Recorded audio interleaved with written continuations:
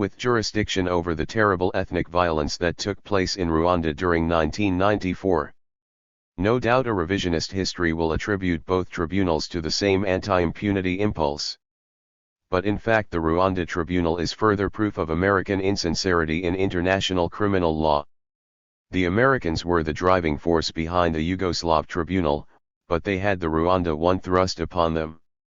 Before the massacres even took place in Rwanda, Bashi had already completed and submitted his massive brief on Yugoslav crimes. Millions of dollars had been spent by the US on the ICTY, the legal framework had been enacted, and all the judges had long been selected. The ICTR was an initiative of the ultimately victorious Tutsi RPF and their Ugandan sponsors, who started calling for a war crimes tribunal for their enemies in May 1994, before the killing had even stopped, in other words, as part of their wartime propaganda. The tribunal was ultimately established in November of that year by Security Council Resolution 955. The NAL resolution was opposed by the new Rwandan government, but only because it would lack the ability to impose the death penalty and potentially covered crimes committed by them as well as the former regime.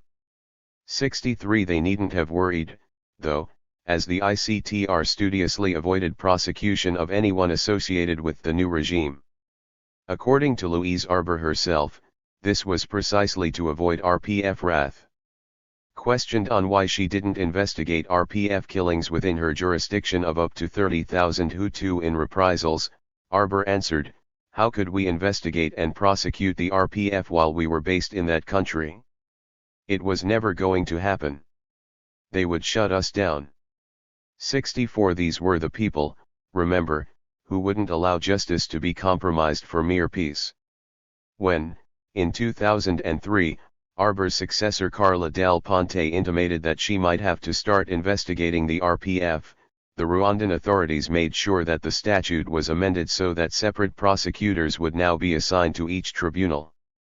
Del Ponte was taken off the ICTR and reassigned to the ICTY alone. She agreed to the new assignment while protesting rather too much that the split would seriously undermine prosecutorial independence. 65 The Americans' relative lack of interest in the Rwandan tribunal, despite the apparently greater extent of the criminality, was also shown by their relatively miserly contributions to what came to be known as the ICTY's poor cousin. 66 So Rwanda was not even an afterthought, it was an inconvenience. The war crimes idea had little to do with the general American inability to stand by in the face of atrocities, and everything to do with their Balkan power play against the Serbs. The Serbs knew this all along, of course, and launched numerous objections to the establishment of the tribunal. They complained that such an organ should not have been established by the Security Council, where the Americans played such a dominant role, but should have been established by treaty or by the General Assembly of the United Nations. 67 The Americans objected that a treaty would have required Yugoslavia's signature, and a General Assembly tribunal would have taken too much time. 68 Such urgency would be hard to understand if it was justice and not war that the Americans were seeking with this tribunal. And why limit it to Yugoslavia? In an off-chail letter of protest, the Frye government listed many armed conflicts in the world where atrocities had been committed, whose perpetrators have not been prosecuted or punished by the international community. 69 The issue of Security Council control was no technicality. Not only did this mean that the Americans would have a veto over every detail of the tribunal's powers, it meant that they would also have a veto over every judge and every prosecutor. The Security Council's control over the choice of ICTY judges was indirect, by having control over the list from which they would be elected by the General Assembly. That this was not a meaningless power can be gleaned from the fact that the Security Council whittled down the original nominees from 41 to 23. 70 But control over the prosecutor was direct, he or she would be nominated by the Secretary General and then elected by the Security Council itself, meaning that each permanent member of the Security Council would have a veto.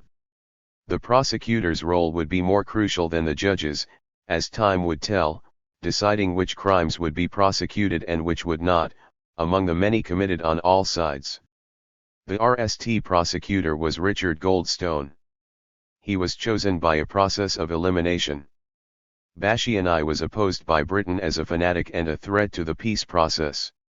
The Russians refused anyone from a NATO country for fear of bias against the Serbs. The Americans too, according to Clinton's Secretary of State Warren Christopher, preferred that the tribunal not be seen as an American show, even though they were determined to make it into one. 71 Goldstone was a liberal white South African judge, a Westerner from a non-Western country, moderate enough to be trusted by both sides in the transition from apartheid. It didn't take long for Goldstone to be completely enthralled to the Americans. On arriving in New York, after a brief meeting with the Secretary General and then the Security Council, the prosecutor was given directly over to his handler by Madeleine Albright. In Goldstone's own words, "Again, I was warmly welcomed by Madeleine Albright, who had played the leading role in having the tribunal established.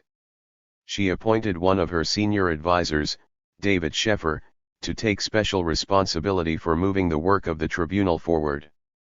David became a friend and advisor to me, especially with regard to my contacts with the various branches of the United States administration. His commitment to the work of both tribunals was deep and supportive." 72.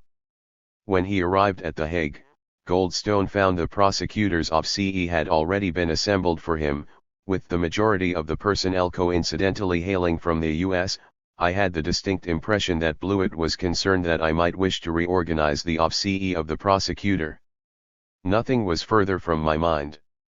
73 Goldstone was very appreciative. The Americans were performing essential services that had enabled the initial investigations to begin even before my arrival. 74 He developed a warm friendship with State Department legal advisor Conrad Harper, who was helpful in procuring evidence from CNN and a commitment of private money from George Soros, sealed at a reception at Soros' Manhattan residence for Goldstone and 3 ICTY judges. 75 People started to complain. Goldstone, it was believed, was on side with the U.S. administration. People from the State Department were on his staff. 76 Goldstone was ultimately upbraided by the Secretary General. Boutros Ghali also informed me that some of the permanent representatives at the United Nations had complained that I spent too much time with the Americans, and he agreed with these sentiments. My attitude made it quite clear to the Secretary General that I did not intend to change my policy. 77 Not coincidentally, the tribunal's early years were marked by an anti-Serb bias that mirrored American policy very well, so well, in fact, that tribunal supporters started to fear for its credibility. It was clear to them at least that the X-on 78 of the RST 75 indictments, 55 were issued against Serbs, 17 against Croats and 3 against Muslims. 79 By March 2002, by my count, it was 79 Serbs, 22 Croats and 8 Muslims. By then NATO had carried out its bombing of Yugoslavia, and the really glaring omission was the leaders and generals of the NATO countries. Goldstone left The Hague after only 2 years on the job to go back to South Africa. His successor was Louise Arbour, a Canadian judge who Goldstone recommended to Madeleine Albright, after he discovered that his and Arbour's sensibilities were somehow pitched in the same key. 80 Everyone knew it was Madeleine Albright's appointment to make, if the appointment carried, it would be almost exclusively because of Madeleine Albright. 81 At their RST meeting Albright insisted on talking to Arbour alone, and they sniffed each other out for 15 minutes. The only thing we know of their conversation is Arbour's remark afterwards of Albright, "I liked her very much." 82, which is perhaps enough. One commentator said of the meeting and subsequent events, "Arbour comes across as little more than a puppet of Albright." 83 Arbour was an energetic, young French-Canadian judge, another moderate with no clear-cut ideology. As a lawyer she had acted for the rapist in a famous rape case, and as a judge she had come down on the side of the Nazi in a pivotal war crimes case. On the other hand, she had also led an inquiry into brutality against women prisoners and sided with the women. In fact, it was precisely because Arbour had no history of activism that she was attractive to Albright. 84 Once Albright was content, it was easy to persuade the Russians, who were happy she was not an American, the French, who were happy she was bilingual, and the British who were happy she wasn't Bastiani. Arbour took over the prosecutor job in October 1996. NATO's friend Koh Annan took over as United Nations Secretary General on January 1, 1997. On May 1, 1997, Tony Blair was elected Prime Minister of Britain.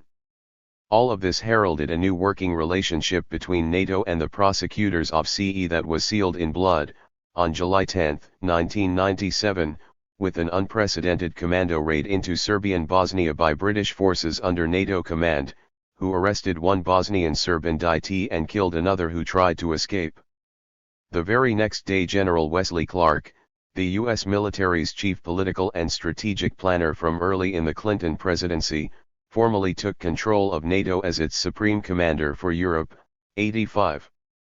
Arbour will not say what influence she had on the British decision to act, or what role Wesley Clark played in these developments. But it couldn't have been closer to her heart's desire if she had planned and executed the raid herself. She was on a roll. 86. The ICTY at war. But the role that the ICTY was born to play came in the Kosovo War. This had nothing to do with trying and punishing criminals, and everything to do with lending crucial credibility to NATO's cause.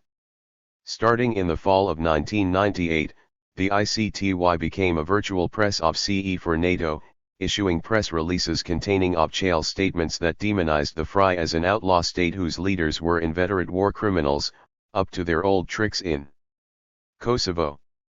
There was an exclusive concentration on the Serbs as criminal non-compliers with international law, to the complete neglect of similar behavior by the KLA, Bosnian Muslims, and Croats, and ultimately NATO itself. NATO started planning its military intervention in June 1998, ordering military exercises to pressure the Serbs. Madeleine Albright was already calling the Serb response to the KLA offensive ethnic cleansing and slaughter. Tony Blair was saying Milosevic would only respond to the credible threat of the use of military force. 87 So it didn't hurt NATO's strategy when, in July, Chief Prosecutor Louise Arbour announced to the press that she was investigating crimes against humanity in Kosovo. 88 In mid-August 1998 NATO announced it was reviewing its military planning for options to bring an end to the violence and create conditions for negotiations. 89 In early September Prosecutor Arbour and the court's chief judge, Gabrielle Kirk MacDonald, started to obsess publicly about the FRY's understandable refusal to cooperate with the tribunal and hand over suspects in connection with charges stemming from the war in Croatia. The ICTY released a letter from Arbour that drew a direct comparison to one of America's favorite rogue states and its most notorious incident of terrorism to date, the bombing of a Pan-American passenger flight that took 270 lives, mostly American, when it crashed over Lockerbie, Scotland in 1988. Referring to the Security Council resolution recently threatening Libya with further sanctions if it didn't hand over the Lockerbie suspects, Arbour wrote, "This resolution stands in stark contrast with the lack of action by the Council regarding a case which offers much similarity to the Lockerbie case." In her letter Arbour also lent credibility to the NATO allegations that the Serbs were committing war crimes and crimes against humanity in Kosovo by announcing that she had launched an investigation on behalf of the international community. 90 The recipient of the letter was the court's president, Gabrielle Kirk MacDonald, a judge who owed her appointment to The Hague to intense lobbying efforts by the Clinton State Department. 91 She duly forwarded the letter to the Security Council, reiterating the charges and significantly cranking up the rhetoric, adding that Yugoslavia had demonstrated its disregard and its disrespect for its obligations under international law and contempt for the authority of the Security Council. The reprehensible conduct of the government of the FRY in violating the United Nations Charter, resolutions of the Security Council and the Dayton Agreement, should no longer be tolerated. 92 The Security Council remained neutral and passed a moderate call for cooperation with the ICTY by all parties. 93 But NATO explicitly threatened war, and MacDonald took the occasion to up the ante even further with an inamatory address to the Security Council on October 2, 1998. No state should be permitted to act as if it is above the law. Therefore, it is imperative that the FRY be brought into the fold of nations who believe in world peace and respect the authority of the Security Council. There comes a time when such demands cannot be ignored. That time is now. 94. The next step was for Arbor to demand entry into Kosovo to investigate war crimes, adopting NATO's tone of treating President Milosevic as a stubborn recalcitrant who didn't know his place. The jurisdiction of this tribunal is not conditional upon President Milosevic's consent, nor is it dependent on the outcome of any negotiations between him and anyone else. 95. The Ferry replied that Arbor could come and speak to Opchales and attend a conference, but not otherwise conduct investigations in Kosovo. Arbor declined in protest and MacDonald abandoned all restraint, calling the FRY a rogue state. This conduct is a further example of the FRY's utter disregard for the norms of the international community. Essentially, it has become a rogue state, one that holds the international rule of law in contempt. 96. In November, the ICTY and the Americans were able to obtain from the Security Council a spec condemnation of the FRY for non-compliance over the Croatian charges, but no sanctions were attached and the paragraph on Kosovo was mild and neutral. 97. In a speech 2 days later to the United Nations General Assembly, MacDonald wanted to increase the dose yet again, but she had no place to go but the Holocaust. Following the ravages of World War II, the Nuremberg Tribunal was created to put the world on notice that the international community would not allow such atrocities to go unpunished. Hence the phrase, never again. Yet, again and again such barbarity comes back to haunt us. The heinous crimes committed by the Nazi regime were allowed to happen because many bystanders looked the other way. They knew what was happening, but they feigned ignorance.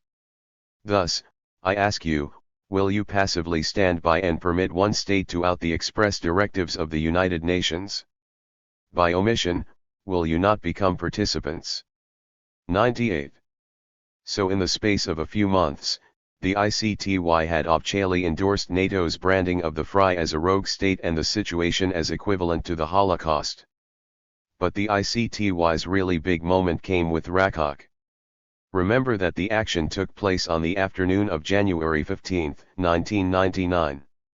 It was denounced by the uncharacteristically morally outraged and free-speaking William Walker as a massacre and a crime against humanity on January 16. That very same day Arbor issued a press release calling it a massacre of civilians. I have launched an investigation into the most recent massacre in Kosovo. I have spoken to Ambassador Walker and sought his assistance. In light of the information publicly available, the recent massacre of civilians falls squarely within the mandate of the ICTY, and the Federal Republic of Yugoslavia is required to grant access to investigators from MIOPCE. To the families of the victims of the massacre at Rakok, and other atrocities committed in the previous months, I express my sincere regret that we are not able to bring, at this time, the comfort of truth and the expectation of justice. 99. Whatever the facts of Rakok, there is no doubting that the use of it as a way to Nazify the Serbs and justify military intervention by NATO was the reason for its denunciation. Arbor played a willing and collaborative role in this PR stunt. In fact, it's impossible otherwise to understand such a breach of prosecutorial ethics. She had spoken to no one but the Albright underling Walker, she had seen nothing for herself, but she was already rushing to tell the press it was a massacre of civilians for which she would seek justice. Carol Off spoke to Arbor and her staff about Rakok, and what Off described is not horror that such a crime could occur, not moral outrage, not even a thirst for justice, but pure publicity hunting. The point was not that she had to see the massacre site in Rakok. The point was that the world's media had to see her attempting to get there, to send the message that this was a crime scene, and that there was a prosecutor in the eld of international justice demanding to examine it RST hand. If Arbor wasn't allowed, the world would know that it was because Milosevic had something to hide. Rakok focused public attention on our work, on our relevance, Arber says of the event. In very simple two-line statements you could get the message out. Arber's photo was suddenly on the front page of the New York Times, above the fold, exclaimed her excited OPCE staff. 100. It seemed like a good idea to everyone to make the issue one between Arber and Milosevic. That's why she went to Kosovo to demand the entry she knew she would be denied, that's why Walker sent the press to meet her, that's why Arber's good friend and NATO's Supreme Commander General Wesley K. Clark went knocking on Milosevic's door the very next. Mondale 02 Chap 4 135 Mondale 02 Chap 4 135 June 5, 04, 3:36 and 24 seconds p.m. June 5, 04, 3:36 and 24 seconds p.m. 136. Day to demand that Milosevic either allow Arber to enter Kosovo or face bombing. Milosevic refused, saying Rakok had been staged. 101. From that moment, NATO's credibility and the ICTY were welded together, as in this syndicated American television broadcast of January 18, 1999. Well, this strikes at the heart of NATO's credibility, of the standing of the War Crimes Tribunal, of the ceasefire agreement negotiated between Mr. Holbrooke and Mr. Milosevic in October, and of the leadership of the United States. 102. NATO then used the tribunal at every step of the way to war. In his summons of Milosevic to Rambouillet on January 30, Javier Solana put Rakok and the ICTY front and center. NATO recalls that those responsible for the massacre at Rakok must be brought to justice and that the authorities of the Federal Republic of Yugoslavia must cooperate fully with the International Tribunal for the former Yugoslavia. 103. During Rambouillet itself, the ICTY kept a low pro-LE, but the moment the talks collapsed, or rather were cancelled by NATO, the ICTY, like NATO, went on the attack again. On the very day the Albanians signed and the bombing was assured, the ICTY released a formal complaint by the prosecutor to the Security Council about non-compliance over Rakok, a complaint that had been kept RMLY under wraps by the ICTY since February 2. 104. Now the ICTY was at war. NATO wasted no time in making good Nazifying use of it. 2 days into the bombing, UK Defence Minister George Robertson was comparing Milosevic to Hitler, and saying in the same breath that he would face justice in The Hague. We are meticulously collecting evidence on what is going on in Kosovo. That information will be passed to the International War Crimes Tribunal, and when the time comes, these people will face justice in The Hague. 105. As for the tribunal itself, its RST job turned out to be a little damage control. On the day the war began it came out with a press release discussing Croatian crimes against Serbs in the War of 1991, but it had nothing to do with providing balance.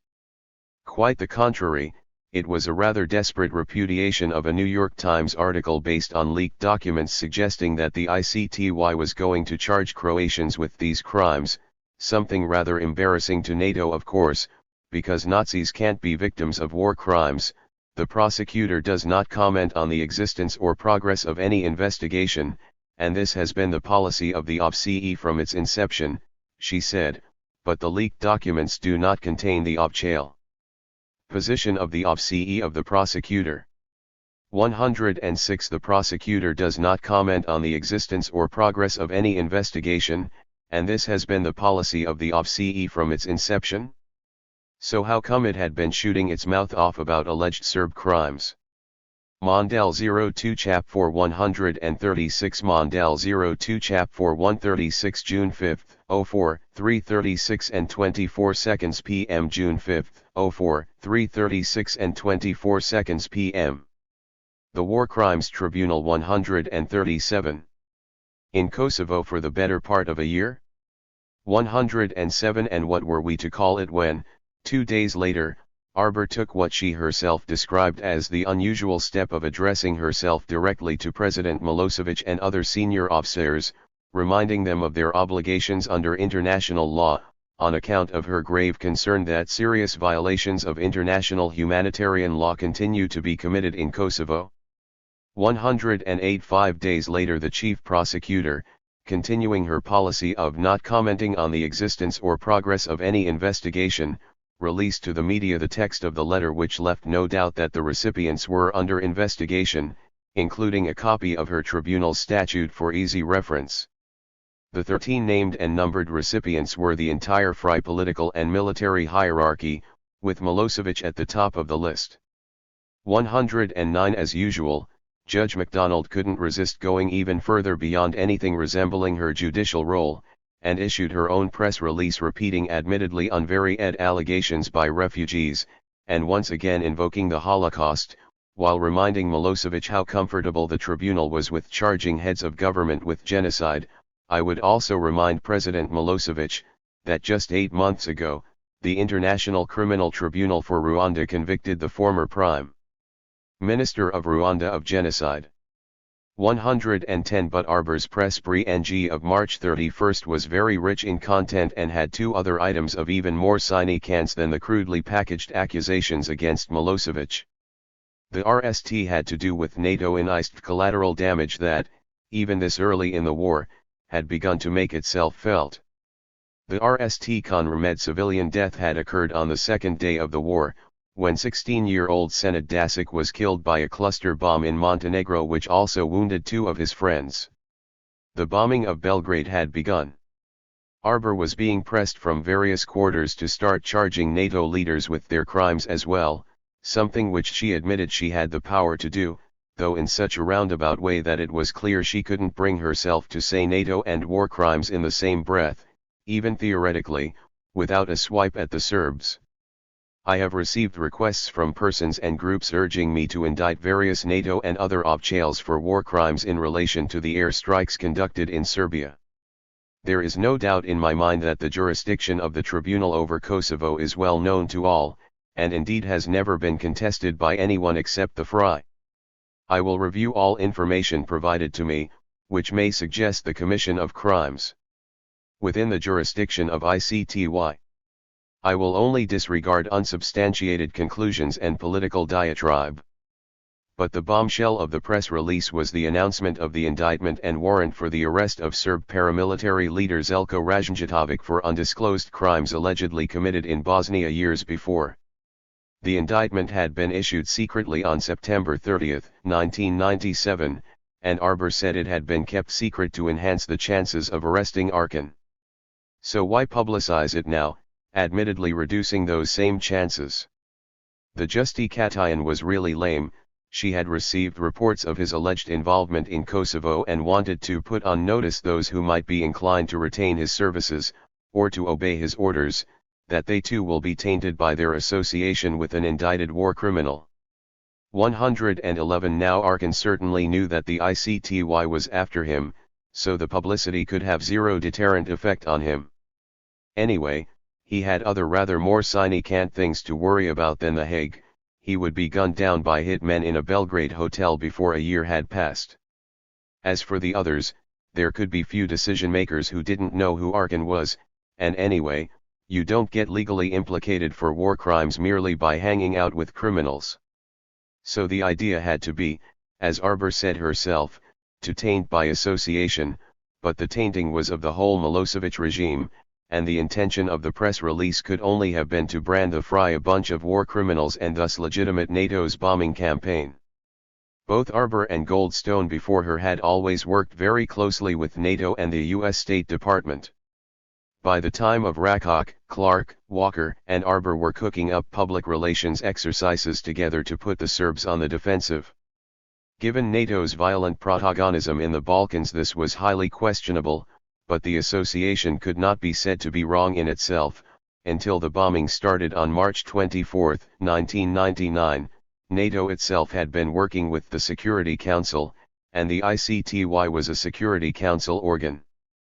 Arber had Security Council authorization from late 1998 to investigate in Kosovo, authorization that the FRY government was thwarting as best it could. However, when NATO started to bomb Yugoslavia, Arber's cozy relationship with NATO and the State Department took on an entirely different meaning.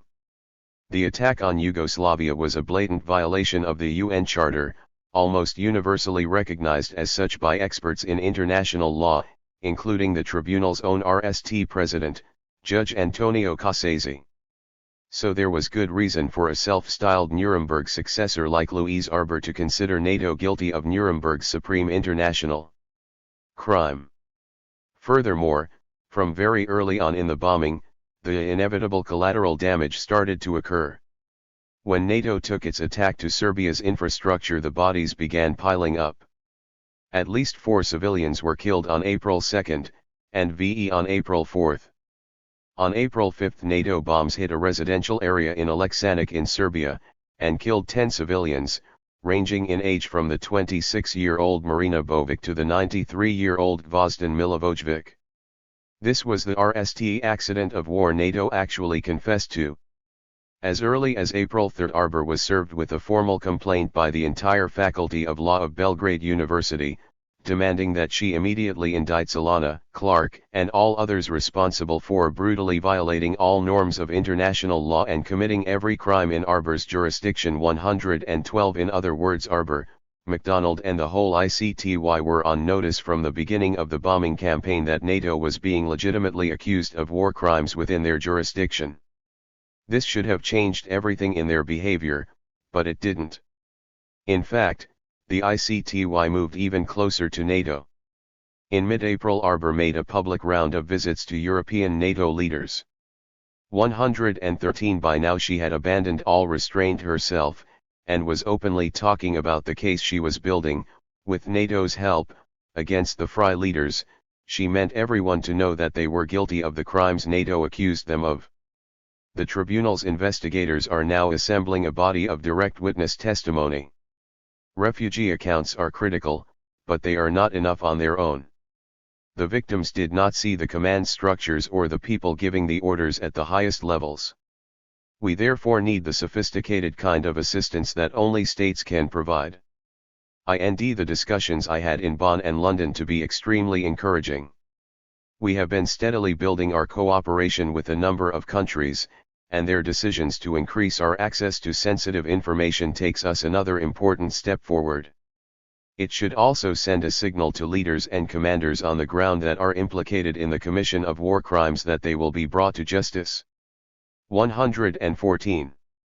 As Arbour moved closer to NATO, NATO escalated its bombing campaign, and the civilians paid an ever steeper price. American cluster bombs were responsible for VE civilian deaths in Serbia on April 10, including the RST baby, 1-year-old Bohana Tosovic. Then 2 of the most notorious incidents of the campaign occurred. On April 12 the civilian train on the Grdelica Bridge was hit twice by NATO bombs, killing 17 passengers ranging in age from 6 to 65. On April 14 the war's biggest single incident of collateral damage occurred when NATO attacked a refugee convoy on the Jakovica, Dekane Road in Kosovo, killing 73 civilians, mostly Albanians, from children to the elderly, many mutilated beyond recognition. NATO at RST denied it, but then had to admit responsibility. 115 Despite this, Arbour kept popping up on TV with one NATO leader or another. One televised appearance with British Foreign Secretary Robin Cook, at which he dramatically handed her a dossier of Serb crimes, raised eyebrows among Canadian colleagues of the prosecutor. Is war crimes prosecutor Louise Arbour becoming a pawn of NATO? Asked Toronto's Globe and Mail. 116 And the US continued to bear gifts of big money and key personnel to help the ICTY carry its message of impartial justice. 117 On April 28 Arbour announced that the State Department had loaned her a new spokesman, Paul Risley, who had spent the past VE years in media relations for the US government and would see the ICTY through to the ouster of Milosevic in October 2000. 118 Arbour then announced that she was off to Washington in search of usable court products. In a State Department press conference of May 10, Madeleine Albright was bursting with pride as she delivered the court products and more money. We are the tribunal's leading financial supporter, and we have asked Congress to help us increase the resources we provide. When conditions permit, the Federal Bureau of Investigation has agreed to provide a forensic team for investigation inside Kosovo. We share with the tribunal as much information as we can, and we fully endorse its determination to follow the evidence as high as it leads. 119. Now at this point, NATO had been pummeling civilian targets in the fry for a full month. Civilian deaths from NATO's bombs were, even by conservative estimates, in the hundreds. NATO had hit a Belgrade TV station, an act they admitted was intentional, killing 16 on April 23, a residential neighborhood in Serdulica, killing 11, on April 27, a civilian bus on a bridge near Lausanne, killing 39, on May 1. On May 7 they hit not only a marketplace in Nis, killing 14 with cluster bombs, but also the Chinese embassy in Belgrade, killing 3 Chinese citizens. This caused outrage in China and a siege of the American embassy in Beijing, and it was the only attack of the war for which the US apologized. In fact, starting on May 7, Arbour received a multitude of complaints from various parties around the world demanding that she charge NATO leaders with war crimes.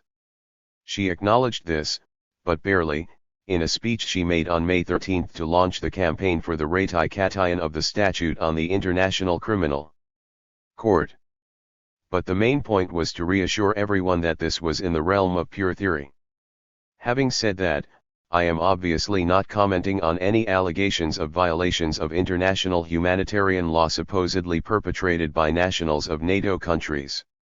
I accept the assurances given by NATO leaders that they intend to conduct their operations in the Federal Republic of Yugoslavia in full compliance with international humanitarian law. 120. She never mentioned NATO again. It would be for her successor in OBSE to acquit them later on a similar basis, accepting assurances at face value that EU in the face of the evidence. 121 Arbour had other things on her mind. Since the beginning of the war she had been skirting around questions of the indictment of Slobodan Milosevic himself. She had been threatening to indict him since the third day of the bombing, and everybody knew it was just a matter of time.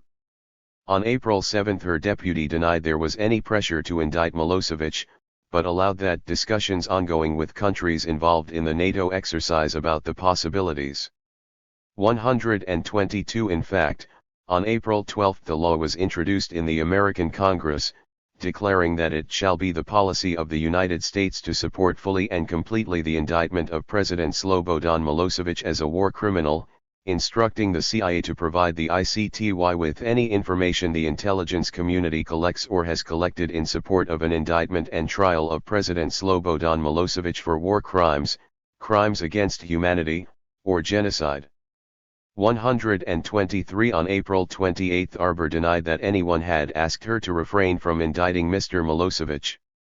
124 On May 22 she proved it by issuing the indictment itself, making it public on May 27. 125 Milosevic and 4 other top officials were each charged with 3 crimes against humanity, murder, persecution, and deportation. The press release put the number of murders at over 340 and the deportations at 740,000, about 1/3 of the entire Kosovo Albanian population.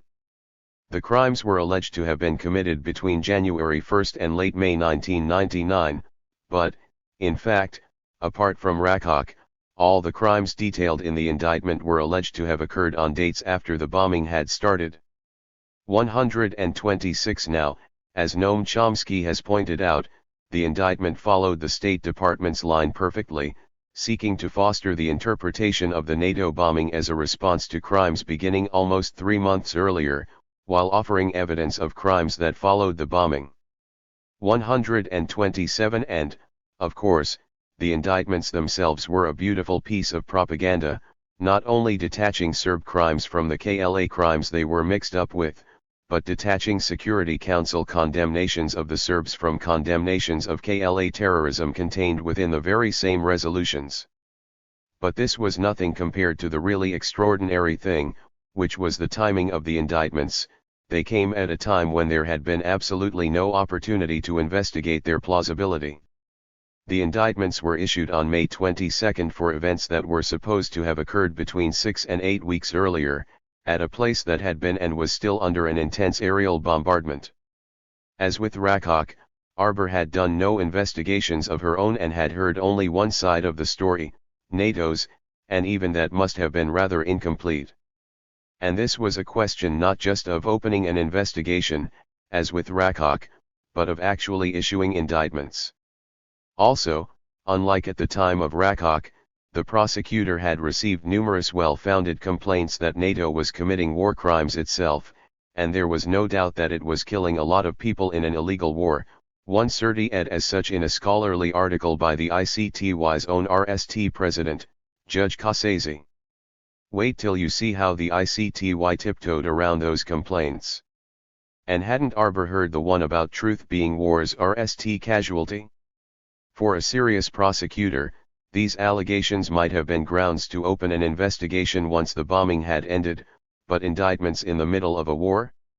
According to Arbor's press release, the indictments were the product of intense efforts by a large number of people in my OFCE. 128. So what was the rush? There was no possibility of arresting anyone until the war was over. Everybody knew that further investigations would be required. The prosecutor herself admitted as much. Indeed, Arbor's successor Carla Del Ponte made the same admission when she came on the job in September 1999, saying that her primary focus would be gathering additional evidence to substantiate the Milosevic charges 130. And when Milosevic Nally appeared before the court in July 2001, he was read an indictment that had hundreds of murder victims added to the original, more than doubling the total. Arbor herself gave no justification for the Great Rush except for some silly boasting about real-time law enforcement. I have been stressing for several months now our commitment to functioning as a real-time law enforcement operation. I believe that it is an extraordinary achievement, by any law enforcement standard, for us to have brought to successful confirmation, an indictment against the VE accused, for crimes of this magnitude committed since the beginning of this year. 131. Why real-time law enforcement should be a concern of a judicial body, as opposed to a police force, was never made clear. How issuing indictments that could not be acted upon until the war was over could be considered real-time law enforcement was even less clear. Furthermore, real-time law enforcement was obviously of no concern to the ICTY once the war was over, because Carla Del Ponte's primary focus of gathering evidence against Milosevic clearly coincided with enforcing the law against the reverse ethnic cleansing taking place in Kosovo under NATO's watchful eyes. There was simply no legitimate reason to issue these indictments while the bombs were falling. So what was the point? Arbor gave a hint in her press release when she tried to ward off criticism that indictments might interfere with a negotiated solution. Finally, I am mindful of the impact that this indictment may have on the peace process in the Federal Republic of Yugoslavia. No credible, lasting peace can be built upon impunity and injustice. The refusal to bring war criminals to account would be an affront to those who obey the law, and a betrayal of those who rely on it for their life and security. Although the accused are entitled to the bounty of the presumption of innocence until they are convicted, the evidence upon which this indictment was confirmed raises serious questions about their suitability to be the guarantors of any deal, let alone a peace agreement.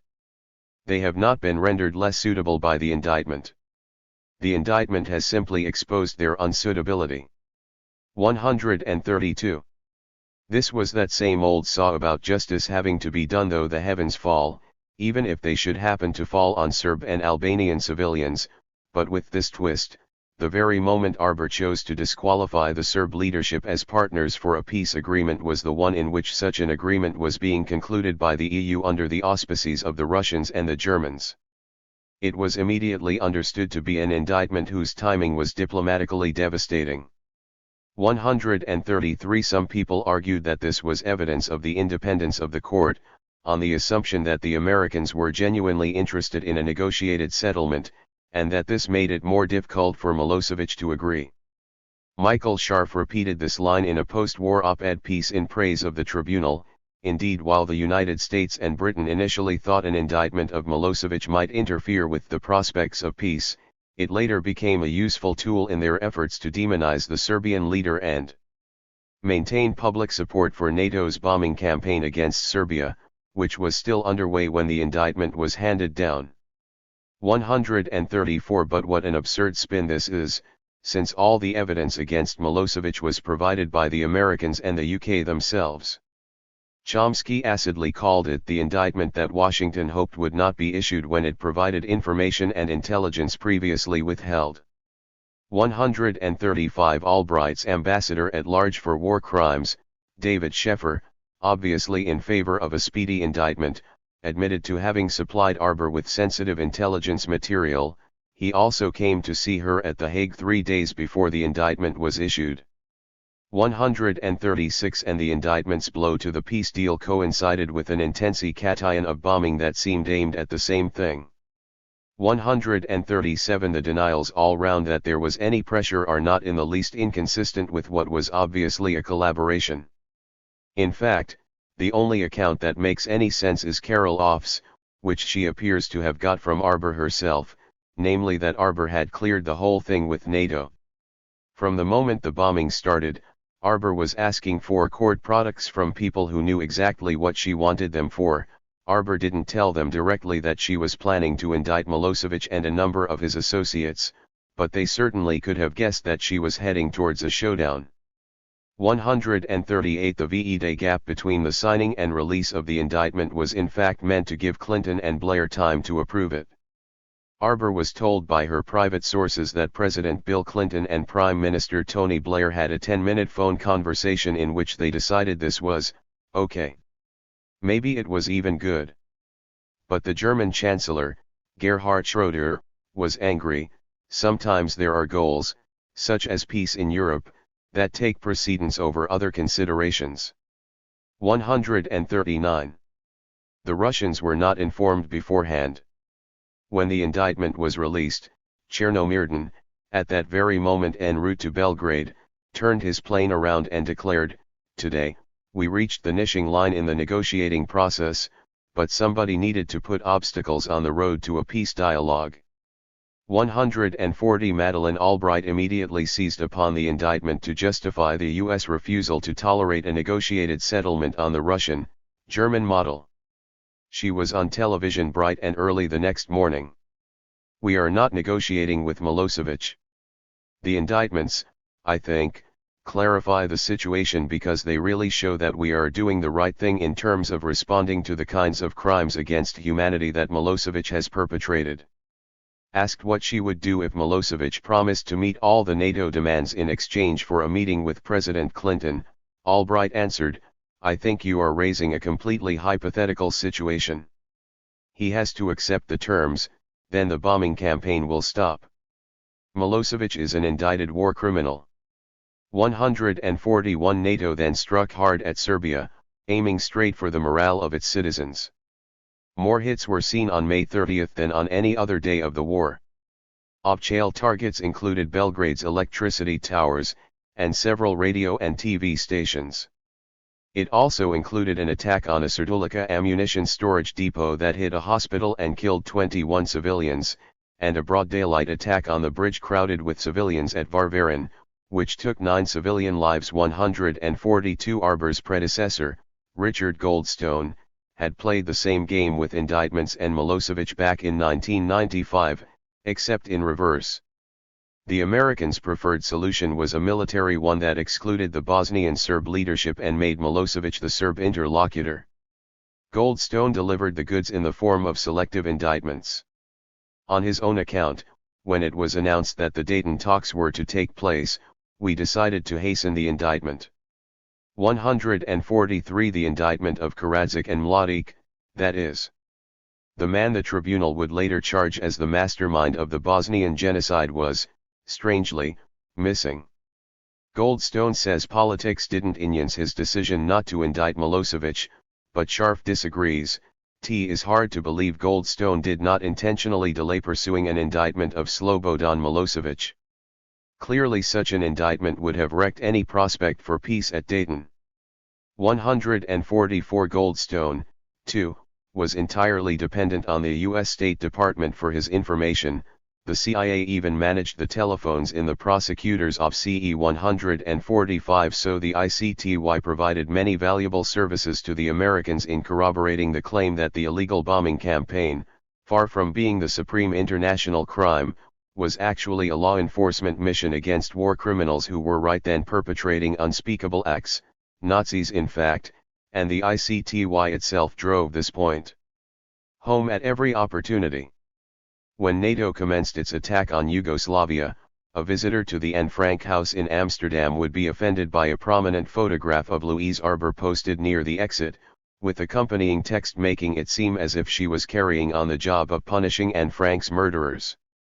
Anne Frank's memory would come in for more abuse at the hands of the Blair government in England during what critics called the Blair Holocaust Project, after the popular movie of the time.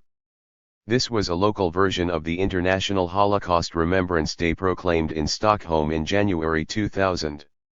146. The whole thing appears to have been the brainchild of the Mondale 02 Chap 4 145 Mondale 02 Chap 4 145 June 5, 04, 3:36 and 26 seconds p.m. June 5, 04, 3:36 and 26 seconds p.m. 146. US and the UK, precisely as they were conceiving their attack on Yugoslavia in mid-1998, and invitations to the Stockholm Conference were sent out just weeks after the Kosovo War ended. The International Day ultimately focused on the real Holocaust, but the Blair government decided that the British version would be more relevant and subtitled it Remembering Genocides, Lessons for the Future, explicitly linking it to the mass murders that NATO would like people to remember, but excluding those it would like them to forget, like Hiroshima and Nagasaki, Vietnam, and Iraq. The type of behavior demonstrated in Nazi Germany was not a phenomenon limited either to Germany or the mid-20th century. Events in Cambodia, Bosnia-Herzegovina, Rwanda, and Kosovo, to name but a few, amply demonstrate the propensity of human beings to murder en masse. 147. Lest anyone miss the point about the UK's recent humanitarian intervention, the Obchail programme for the day included ALM about Zlata's diary, a book written by the teenager Zlata Filipovic during the siege of Sarajevo in the Bosnian Civil War. 148. The programme described her as a contemporary Anne Frank, though, as one critic said in disgust, the real Anne Frank didn't survive to reap her royalties and go to Oxford. There were two items of unniched business left on the ICTY's Kosovo agenda. One was the delicate question, taken up in the next chapter, of how to deal with the war crimes committed by NATO in its bombing campaign. The other was the dramatic one of bringing Slobodan Milosevic in chains to The Hague. The Holocaust metaphor absolutely demanded a prisoner in the dock, preferably behind bulletproof glass and wearing headphones. But Milosevic was still the lawfully elected president of the FRY, he would have to be toppled. The NATO countries, though, had an unbeatable election campaign platform. If Milosevic was not ousted and handed over, the country would never emerge from the ruin to which it had been reduced by NATO's bombs and sanctions. Yugoslavia's children would face the same fate as Iraq's. Before the Kosovo War was over, a law was introduced in the U.S. Congress imposing a complete economic blockade on the country until the U.S. president should certify that it met certain conditions, among which was cooperation with the International Criminal Tribunal for the former Yugoslavia, including the transfer of all indicted war criminals in Yugoslavia to The Hague. Not only would the U.S. boycott Yugoslavia, it would exercise its considerable economic muscle in the various international financial institutions, such as the IMF, to force others to do the same. The law further authorized the U.S. president to spend $100 million in support of opposition groups in Yugoslavia, and thus allowed the U.S. shamelessly to hand out wads of overt and covert cash and logistical support to groups willing to oppose Milosevic. This was decisive in constitutional lawyer Vojislav Kostyunic's victory over Milosevic in the elections of September 2000. But Kostyunic's victory depended on opposing both Milosevic and NATO, as the joint sponsors of Yugoslavia's ruin. The ICTY was identi-ed with NATO, so there was to be no thought of handing over Milosevic without a lot more pressure.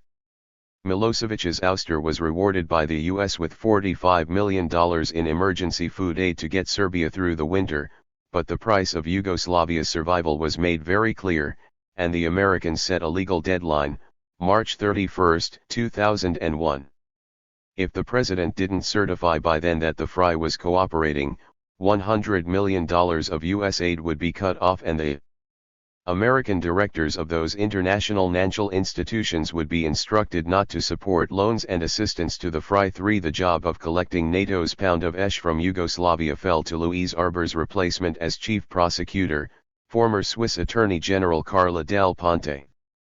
Del Ponte was well known to the Americans for her successful collaboration with the FBI in the late 1980s on the Pizza Connection case, an international drug trafficking/money laundering scheme involving the Sicilian MAA, American pizza parlors and Swiss banks. For there is said to have been a private meeting between Del Ponte and Madeleine Albright at Heathrow Airport in July 1999 to discuss Del Ponte's then secret work on a corruption scandal involving Russian President Boris Yeltsin. 5. Indeed, the day before Del Ponte was appointed to the ICTY, with the scandal still under wraps, Yeltsin effectively handed over power to Vladimir Putin. But the meeting also took place precisely when a replacement was being sought for Arbour, and no doubt would have been another sniff-ng-out exercise of the sort that Albright had engaged in with Arbour a few years earlier. Albright might have been interested in Del Ponte's thoughts on the charges before the tribunal against Albright for murder and other crimes against humanity.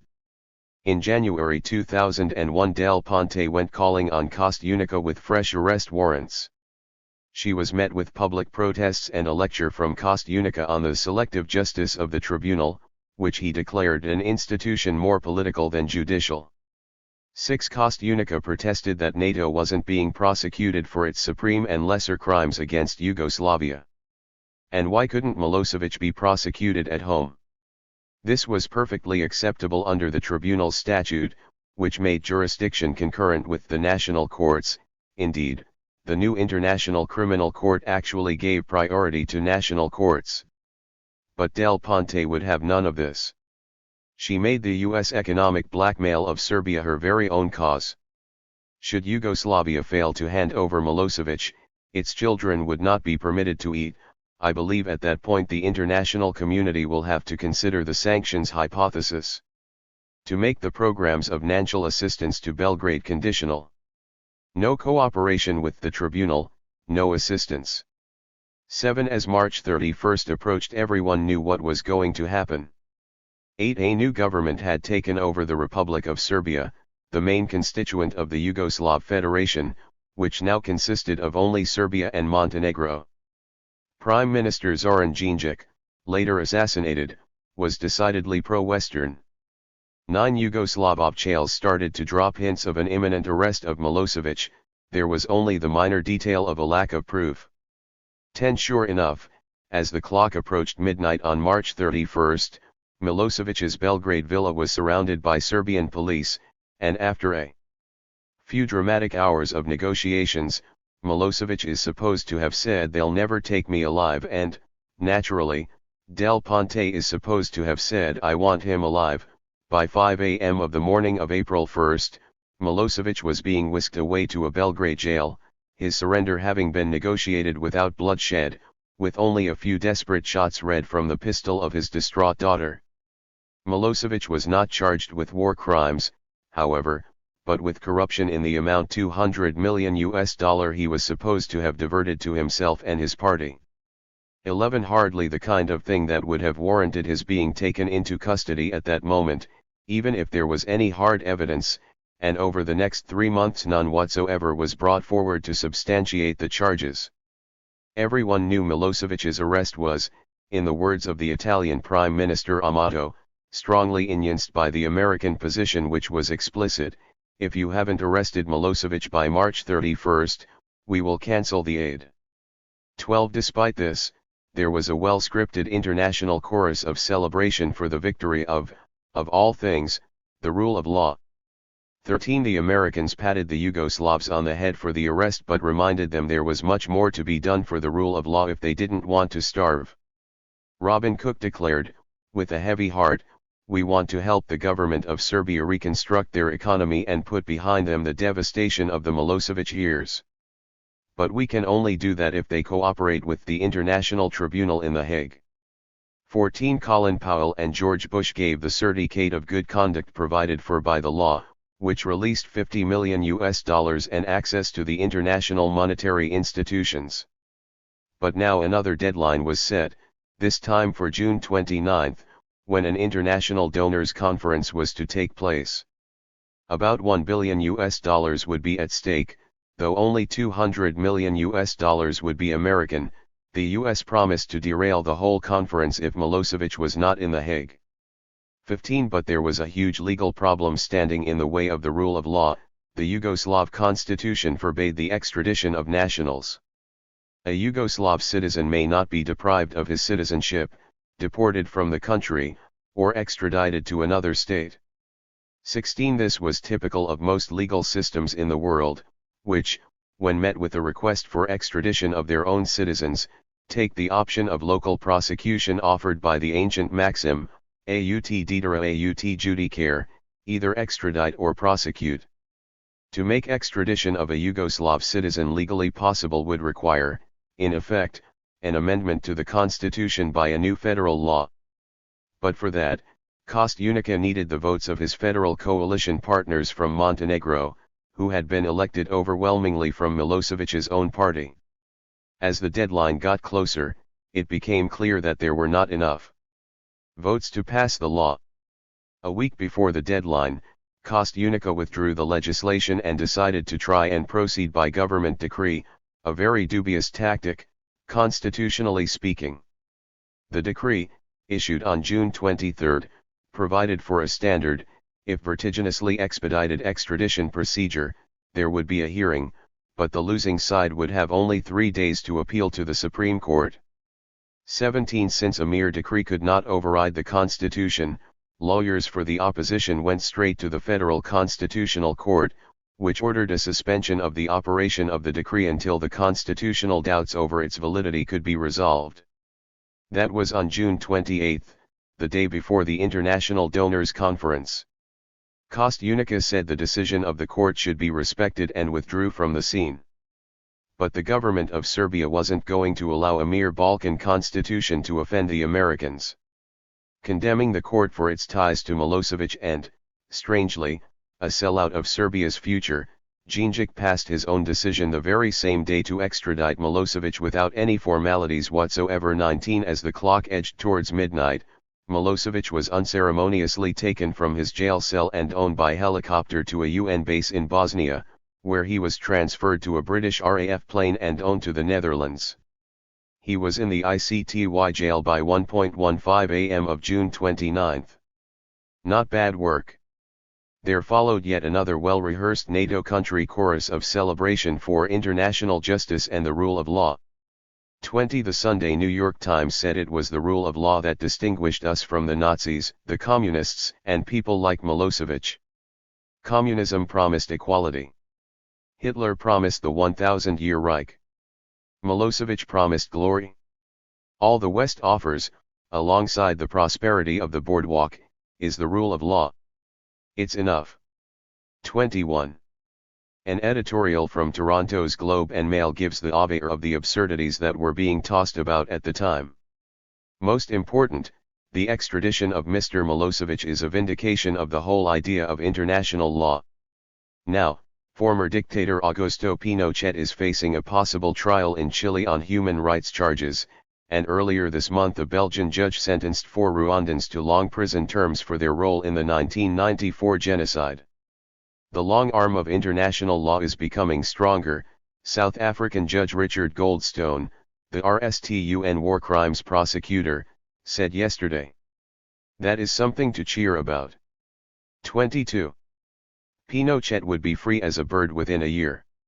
He'd had a lot more due process than Milosevic, 16 months of legal proceedings, including 3 hearings in the House of Lords, before the United Kingdom's anti-impunity government decided not to respect extradition requests from 4 European countries with whom they had treaties. Milosevic's lawyers put it succinctly enough, the process of extradition without the presence of attorneys is tantamount to an abduction.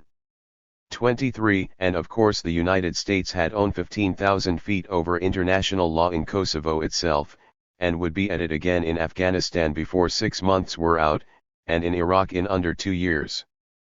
The Hutus may have been prosecuted for their crimes in Rwanda, but the ruling Tutsi friends of the Americans had scared off the fearless Hague prosecutors from even looking into what they had done to the Hutus. What a long, strong arm you have, international law. And speaking of the law, what about the Yugoslav constitution? What about the decision of the Constitutional Court? The international community was well scripted on that one, too. The court was made up of judges appointed under regime. 24. Indeed, they were Milosevic's cronies. 25. But, naturally, the same could be said of all the judges in all the constitutional courts of all the NATO countries, let alone the ICTY itself. Louise Arbour had just been rewarded for her work on behalf of NATO with a seat on the Canadian Supreme Court, thanks to one of our would-be inductees, Canadian Prime Minister Jean Chrétien. The United States Supreme Court had, just the previous December, ordered Florida to stop counting votes so that Republican George W. Bush could be president, even though he got fewer than his Democratic rival Al Gore. That court was made up of 7 Republican appointments and only 2 Democrats. 2 of the Republicans had been appointed by winner George W. Bush's dad. And hadn't President Kostyunica, someone who had notoriously not been appointed under Milosevic's regime, denounced the move as illegal and unconstitutional? 26. In any event, even a broken clock is right twice a day. One of the Bush senior appointments in the Supreme Court had voted for Gore, after all, and when the Yugoslav Constitutional Court explained its decision ruling the Djindjic decree unconstitutional, the argument was juridically beyond reproach, especially when compared to the legal absurdities coming out of the ICTY itself. 27. Leaving aside the prohibition on the extradition of citizens, the Constitution forbade any action interfering with the liberty of the person except where prescribed by federal law.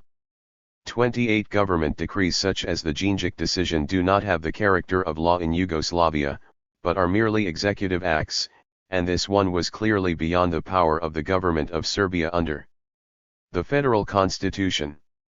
By this principle, even non-citizens could not be deported in the absence of a law. As for the explicit prohibition of the extradition of citizens, the government of Serbia argued that the ICTY warrant was binding by virtue of Section 16 of the Constitution, which made ratification of international treaties part of the internal legal order. 29. The Charter of the United Nations was a treaty, of course, and it made Security Council decisions binding on members. This was the strongest of the government of Serbia's arguments in favor of their extradition of Milosevic, but the Constitutional Court had a better one. It pointed out that Security Council Resolution 827 creating the ICTY did not simply provide that there should be compliance with ICTY requests, but rather that all states shall take any measures necessary under their domestic law to implement the provisions of the present resolution and the statute, including the obligation of states to comply with requests for assistance or orders issued by the trial chamber under Article 29 of the statute.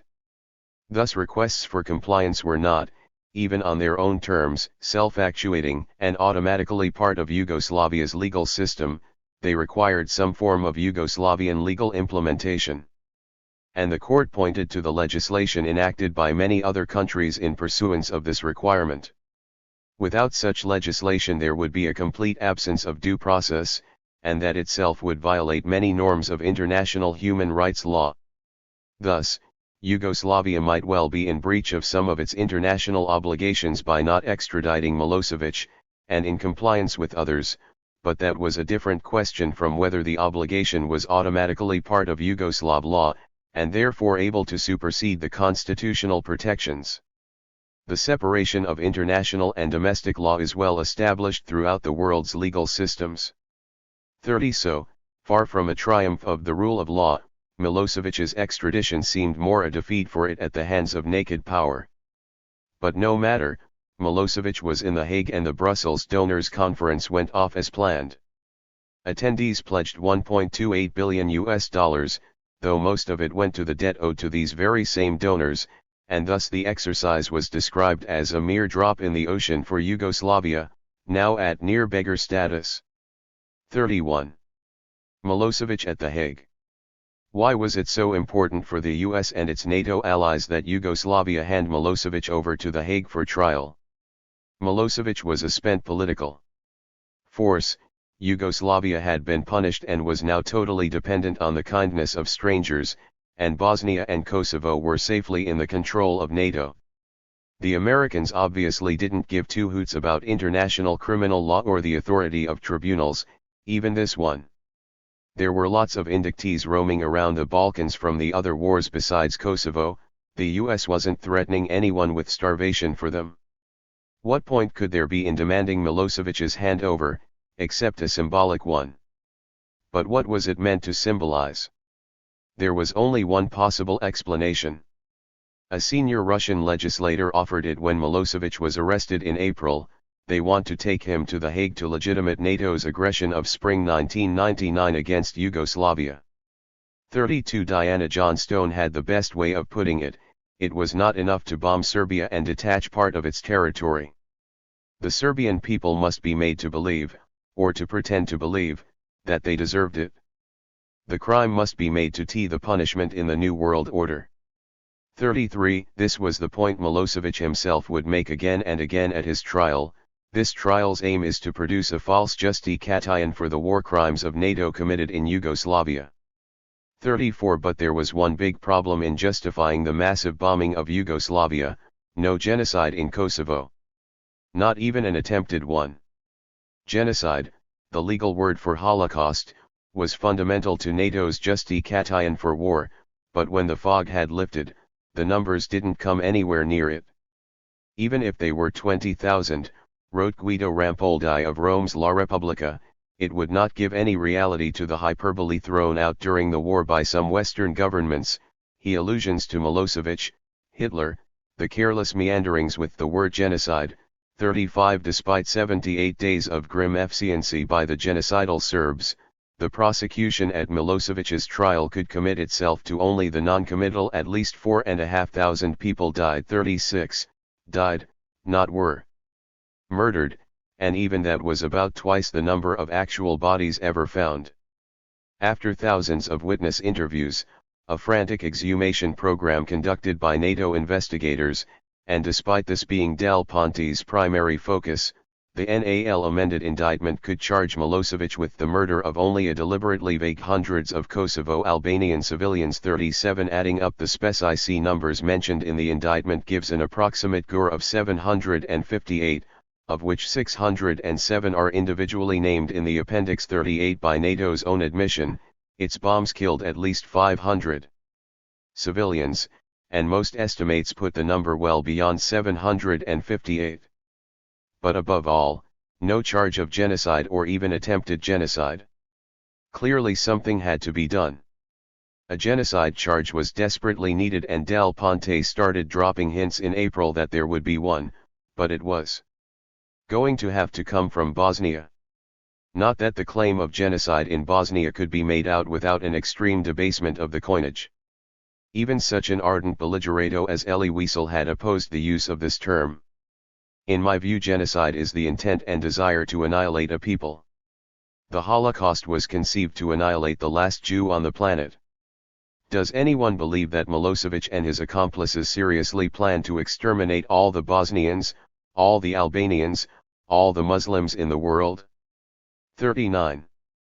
But the judges of the tribunal were already working their alchemy and would soon rule that genocide had indeed occurred in Bosnia. The helpful ruling was made 1 month after Milosevic's arrival in The Hague, in the case of General Radislav Kristic. It concerned the notorious incidents in the little town of Srebrenica in July 1995. 40. Srebrenica lies at the border of Bosnia with Serbia. With a 25% Serb minority, it was hotly contested throughout the Bosnian War, with atrocities and ethnic cleansing committed on both sides in 1992 and 1993. The Srebrenica enclave came under UN protection in April 1993 as a safe area for Muslims. There was sporadic ding but relative calm from then until mid-1995, a time of great crisis in the war over the territorial claims of both sides. Fighting broke out in June, with Serb forces attacking the UN peacekeepers and a Muslim village, and Muslims attacking a nearby Serb village. In July, the vastly superior Serb forces overran the enclave with minimal resistance. In a matter of a few days the Serbs had transported the women, children, and elderly out of the enclave and captured between 10,000 and 15,000 military-aged men, killing thousands of them according to most accounts, though serious questions have been raised about the evidential basis for the conventional view. 41 Shortly after the war in Kosovo 4 years later, Ko Annan issued a report blaming the UN for not intervening forcefully enough at Srebrenica to protect the victims, specifically for not authorizing the use of NATO air power. 42 Annan repudiated his predecessor's preference for a peaceful solution, which he characterized, in a crude reference to the Holocaust, as appeasement in the face of a Serb campaign of mass murder in the service of a greater Serbia. 43 But smaller Yugoslavia would be far more accurate. 44 Nor did Annan's report contain a word of condemnation for the West's huge responsibility in precipitating the war, or of the United States for destroying every chance for peace. Once again, there was the deceptive and ultimately meaningless designation of Srebrenica as a horror without parallel in the history of Europe since the Second World War. 45 Coming from an African in the face of even just the Rwanda massacres of 1994, this was nothing short of a disgrace. Timing is everything in politics as well as in comedy, and the timing of the report was perfect to legitimize the use of force in Kosovo, which, despite the lack of any basis at all, was equated with Bosnia, just another manifestation of the same unscrupulous and murderous regime for which all necessary means were legitimate. The cardinal lesson of Srebrenica is that a deliberate and systematic attempt to terrorize, expel, or murder an entire people must be met decisively with all necessary means, and with the political will to carry the policy through to its logical conclusion. In the Balkans, in this decade, this lesson has had to be learned not once, but twice. In both instances, in Bosnia and in Kosovo, the international community tried to reach a negotiated settlement with an unscrupulous and murderous regime. In both instances it required the use of force to bring a halt to the planned and systematic killing and expulsion of civilians. 46. Here we have not only an outrageously revisionist view of Rambouillet, but the actual adoption of NATO's propaganda that it represented the international community, even though its war was opposed by 2 permanent members of the Security Council, not to mention most of the member states of the United Nations. This is something that might have been expected to weigh on the Secretary General of the United Nations, instead he wound up sounding like Jamie Shea. But even the Secretary General would go no further than to label Srebrenica an attempted genocide. 47 For the judges in the case of Radislav Kristic it was the real thing. Kristic was in command of the Bosnian Serb military division responsible for the capture of Srebrenica. He was convicted of genocide, persecution, and murder, and sentenced to 46 years imprisonment. According to the trial chamber, it was not clear that when the Bosnian Serb forces took over Srebrenica they intended a massacre, but at some point they decided to kill all the military-aged males of the enclave. They separated the women, the children, and the elderly and transported them out to a Muslim-held area. Then, according to the trial chamber, they set about executing the others. 48 There is some serious inconsistency in the judgment on the question of the actual number of victims. In the conclusions, the GUR was likely to be within the range of 7,000 to 8,000 men. 49 But on the way to this, it was a different story altogether. The number of bodies exhumed amounted to only 2,028, and the court conceded that even a number of these had died in combat. 50 In fact, it could only go so far as to say the evidence suggested that the majority of those killed were executed. 156. The results of the forensic investigation suggest that the majority of bodies exhumed were not killed in combat, they were killed in mass executions. 51 The highest expert estimate of those who went missing after the takeover and had not yet been accounted for, Remember that these were military men and the war would continue for another 4 months, was 7,475, and the tribunal found that the evidence as a whole only strongly suggests that well in excess of 7,000 people went missing following the takeover of Srebrenica. The evidence was found only to support the proposition that the majority of missing people were, in fact, executed and buried in the mass graves. 52. A majority of a maximum of 7,000 to 8,000 would put the maximum executed closer to 4,000. Not that it matters that much. The mass murder of 4,000 people is a horrifying crime, whether committed by Serbs in Bosnia or the Americans in Afghanistan or Iraq. It's the kind of thing that happens in war, and that's precisely why the crime against peace is the supreme international crime. For murdering 4,000 people, they could have sent Kristic away for a lot of life terms, so why exaggerate the numbers? Because the tribunal wasn't really interested in the murder charges. They were after the big prize of genocide, a much more difficult case to make in these circumstances, so the higher the number of dead the better. My computer tells me that the tribunal used 33 times more space in their judgment trying to establish the genocide charge than the murder charge, even though the result for Mr. Kristic would have been the same. But how could this be genocide? You would expect genocide to mean the killing of a people, the way homicide means the killing of a person and suicide the killing of oneself. In fact, the statutory definition of genocide in the law governing the tribunal is rather wider than the word itself would suggest. Any of the following acts committed with intent to destroy, in whole or in part, a national, ethnical, racial or religious group, as such, killing members of the group, causing serious bodily or mental harm to members of the group, deliberately insisting on the group conditions of life calculated to bring about its physical destruction in whole or in part, imposing measures intended to prevent births within the group, forcibly transferring children of the group to another group. A literal reading of this law might make any single ethnic killing, or maybe two, a genocide, at least if it were done as an end in itself, to destroy the group in part as such. This would be light years away from the UN General Assembly resolution of 1946 that RST recognized genocide as an international crime, deeming it as the denial of the right of existence of entire human groups. 53. It would be even farther from the Holocaust of the Jews, which was what motivated the escaped Polish Jew Raphael Lemkin to coin the term and to campaign for its legal recognition. By genocide we mean the destruction of a nation or of an ethnic group. This new word, coined by the author to denote an old practice in its modern development, is made from the ancient Greek word genos and the Latin side, thus corresponding in its formation to such words as tyrannicide, homicide, infanticide, etc.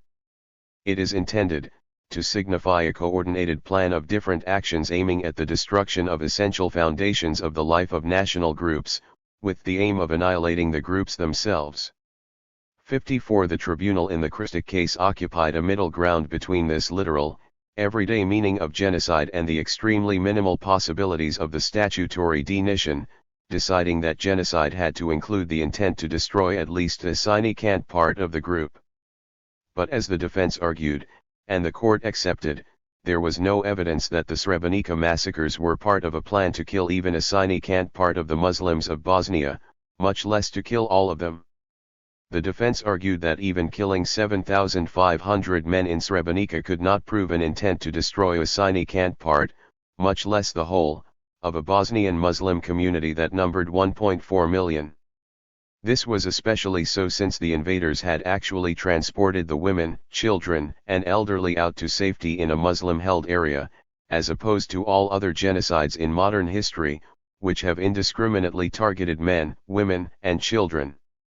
The defense argued that, had the VRS actually intended to destroy the Bosnian Muslim community of Srebrenica, it would have killed all the women and children, who were powerless and already under its control, rather than undertaking the time and manpower-consuming task of searching out and eliminating the men of the column. They argued that the facts, including the sparing of the wounded, instead prove that the VRS forces intended to kill solely all potential fighters in order to eliminate any future military threat, and as a retaliation for failure to meet General Mladić's demand of surrender to the VRS of the BiH army units in the Srebrenica area. 55 But the tribunal judges would have none of this. Instead they set themselves to watering genocide all the way down to ethnic cleansing, the way the Western propagandists had during the Bosnian War. As if that weren't enough, the tribunal then even watered down ethnic cleansing itself. According to the tribunal, there was sufficient genocidal intent if what was sought was to kill all the people of a given group in one area, even though it wasn't part of any plan to kill them all elsewhere. For this they relied mainly on their own dubious previous judgments and, something not likely to please Ariel Sharon, a 1982 UN General Assembly resolution that the murder of at least 800 Palestinians in the Sabra and Shatila refugee camps that year was an act of genocide. 57 According to the tribunal, the killing of all members of the part of a group located within a small geographical area, would qualify as genocide if carried out with the intent to destroy the part of the group as such located in this small geographical area.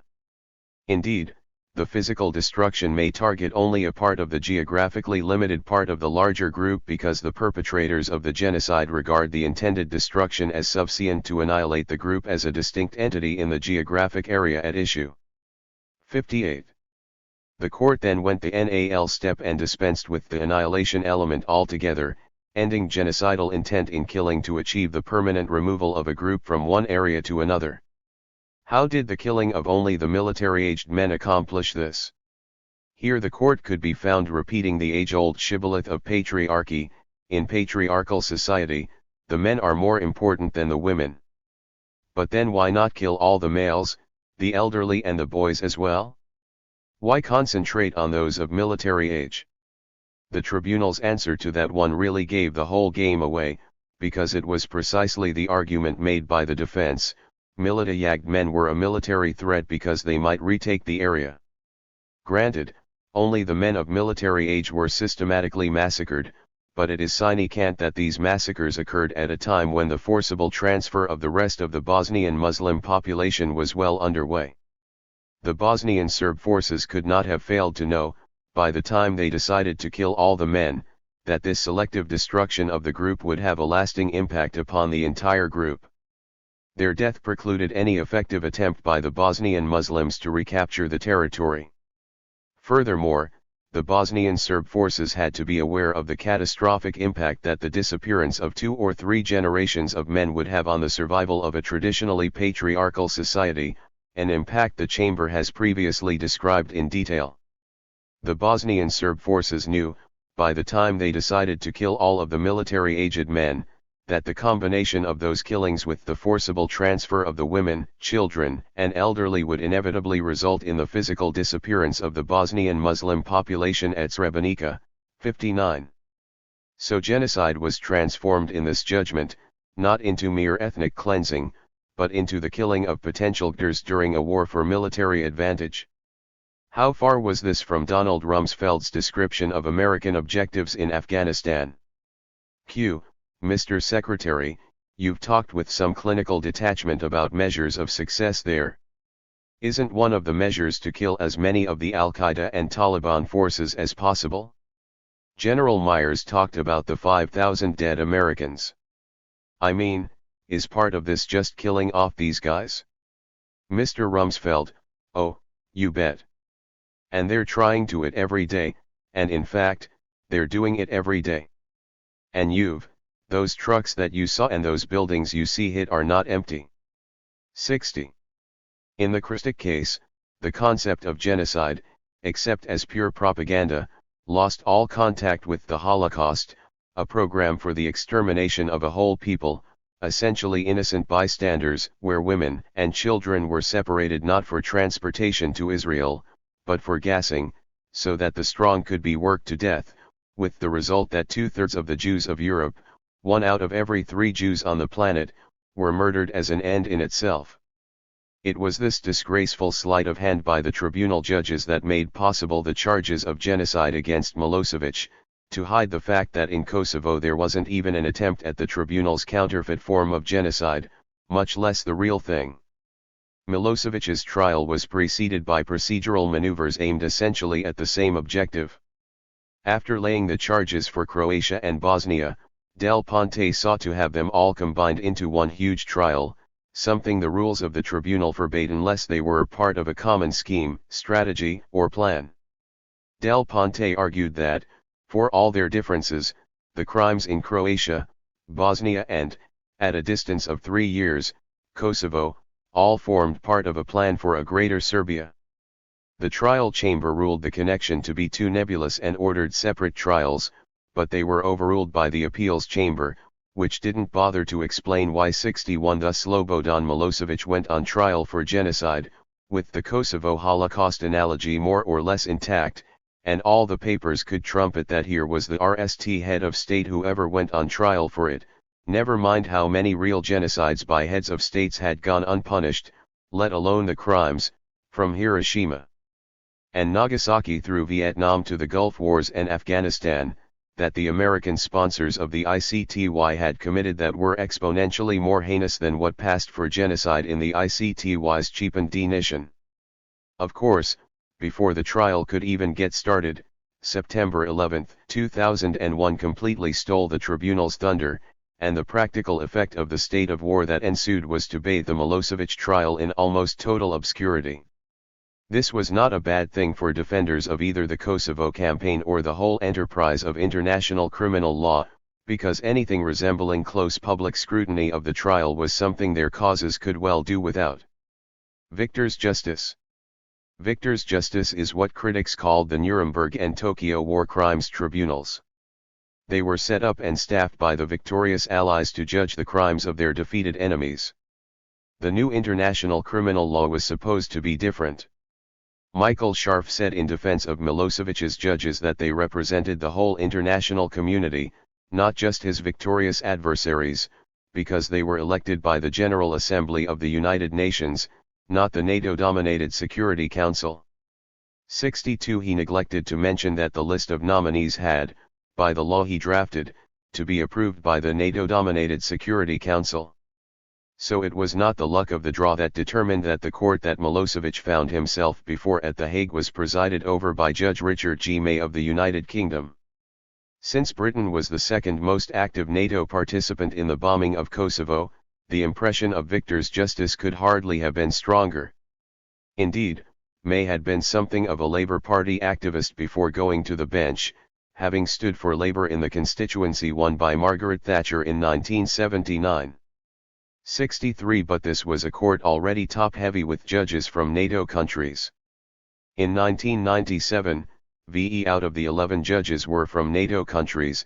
After the elections of 2001, the expanded court that would judge Milosevic had 7 of its 16 permanent judges, and 2 of its 6 temporary judges, hailing from the alliance that had bombed Kosovo. 64. Not bad for an alliance with only 19 out of 191 UN member states, all of whom were eligible for the court. Not only that, NATO has always managed to have the president of the court come from a NATO country, as well as 2 of the 3 presiding judges, the ones like May who get to do all the talking and conduct the proceedings. The other 2 judges in Milosevic's court, Ogon Kwan and Patrick Robinson, were no strangers either, being nicely divided between the American dependency, South Korea and the British dependency Jamaica. Both were selected with Kosovo and Milosevic specifically in mind. 65. Milosevic frontally challenged the impartiality of the tribunal, and naturally the challenge was rejected. He did this on his very RST appearance in court, 3 days after his extradition. The words he used then for the tribunal were false tribunal, illegal organ, so-called tribunal and illegitimate one. 66. When he next appeared before the court later that summer, before his microphone was shut off, he told the judges out, "You are not juridical institution, you are political tool."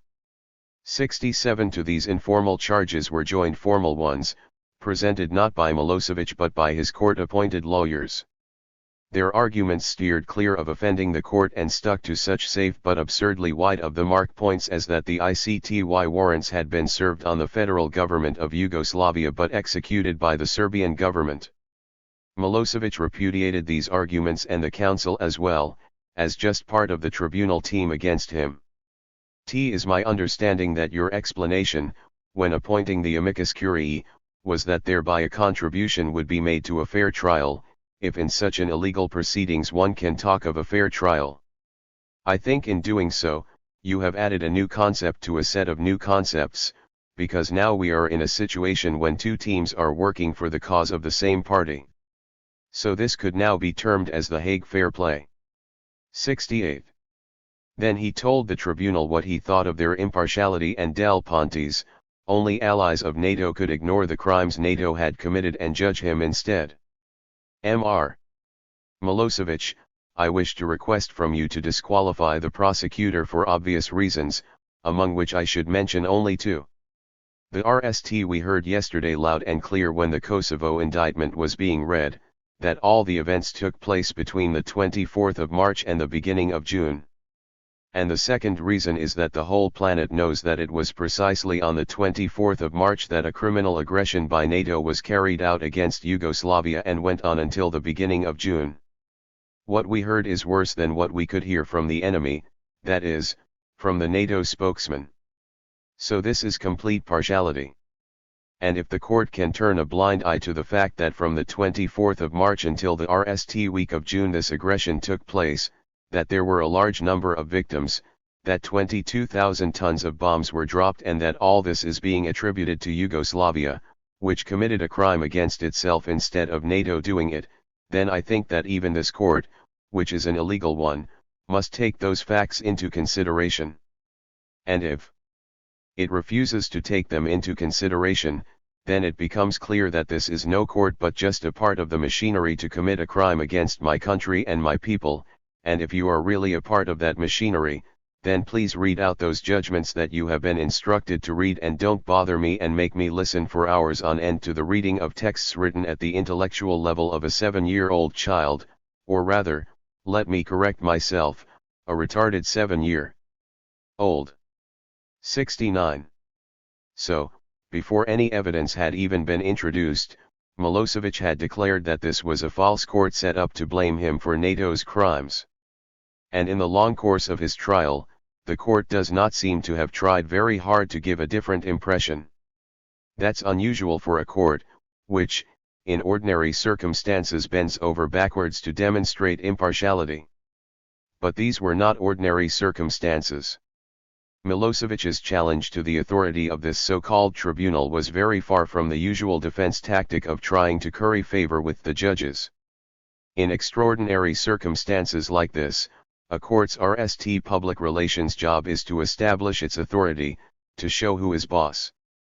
On the other hand, the extent of the court's violation of the rules of procedure, and even decorum, adds weight to Milosevic's charge that their real job was to defend NATO. It wasn't long before observers from the left, right, and center were expressing amazement at the heavy-handed ways of the court and the prosecution. Canada's best-known criminal lawyer, the politically conservative Edward Greenspan, writing in the politically conservative National Post, after just 1 month of the Milosevic trial, pronounced it a lynching, a show trial and a kangaroo court. 70. Normally, lynchings are done outdoors.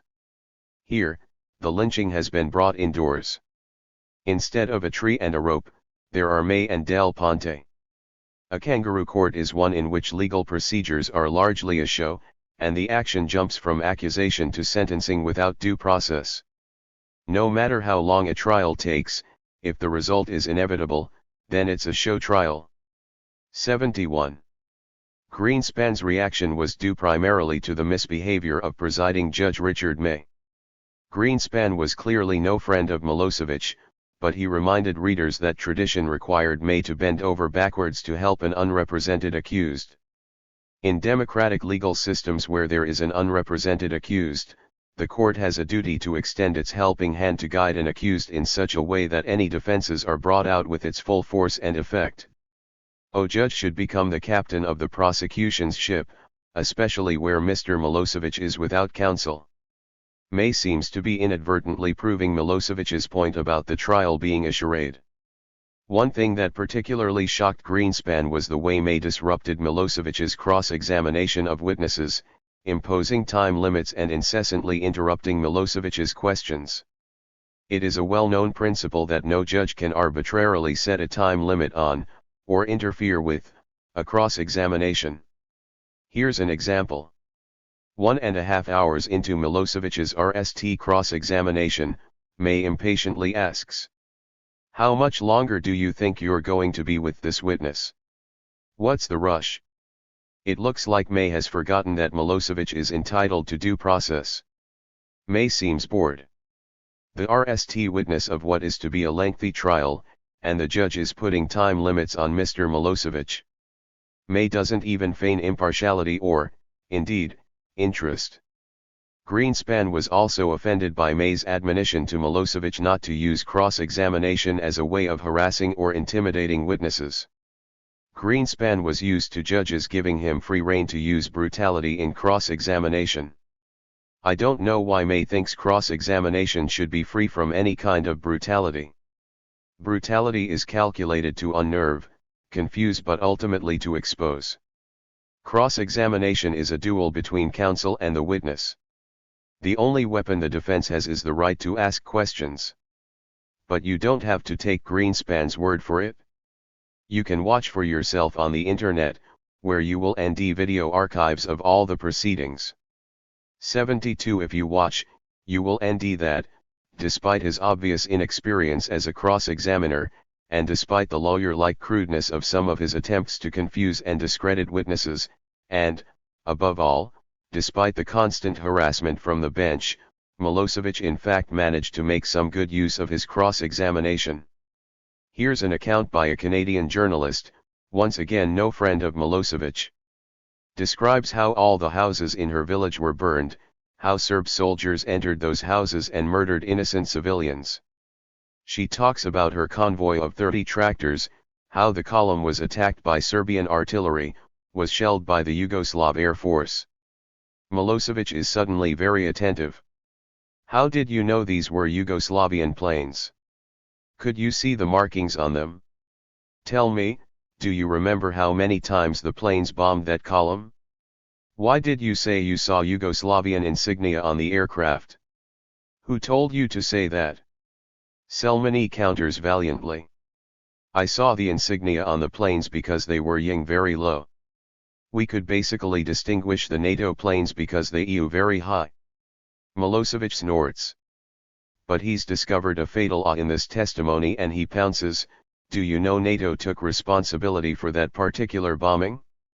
And that it expressed regret that it had happened. The witness is stirred. She knows only what she knows. Her evidence had sounded completely credible but now it's been compromised. Still, she pushes back. I saw it, the Yugoslav AG. Red, white, and blue. And this was your entire plan. To do this sort of thing and blame NATO. Milosevic pulls a face and tosses his spectacles. Oh, Annie. As if to say, we know what we have here. Another lying Albanian. 73. When Milosevic tried to press his advantage against this witness, May simply cut him off. He gave Milosevic one last question but he wouldn't even let the witness answer it. Judge May, this must be your last question, Mr. Milosevic. Mr. Milosevic, I would like you to give me an answer. Since you could not have seen Yugoslav aeroplanes and since it is well known, generally known, who did this, who told you to state that it was Yugoslav aeroplanes that you had seen? Who told you to say that? Judge May, she has answered that question. She said nobody did, and that is what she saw, and that's her evidence. No point arguing about it. 74. Some witnesses, so-called protected witnesses, had been allowed to testify with their identities hidden. This witness was not one of them, but May's constant interruption of Milosevic's cross-examination of her prompted him to quip, Mr. May, it appears to me that every witness is a protected witness as far as you're concerned, different forms of protection, that is. 75. This witness, like many, was also a so-called 92 bis witness, after the rule number allowing them to rely on statements made outside of court to investigators. They come into court and the prosecution summarizes their evidence and then leads them through some of its main points. Milosevic is then given a limited time to cross-examine, but the statements can be voluminous and the witnesses have already been spared the duty of recounting from their own recollection what they have seen or heard. The 92 bis statements have obviously been coached and even formulated by others. For instance, this particular witness of the plane logos exhibited in her written statement a totally implausible knowledge of the technical names of various types of automatic weaponry. In a fair trial, given the seriousness of the charges he was facing, Milosevic would have been allowed even wider than normal latitude in cross-examination.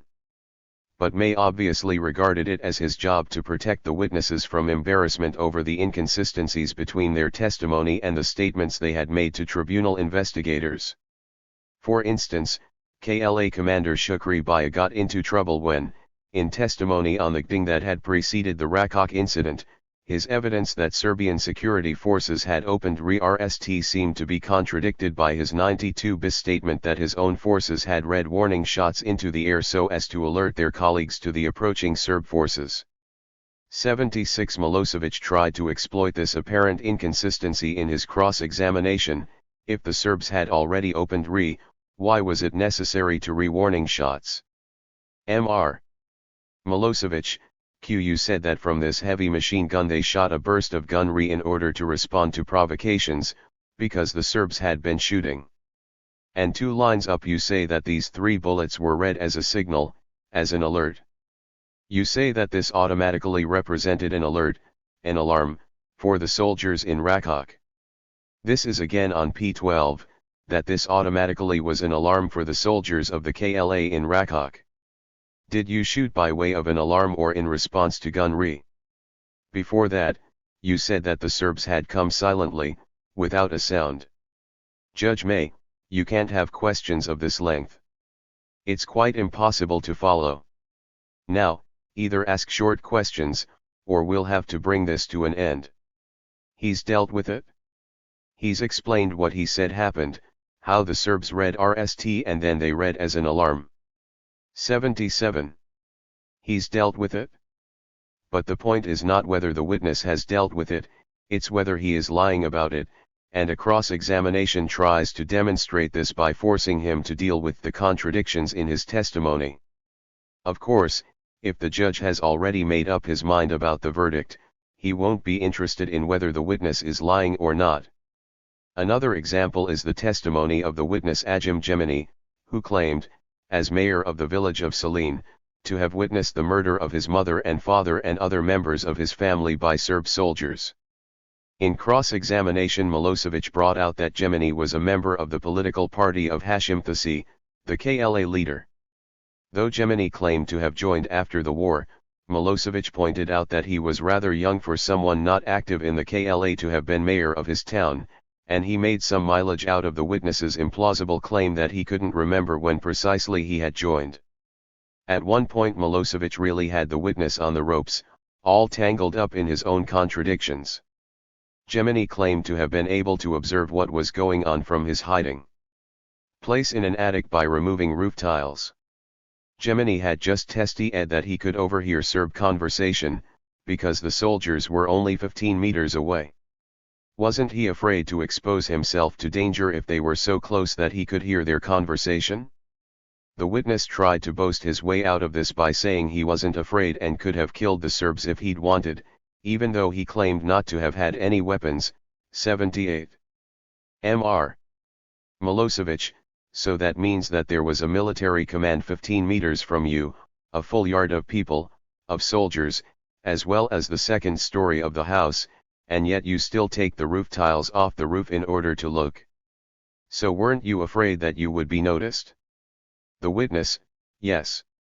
However, we thought we were capable of that, and we felt ourselves superior to the Serbian army, which had broken up all rules and sent soldiers to occupy the second door of my house. Mr. Milosevic, all right. I'm talking about your fear now. You hid out of fear, not because you wanted to be above, on a story above. Weren't you afraid to remove the roof tiles of a house in which there were a lot of troops as well as a yard full of troops? Weren't you afraid of being noticed? The witness, yes. At that moment, fear appeared to be going away, because we were expecting to be killed from moment to moment, having seen what was happening around the village. In fact, there were two of them were only a few meters away. We were on top of that. We could have done everything, we could have killed them. We could have killed the command and everybody else. We didn't do that because we did not believe in that kind of method in this kind of civilization. Mr. Milosevic, were you armed? The witness, no. Mr. Milosevic, so how could you have killed them if you were not armed, killed the commander and the soldiers and so on? The witness, there were ample opportunities to kill them. There were other methods. You can't kill people using weapons alone. Mr. Milosevic, well, what other methods were at your disposal? Could you please tell us? By now the witness was in deep trouble, but Judge May intervened to save him. Judge May, this is all hypothetical. Mr. Milosevic, you've got 2 minutes left. Is there anything else you want to ask this witness? Mr. Milosevic, I have many more questions left. And I can't see why do I have to cross-examine this kind of witness for less than 40 minutes, Mr. May. He is coming out with all kinds of things here. Judge May, we have judged it, we judge that 45 minutes is sufficient.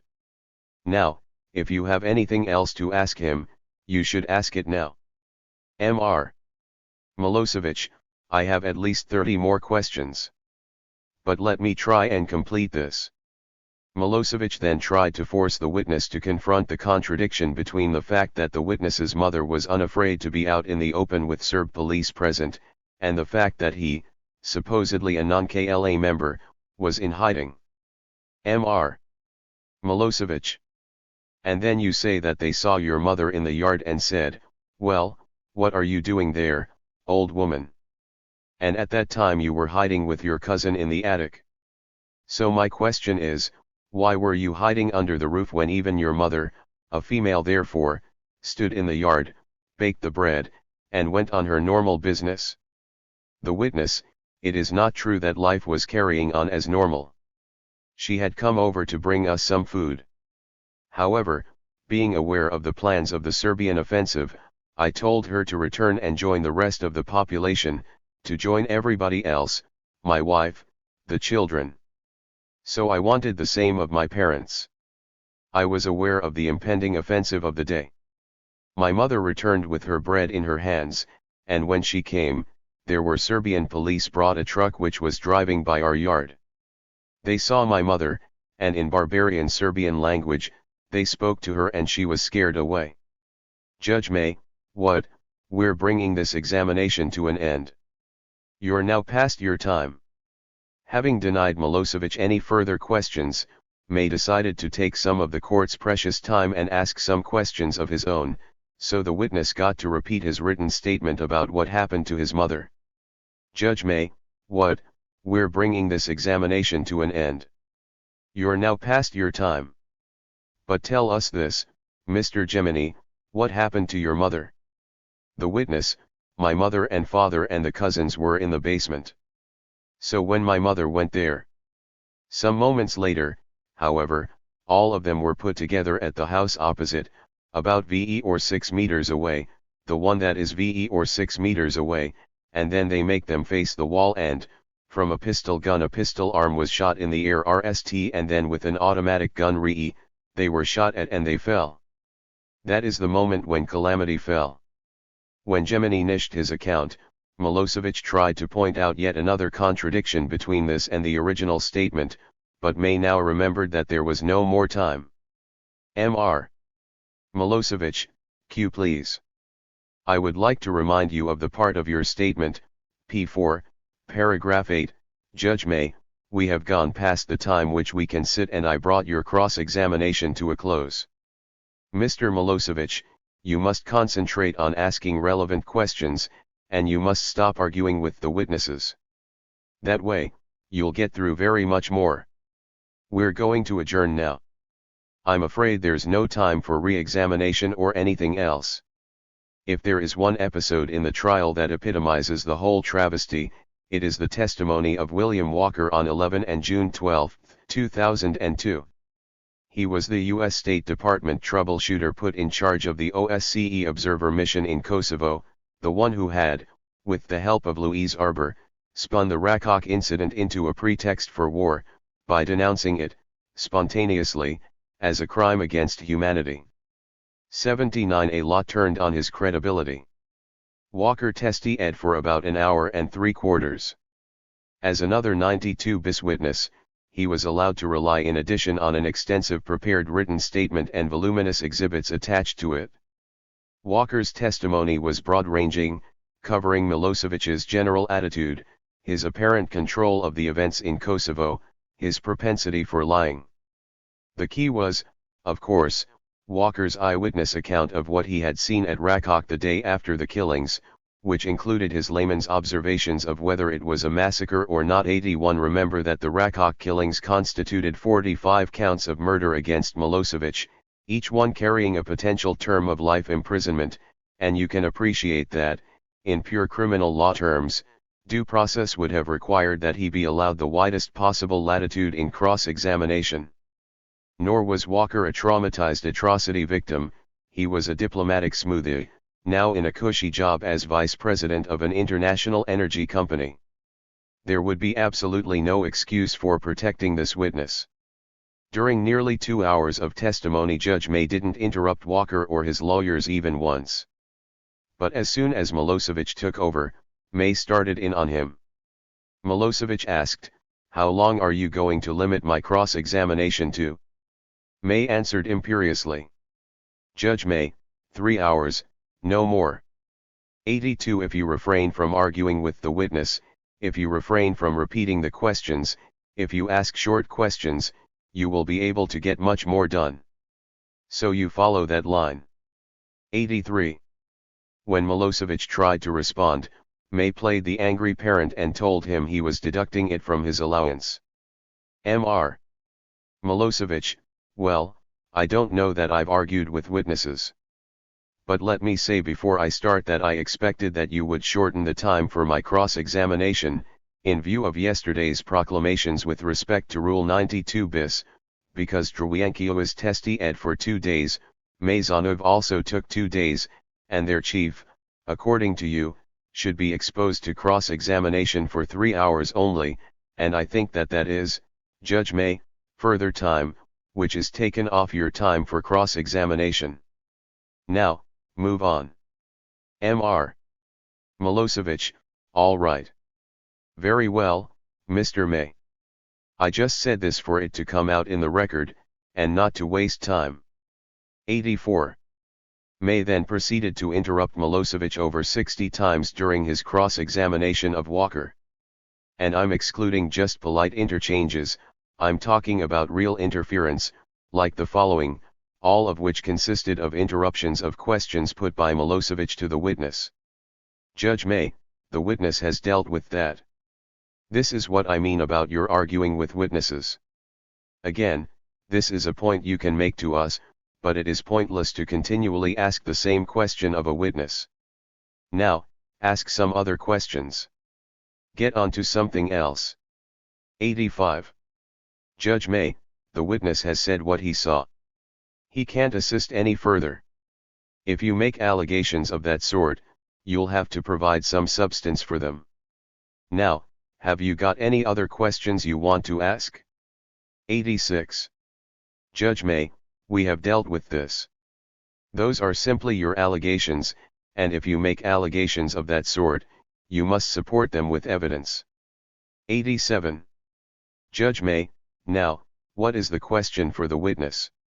He can only repeat what he was told, and he's given his evidence about it. Quotations from statements of other witnesses isn't going to assist. Now, can we move on? 88. Judge May, no assumptions. We are dealing with the witness's evidence, and he's given it as to what he knew and when. Now, rather than continuing this argument, you would be sensible to move on. Your time is limited. What is your question for the witness? 89. Judge May, Mr. Milosevic, this is a waste of time. The witness has given his account of what he saw and heard. If you want to get this evidence in front of us, you can call the witnesses, but it's a waste of time to go on putting this kind of thing. These are the opinions of people who appear on television. Move on to the next question. 90. Judge May, you are wasting time. You are arguing with the witness, which you've been told not to do. It's just a waste of time. Now, move on to something else. 91. The effect of all this harassment of Milosevic was not only to prevent Walker from getting caught in any lies, but also to put him at his ease by showing him that the court was on his side, that they did not think anything Milosevic said reacted at all adversely on Walker's credibility. Now it would have been fair for May to have formed this opinion, but it was completely unacceptable for him to convey that to Walker, or indeed to bolster his confidence by comradely interjections like "I think you've answered the point, 92, or is there anything you can usefully add to that, Ambassador?" 93. Ambassador, of course. The prosecution had established in one of its more relevant bits of examination in chief that Walker was entitled for life to be called ambassador because he had once served as one. 94. May started out calling him Mr. but soon slipped into ambassador and stayed there. May's aid and comfort also included the preemptive discrediting of evidence tending to discredit Walker's testimony. For instance, when Milosevic sought to put press stories from Le Figaro and Associated Press about Rakoc that contradicted Walker's account, May told Milosevic he would have to call the journalists as witnesses, and then helped Walker through his response to the question, "Judge May, you can call them to give evidence. I don't imagine there's much point putting it to this witness. He's given his evidence about what happened. Can you comment at all, do you think, usefully, Ambassador, on what's been read out?" The witness, "No, I can't. I've already testified to what I knew and when I knew it." Judge May, is it just the opinion of some journalist? 95. When Milosevic tried to cross-examine Walker on a Serb report that contradicted Walker's own account of Rakoc, a simple "I don't recall" was enough to get him off the hook. Judge May, yes. Did you see the, Ambassador, did you see the report of the Ministry of the Interior Police on Rakoc at any stage? The witness, "I don't recall if I did or not, sir." Judge May, no. There's no point asking the witness about it. 96. One of the most outrageous episodes of a thoroughly outrageous performance by the court was when Milosevic reminded Walker of the time in 1989 when, as the American ambassador to El Salvador, he was called upon for an off-chale comment on the massacre of 6 Jesuit priests by uniformed soldiers of the US-backed government. Walker certainly wasn't jumping to any conclusions then the way he would at Rakoc. Indeed, according to Walker, just because the killers were in uniform didn't mean they were government soldiers, they could have been in disguise, after all. Milosevic wanted to force Walker to deal with the evident inconsistency. In Rakoc, he was claiming to have been so disgusted that he simply had to speak out and publicly denounce the killings as a crime against humanity perpetrated on innocent civilians. His spontaneous decision, within minutes, to do so, was based partly on the fact that the victims were in civilian clothes and thus could not be killers. Milosevic's point in this line of questioning was obvious. He was trying to show Walker to be a professional liar, who would say anything that his government wanted him to say. Many journalists had asked the same questions about Walker and Rakoc, and Milosevic put several newspaper articles to him in cross-examination, asking, in his inexpert way, for some response from Walker. After interrupting Milosevic 7 times during this line of cross-examination alone, May made no effort to conceal the fact that he had already made up his mind on the issue, feigning an inability to grasp the obvious relevance of this line of questioning. Judge May, Mr. Milosevic, we've now spent the best part of quarter of an hour to 20 minutes on events in another continent a decade before. If it was an attempt to attack in some way the witness's credibility, you've had the opportunity of putting your case and the witness has dealt with it. Now, move on to some other topic more related to the indictment. Mr. Milosevic, Mr. May, since you have limited my time, please allow me to use it the way I consider best. This is a witness who was obviously in charge of carrying out, how should I put this? Some sort of covert operations. Judge May, yes, when we come to that, you can put all that. But you're not wasting the time of the court with events so long ago and of such little relevance. Now, let's move on. Mr. Milosevic, on the 11th of December, 1989, St. Louis Post-Dispatch, in a long article, I'm going to quote only a short excerpt. Jesuit colleges in the United States accused the U.S. ambassador in El Salvador of trying to discredit the witness. In Judge May, no. Your attempt to discredit this witness with events so long ago the trial chamber has ruled as irrelevant. Now, move on from El Salvador. You've been given your clear instructions. If you want to continue with the cross-examination, you must follow them, because the time of the court is limited, and it cannot be taken up with irrelevant matters such as this. Now, move on to events closer to the indictment. 97. When Milosevic tried later to return to the question of the uniforms, he was cut short. Mr. Milosevic. Now tell me this, please, as you are an experienced man and react in several places. In El Salvador, you explained that the fact that they were in uniform did not mean that they were members of the army, although a uniform does denote the army. Now, here civilian clothing in Rakok was the criterion you used to say that they were civilians, although it is common knowledge that terrorists wear civilian clothing and that they need not be wearing uniforms. How, then, is it possible that one and the same man is using different criteria? Judge May, this is an absurd question, absolutely absurd. Now, you're wasting everybody's time with this. Have you got any other questions? 98. May was obviously keen on Milosevic giving Walker a clear shot at a direct question on whether Rakok was a hoax. If May wanted to dispose of the hoax theory, it would be very useful to have a straight question and ARM denial. Judge May, in particular, Mr. Milosevic, may I remind you that you made a number of allegations to other witnesses that this incident was to be used as a pretext for what happened thereafter and that Ambassador Walker was involved in that. So if you're going to put it to him, make sure you do before your time is up so he has a chance to answer it. 99. The uncooperative Milosevic preferred to attack Walker's credibility by catching him in some obvious lies, like the ones quoted in Chapter 3 where he denied clearing the Rakok denunciation with his superiors. 100 Walker had at RST claimed not to have called Wesley Clark and Richard Holbrook from Rakok before the press conference. Milosevic played videos of Walker's denials and the statements by Clark and Holbrook to the contrary. When Walker added that he didn't know who his staff had called, Milosevic tried to link this with Walker's claims that Milosevic himself knew of everything that was going on in Kosovo. Mr. Milosevic, all right, Mr. Walker. You do not know that. You did not know about the report of the 16th by your mission and about many other things you say that you cannot, Judge May, no. This is all comment, Mr. Milosevic. What is your question? Mr. Milosevic, my question is, how then do you know and claim that I had to have been informed about each and every detail which took place in Kosovo? How can you say that, then? How can you claim that?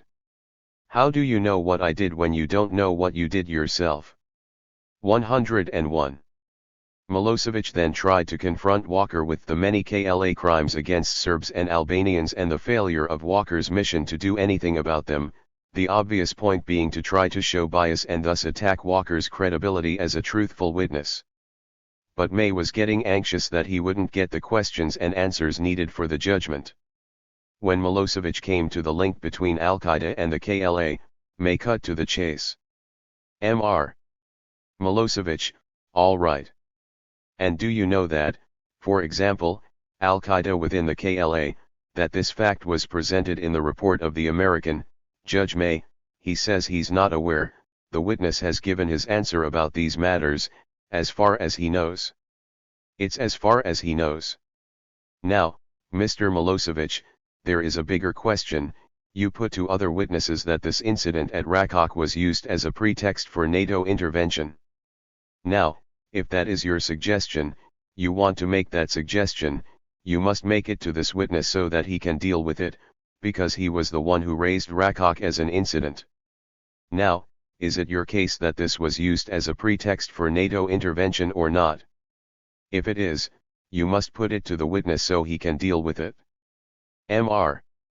Milosevic, of course that is what I assert, and I assume that that can be derived from all my questions, that Rakok was used and that it was rigged and that it was used as a trigger to start NATO aggression against Yugoslavia. Mr. Milosevic, is that right, Mr. Walker? That is not my interpretation of what happened, number 102. But Judge May needed clearer answers than that, so he decided to take over the questioning. Judge May, were you involved in any such conspiracy or plan? The witness, no, sir, I was not. 103. May spent the rest of Milosevic's cross-examination rephrasing Milosevic's questions so that he could get the answers he needed. For instance, Judge May, what is being suggested goes further than that this whole incident, this execution of 40-odd civilians, was in some way manipulated and rigged, is the interpretation we have from Mr. Milosevic, as a pretext for NATO to intervene, which means, if it were true, that you would have to be one of the organizers of such a plot. Is there any truth in the suggestion that this incident was rigged in some way or manipulated? The witness, no, Your Honor. 104. With these answers safely on record, May brought the cross-examination to an end a few minutes later with a curt, "Your time is now finished." 105. By July 2002 the obliging mainstream press had stopped paying attention to the legal dueling at The Hague. Perhaps this was because, at that very moment, the American government was trying to play down the whole war crimes thing as it pulled out of the International Criminal Court and flagrantly violated its statute and the Geneva Conventions on the treatment of prisoners of war at Guantanamo Bay. Interest would occasionally are up for a star witness, like retired General Wesley Clark, who took the witness stand in December 2003 while seeking the U.S. Democratic presidential nomination. For Clark's testimony, Judge May dispensed with all pretense of due process and preemptively banned cross-examination on anything that might tarnish NATO's version of the war. So, even though NATO's supreme commander was allowed to claim that he went to war to prevent what he called a NAL solution in Kosovo, which, he clarified on questioning, meant to him a large-scale ethnic cleansing operation 106, Milosevic was not allowed to cross-examine him on the more likely U.S. reasons for the war or its legitimacy or legality, or Clark's own status as a war criminal, no matter how irrelevant such questions might be. Judge May, Mr. Milosevic, before you begin cross-examining, you should know that there are parameters in this case beyond which you cannot go. We've already made an order which restricts the scope of cross-examination. It is limited to the statement which the witness has given, which means that you are restricted in a way that you are not restricted with other witnesses, because then you're allowed to ask any relevant matters. 107. Mr. Milosevic, so I cannot ask him anything at all about the war waged by NATO against Yugoslavia. Is that what you're saying? Judge May, yes. Mr. Milosevic, well, Mr. May, that really is an example showing that this is truly nothing more than a farce. 108. The farce would soon have to do without Judge May, however. He bowed out at the end of the prosecution's case in early 2004 for what appeared to be very serious health reasons, having RST pushed through a rule change empowering the tribunal president to assign the case a substitute judge. But though May had done his best to leave his colleagues with a sure record, the general impression was one of a shambles. On the charge of genocide in Bosnia, Carla Del Ponte had to admit, "I don't have the smoking gun," which was the understatement of the year. 109. As for Kosovo, May's colleagues would still have to deal with some very tricky questions. For instance, how to get around the testimony of former head of state security Radomir Markovic. Here was a prosecution witness who repudiated the statement he had purportedly made to investigators while he was being held for 17 months in a Serb jail. Markovic stated categorically that Milosevic had nothing to do with any crimes committed against Albanians in Kosovo or their cover-up, and indeed that he had tried to prevent them and punish their perpetrators. 110. Markovic said that the statement attributed to him was in fact a liberal interpretation of the employee, of the officer who made this report. He emphasized certain things that I did not speak about. 111. Markovic also testified that he had been pressured during his long imprisonment to accuse Milosevic of crimes. The witness, "They spoke to me about the difficult position I was in.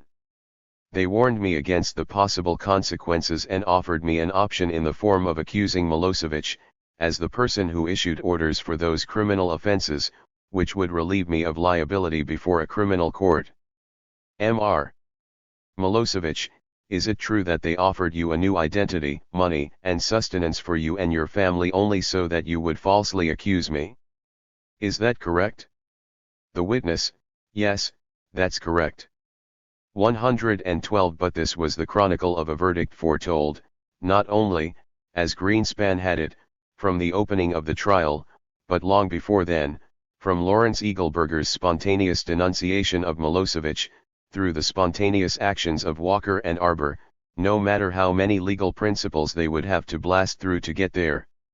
Even in the freak eventuality, with Judge May gone, of an acquittal, the damage to the Balkans had long been done. And we have yet to get to the most fundamental legal principle that had to be blasted through, the one symbolized by the famous blindfold on Lady Justice. This was also Milosevic's main point: whatever he might be found guilty of, rightly or wrongly, the Americans and NATO themselves were guilty of, too.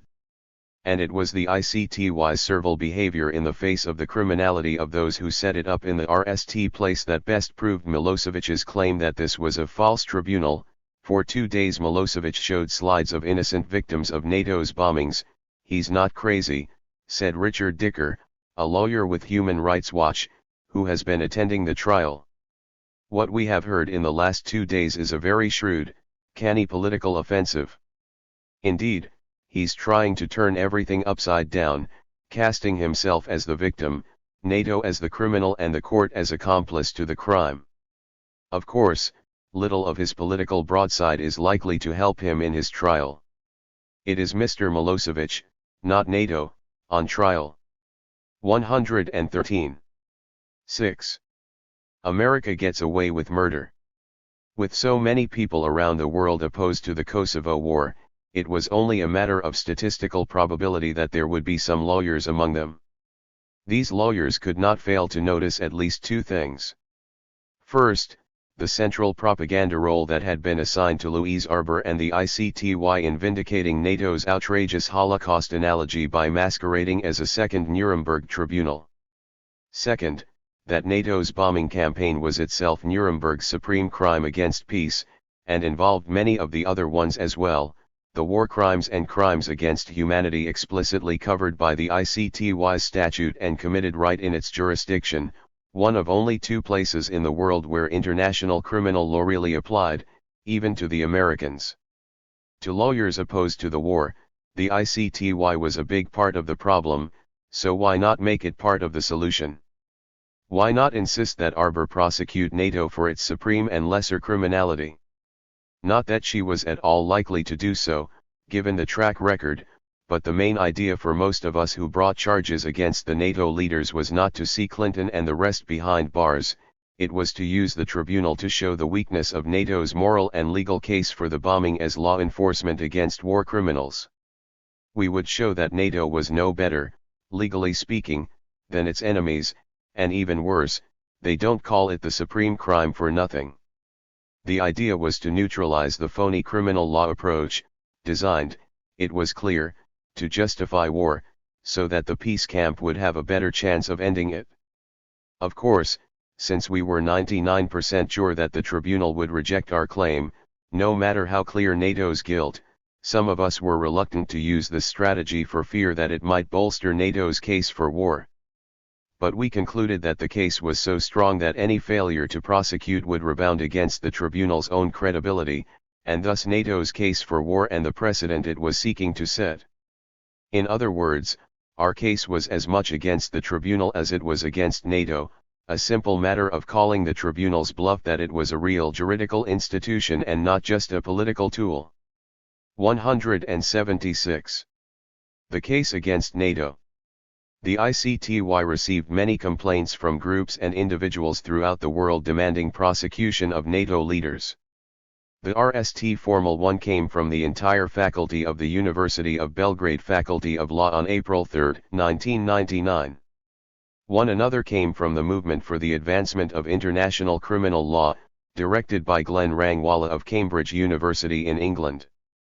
Another complaint, by Greek composer Mikos Theodorakis, was subscribed to by 6,000 Greek citizens. A complaint against the Norwegian foreign minister was signed by 1,000 Norwegians. Our own complaint was the work of an ad hoc assembly of law professors from my own faculty at Oskett Hall Law School, joined by lawyers from Toronto and Montreal and by the Association of American Jurists, a Pan-American group with members throughout the hemisphere. All of the complaints covered more or less the same ground. Our own charged 68 individual NATO leaders with crimes under the jurisdiction of the tribunal. The would-be indictees included all of the heads of government, foreign ministers, and defense ministers of the 19 NATO countries, starting with Bill Clinton. The style of cause was Re. William J. Clinton et al., Madeleine Albright and William S. Cohen, and on down the list. We also included NATO Secretary General Javier Solana, 8 generals including Supreme Commander Wesley K. Clark, closing out the list with Jamie Shea, the smirking face of NATO at the televised press conferences. The case was based on 2 distinct kinds of crime within the jurisdiction of the tribunal: crimes against humanity and crimes against the laws and customs of war. We would have much preferred to include a count of aggressive war, the Nuremberg Tribunal's supreme international crime, from which all of the death and destruction on both sides in Kosovo owed, but it was no accident that this crime had been excluded from the statute. According to drafter Michael Scharf, there was a clear consensus that the U.S. would not support the inclusion of crimes against peace in the statute of the ICTY, notwithstanding the Nuremberg precedent.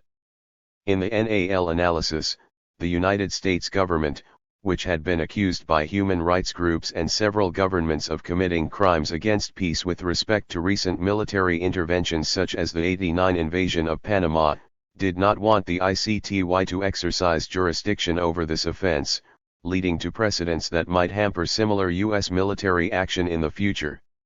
2. Of course, the crime against peace is the one that the United States keeps on committing, not only in Kosovo in 1999, but in Afghanistan in 2001. And Iraq in 2003. America's desire to keep it off the law books, which it also pursued successfully against the International Criminal Court, is, well, understandable. If Milosevic had written the ICTY statute, no doubt it would have looked very strange, too. But, even apart from aggressive war, there was plenty to go on against NATO. Crimes against humanity. Article 5 of the statute gave the ICTY jurisdiction over crimes against humanity committed in armed con-ICT, and directed against any civilian population, and it listed a series of crimes, including murder and other inhumane acts. We concentrated on murder, especially in light of Arbor's mid-war indictment of Milosevic for the murder of over 340 victims. The NATO campaign took a minimum of 500 civilian lives, from ages 1 to 93, and the number was probably much closer to Yugoslavia's claim of 1,800 civilian dead.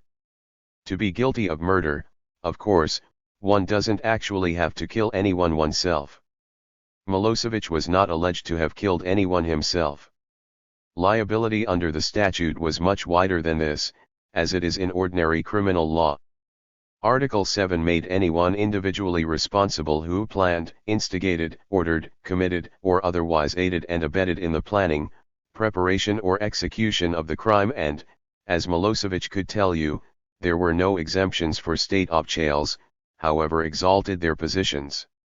It is not enough for a conviction for murder that someone has been killed, even if the killing is the responsibility of the accused person. All crimes have three essential components: a criminal act, a criminal intent, and a lack of lawful justification or excuse. In murder, the criminal act is killing. The criminal intent, as the discussion in Chapter 2 was meant to show, includes not only the intention to kill but also other states of mind deemed equally condemnable, for instance, the knowledge that death will occur as a result of one's unlawful act, and even the purely accidental killing of one person during the unlawful attempt to kill another.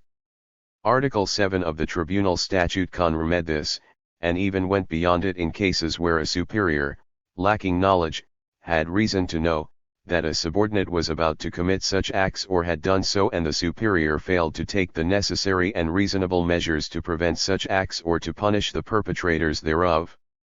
So the key question was, what was going on in the minds of these NATO leaders when their forces were doing all of this killing and maiming?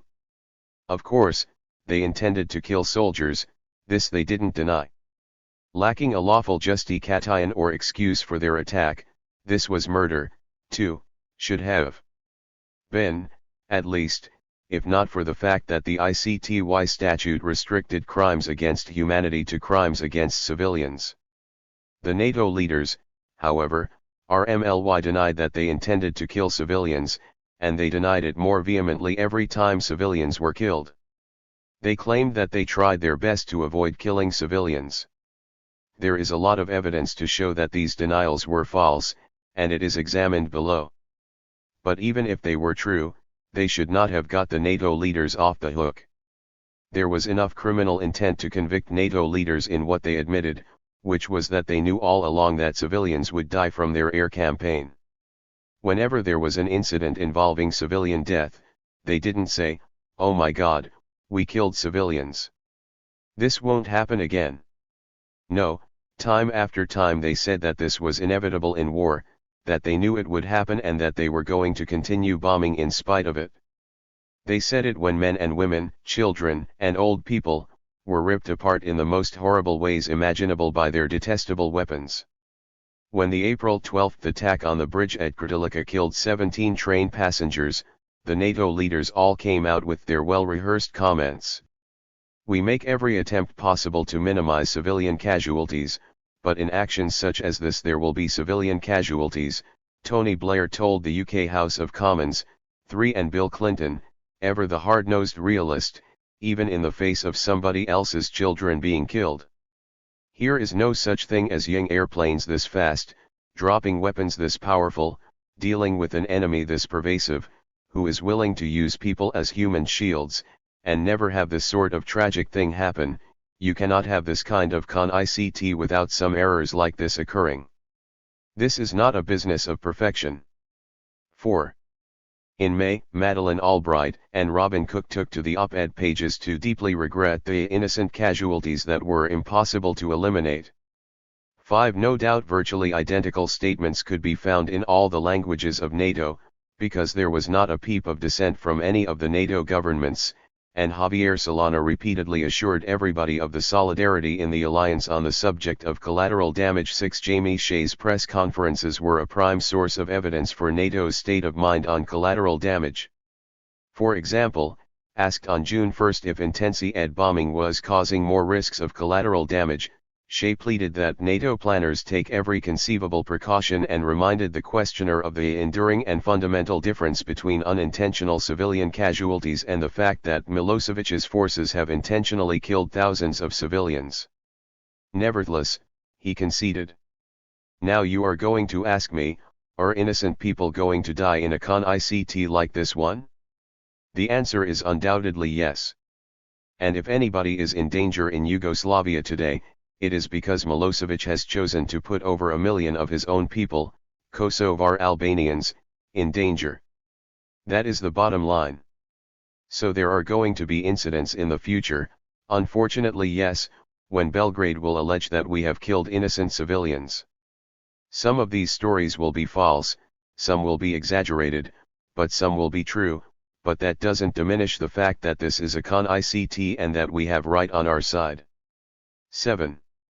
So the NATO leaders knowingly killed and maimed civilians, and they continued bravely on in their strategy in the face of the inevitability of this. The only things they could offer in excuse were that they tried to minimize the collateral damage, and that they were just-ed in their campaign. The claim that they were just-ed in their bombing campaign was as crucial as the claim that they were minimizing collateral damage. A bank robber who shoots up a bank is no less guilty of murder if he only kills to the minimum extent necessary to get away with the cash. Minimizing collateral damage is only an excuse in a legal war. To repeat the point hammered home by Judge Jackson at Nuremberg, inherently criminal acts cannot be defended by showing that those who committed them were engaged in a war, when war itself is illegal. 8. In Kosovo, NATO's killing was illegal because the war was illegal. It was illegal essentially because it was immoral, and it was immoral because it was unnecessary, and demonstrably so, to achieve the humanitarian goals it claimed to be seeking, or any goal beyond NATO's and America's narrow geopolitical ones. 9. That's what these people died for. They didn't just die in vain, they were murdered, and murdered on a larger scale than was sufficient to indict Milosevic in the middle of a war. So if the ordinary laws of murder and other violent crimes were applied, there's no doubt the NATO leaders would have been easily convicted. The case against them was as strong as the justification for the war was weak. The only way out was the unconvincing claim, offered by the ICTY and examined below, that the kind of murder NATO committed was not in the ICTY's jurisdiction. Crimes against the laws and customs of war. Besides crimes against humanity, the statute of the ICTY Tribunal also incorporated as crimes grave breaches of the Geneva Conventions of 1949 and violations of the laws and customs of war. The grave breaches of the Geneva Conventions of 1949 included, among other things, willful killing, willfully causing great suffering or serious injury to body or health, extensive destruction and appropriation of property, not just-ed by military necessity and carried out unlawfully and wantonly. The violations of the laws and customs of war included employment of poisonous weapons or other weapons calculated to cause unnecessary suffering, wanton destruction of cities, towns, or villages, or devastation not just-ed by military necessity, attack, or bombardment, by whatever means, of undefended towns, villages, dwellings, or buildings, destruction or willful damage done to institutions dedicated to religion, charity, and education, the arts and sciences, historic monuments, and works of art and science. The Geneva Conventions of 1949 were somewhat less robust in their protection of civilians than their additional protocols of 1977, which have never been ratified by the United States. For example, the 1949 conventions deny the civilians protected under them as those who, at a given moment and in any manner whatsoever, and themselves, in the hands of a party to the con-ICT or occupying power of which they are not nationals. 10. But, in fact, this posed no real obstacle to the prosecution of NATO leaders, Obchail commentary, and the ICTY itself in its early judgments, had denied in the hands of very widely, to include in the power of 11. NATO could boast from early in the war that the entire territory of Yugoslavia was in its power, in the very real sense of being at the mercy of its air force. 12. With over 38,000 sorties, NATO never lost a plane in combat. The civilian population of Yugoslavia was very much in NATO's hands. Engagement of Article 2 of the ICTY statute meant an even lower standard of criminal intent than in the cases of crimes against humanity, signed by use of the word willful. In criminal law, willful always includes knowledge, and often even reaches down as far as suspicion. It also includes the concept of willful blindness, what Oliver North of Iran, Contra Fame used to call plausible deniability, where details of criminality are withheld from a higher up so that he or she can claim not to have known. 13 NATO liked to pride itself on the fact that it consulted lawyers over targeting strategy. 14 By this they wanted to show the world that they really cared about civilians, because everybody knows how profoundly moral lawyers are, especially the ones you hire to tell you how to present guilt as innocence. But all the use of lawyers really showed was how conscious NATO was of the facts that made their bombing criminal. Besides, if their lawyers told them it was legal, as opposed to saying this is how you can argue it was legal, and if they believed them, well, their lawyers should also have told them that ignorance of the law is no excuse. Even the real or potential limitations of Article 2 did not apply to Article 3, an open-ended prohibition on violations of the laws and customs of war. The laws and customs of war are almost universally held to include the 1977 protocols to the Geneva Conventions. 15 This is partly because of their wide formal adoption. Protocol I has been ratified by 161 of the 191 member states of the UN. 16 Indeed, of the NATO countries involved in the Kosovo War, only the US and Turkey had not formally ratified Protocol I, and even the United States officially accepts their binding character as customary law in the relevant parts. 17 But it is mainly because these protocols merely embody fundamental and widely accepted principles that they have become part of the laws and customs of war. Primary among these is the principle of discrimination, meaning that distinctions are to be made between combatants and non-combatants, and between military and non-military objectives. The latter are not to be the object of attack. Other principles are necessity and proportionality. A military action must be reasonably necessary to achieve a distinct military advantage, and it must not be excessive in relation to the military advantage sought to be gained. 18 This is simply morality applied to warfare. For the purposes of the case against NATO, the relevant provisions of the 1977 protocols were to be found in Part 4 of Protocol I. Article 48 enshrines what it calls the basic rule. In order to ensure respect for and protection of the civilian population and civilian objects, the parties to the CON-ICT shall at all times distinguish between the civilian population and combatants and between civilian objects and military objectives, and accordingly shall direct their operations only against military objectives. Under Article 51, acts or threats of violence the primary purpose of which is to spread terror among the civilian population are prohibited. So are indiscriminate attacks, including those which employ a method or means of combat the effects of which cannot be limited, or an attack which may be expected to cause incidental loss of civilian life, injury to civilians, damage to civilian objects, or a combination thereof, which would be excessive in relation to the concrete and direct military advantage anticipated. It's not only attacks against civilians that are prohibited, but also attacks against civilian objects. Article 52 provides that attacks shall be limited strictly to military objectives, defined as those objects which by their nature, location, purpose, or use make an effective contribution to military action and whose total or partial destruction, capture or neutralization, in the circumstances ruling at the time, offers a definite military advantage. Article 55 requires care to be taken to protect the natural environment against widespread, long-term, and severe damage, and prohibits methods or means of warfare which are intended or may be expected to cause such damage to the natural environment and thereby to prejudice the health or survival of the population. Article 57 imposes specific duties on those planning attacks to take constant care to spare the civilian population, civilians, and civilian objects. They are to do everything feasible to ensure that only military objectives are attacked, to take all feasible precautions to minimize incidental loss of civilian life, injury to civilians and damage to civilian objects, to refrain from launching any attack which may be expected to cause incidental loss of civilian life, injury to civilians, damage to civilian objects, or a combination thereof, which would be excessive in relation to the concrete and direct military advantage anticipated, and to suspend such an attack if it becomes apparent that that is the case.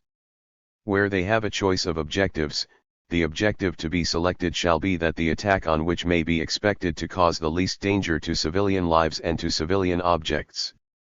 Chapter 3 recounted the extensive destruction of civilian life, limb, and objects wreaked by NATO's attack on Yugoslavia.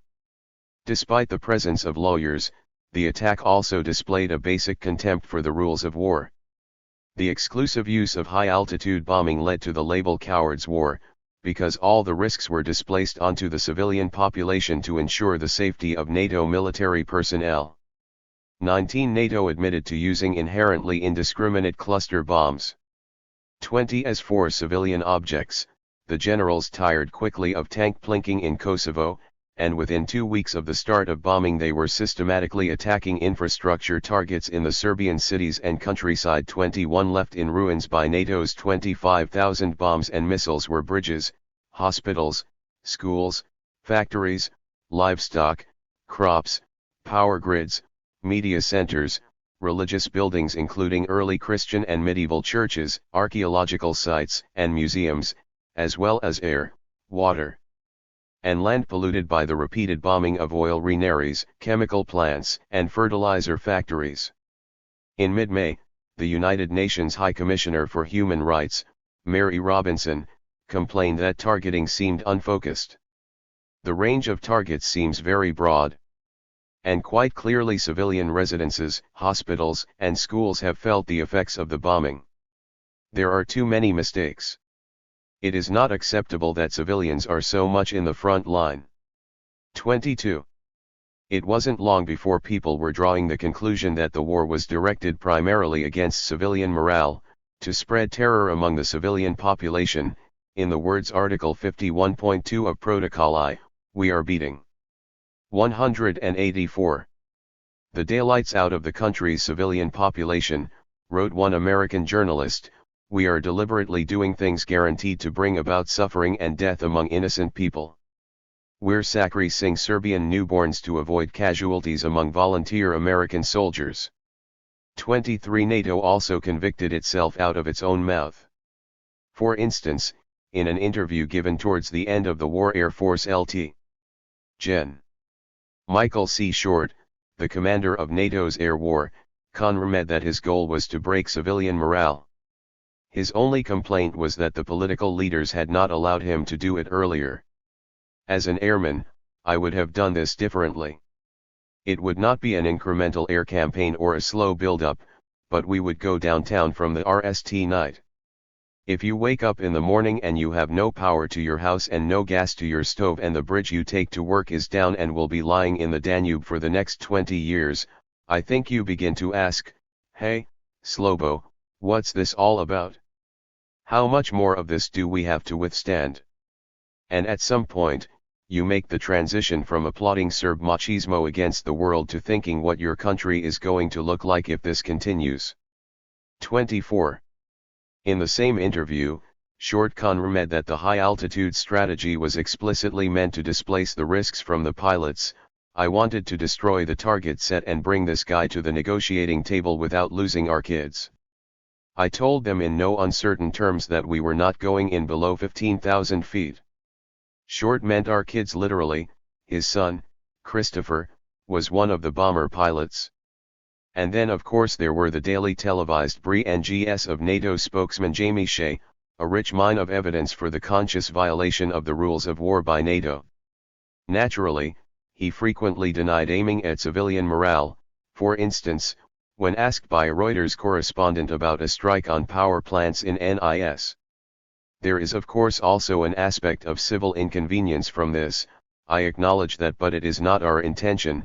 I want to make this clear to, in any way, render the life of Serbs even more difficult than it is already. Our intention is simply to target the military power apparatus which is responsible, not only for the repressions in Kosovo but also for the dire situation of the Serb people themselves. 25. But as NATO's real strategy became clearer and the questions became more insistent, Shea and his colleagues began to admit that the strikes had at least what we might call a dual use. For instance, at the press briefing of May 3, one reporter asked, "Isn't it much harder for NATO to keep up this kind of shun that it is not at war with the Serbian people, but that it is only attacking military and strategic assets?" Major General Gertz was frank in his reply. So according to a plan, working systematically this plan, yes we did start with attacking these electricity plants. On the other hand we will just have to continue systematically if Mr. Milosevic is not willing to really do what he is supposed to do, take the telephone and tell us that he wants stopping to be bombed. For the sake of his own persons and for the sake of his own people. 26. When asked whether NATO would regret it if one of the side effects of shutting the power off to 70% of the country was to undermine the confidence of the people in the regime of Slobodan Milosevic, Jamie Shea answered, yes, I would hope that he would start getting some echoes up from the grassroots over the next couple of weeks. 27. When reporters asked what military advantage could be gained from temporary power outages when the military had backup generators, his answer was that Milosevic had to decide whether to use his fuel for military or civilian purposes. If President Milosevic really wants all of his population to have water and electricity, all he has to do is accept NATO's VE conditions and we will stop this campaign. But as long as he doesn't do so, we will continue to attack those targets which provide the electricity for his armed forces. If that has civilian consequences, it's for him to deal with. 28. Even Jamie Shea had difficulty explaining away the vile bombing of a bridge crowded with civilians in the middle of a market day, killing 9 people. All he could muster was that Milosevic was responsible for the war and had done much worse.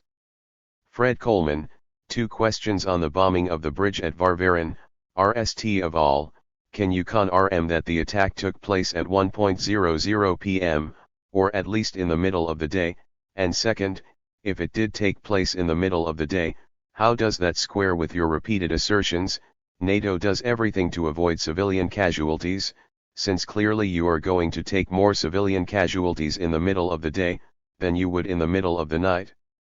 Colonel Freitag, I confirm to you again the time, it was 11:01 Zulu time, which is 1 p.m. Jamie Shea, Fred, I've got some civilian casualty figures for you this afternoon. 550,000 internally displaced persons in Kosovo, 883,500.